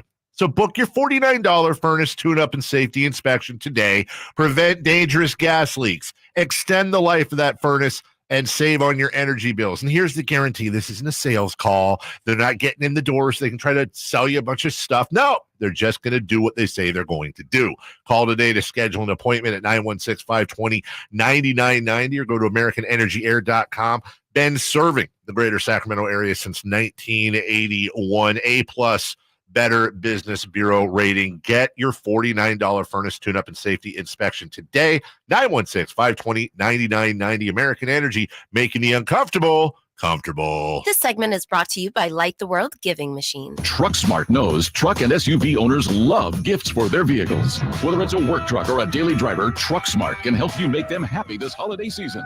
Truck steps, trailer hitches, toolboxes, suspension products, off-road gear, and more. TruckSmart stocks the right products that fit and last for years. Need help with an install? Trained techs are on hand to get it done right. For 35 years, TruckSmart has been the source for great products and service. Visit TruckSmart today in Rockland or Auburn. TruckSmart, your truck's gonna love them. Golf to Go is brought to you by the Hagen Oaks Golf Super Shop. Here's Frank LaRosa. Golf Digest sins of slow play suggest precious time is wasted waiting for your turn to hit. If you're on the other side of the fairway, you can take your practice swing while someone else is playing their shot. And if you're walking, when you get to the green, leave your bag closest to the next tee box. Golf is social, but tell your great story while you're walking the fairways and not on the tee box or putting green. Next, don't be delusional. If there's only a remote chance of reaching the green or clearing a hazard, just lay up. The group behind you will love you for it. If you have to take a call, move away, and maybe even sacrifice your involvement in the hole to keep things moving. And last is not hitting the ball. PGA Pro Mike Bender wrote Golf's 8-second secret and argues that the time from when you set your lead foot, step over the ball, and swing to finish should take 8 seconds, but most take twice that long, with practice swings, waggles, and whatnot. For a bogey golfer, that's an extra 12 minutes times 4 golfers. Remember, golf is a game. Have some fun, but do it expeditiously. That's your Golf to Go. I'm Frank LaRosa. At Jim Boy's Tacos, you get a ho lot of flavor for under $10. Our classic number 2 combo meal spreads cheer with a farm-dusted ground beef taco, scratch-made bean and cheese burrito, and a soft drink. So jingle on down to Jim Boy's or order online at participating locations. Woo-hoo-hoo!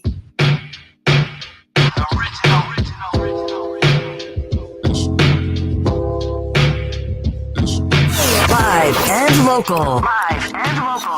This is Sactown Sports.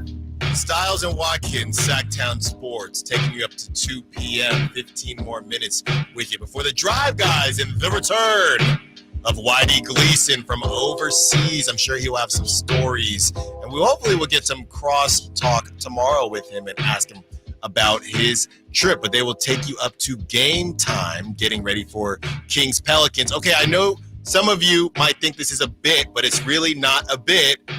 Another one. Hashtag DJ Khaled. Shohei Ohtani has just followed Casey Schmidt on Instagram. Yes. Okay. This would be so not nothing. I don't know how the Giants, because I was in the camp of this being possible. Yeah. When the Giants were in contention at the beginning, first half of the season.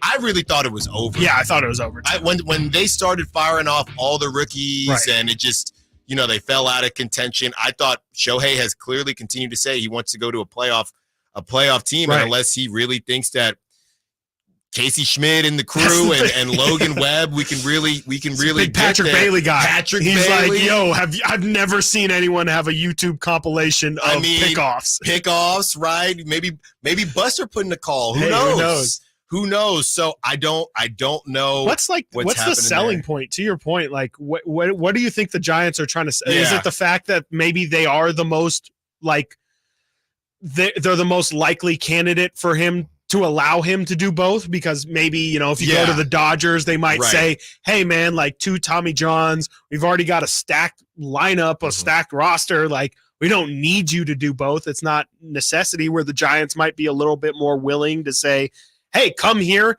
You'll be the face. Like the Dodgers, you might get swept up in the Freddie Freeman, the Mookie you know what you sound like. Yeah. What's that? You sound like the Nike's pitch to Michael Jordan in Air. Interesting. That's exactly what it was. Yeah. Right? Hey, don't go to Converse. Right. Don't go to Converse. Don't go to Adidas. You're just going to be another guy. Yeah. You can be the guy. Now you have to be you can be the guy on the Pirates, right? You were also just the guy on the Angels. Right. And how did that turn out for you? Yeah, exactly. Maybe it's not great to be the guy. Right. You want to be one of the guys, right? And Logan Webb, what was he, second in Cy Young? Cy Young voting. So look, maybe the Giants have some action. I know Giants fans can't deal with any more heartache in that regard. Obviously, I'm not comparing that heartache to A's heartache, just heartache when it comes to free agents and arson. Just getting that arson. Shout out arson. I got I don't know, my jersey's still in the mail. I haven't gotten it yet, but the arson judge. So maybe the Giants can actually make this happen, but they wouldn't be done. I think you go out and get yourself, I know he had a good season, so maybe that price tag,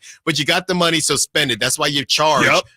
That's why you charge $20 for a Gear Deli ice cream sandwich and the lobster rolls. Man. Okay, so that's why you charge it. Go out, get Cody Bellinger, get some of these guys. No disrespect to Mike Yastrzemski. Yeah. No disrespect to, Slater and some of these guys that have been around the block. But it's not a matter of, we got him for a good price. Well, that's cool, but you're trying to play him at a premium situation or at a premium position. Exactly. That's not how this works. So we will definitely keep an eye. It has been reported that Shohei wants to make a decision.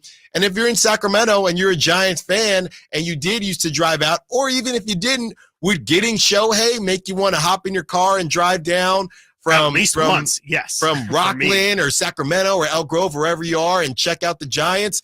Is that the line, right? Because, as much as I think that Cody Bellinger's good and Juan Soto, I don't think that's getting you in, putting the butts in the seats to drive from Sacramento or wherever it is. I think you need that star. And even if he's only hitting, he is so good. Yeah. And we talked about the blank check that kind of went viral on Twitter, joking about the movie Blank Check from the 90s. But it seems like it hasn't really affected it too much, right? Feels like it really hasn't affected how much money that Shohei was going to make. So we will keep an eye on that as we get you ready, get you set for Pelicans and the Kings. Real quick, Vikings fan, I know. Yep. Jordan Love, are you a little worried at all?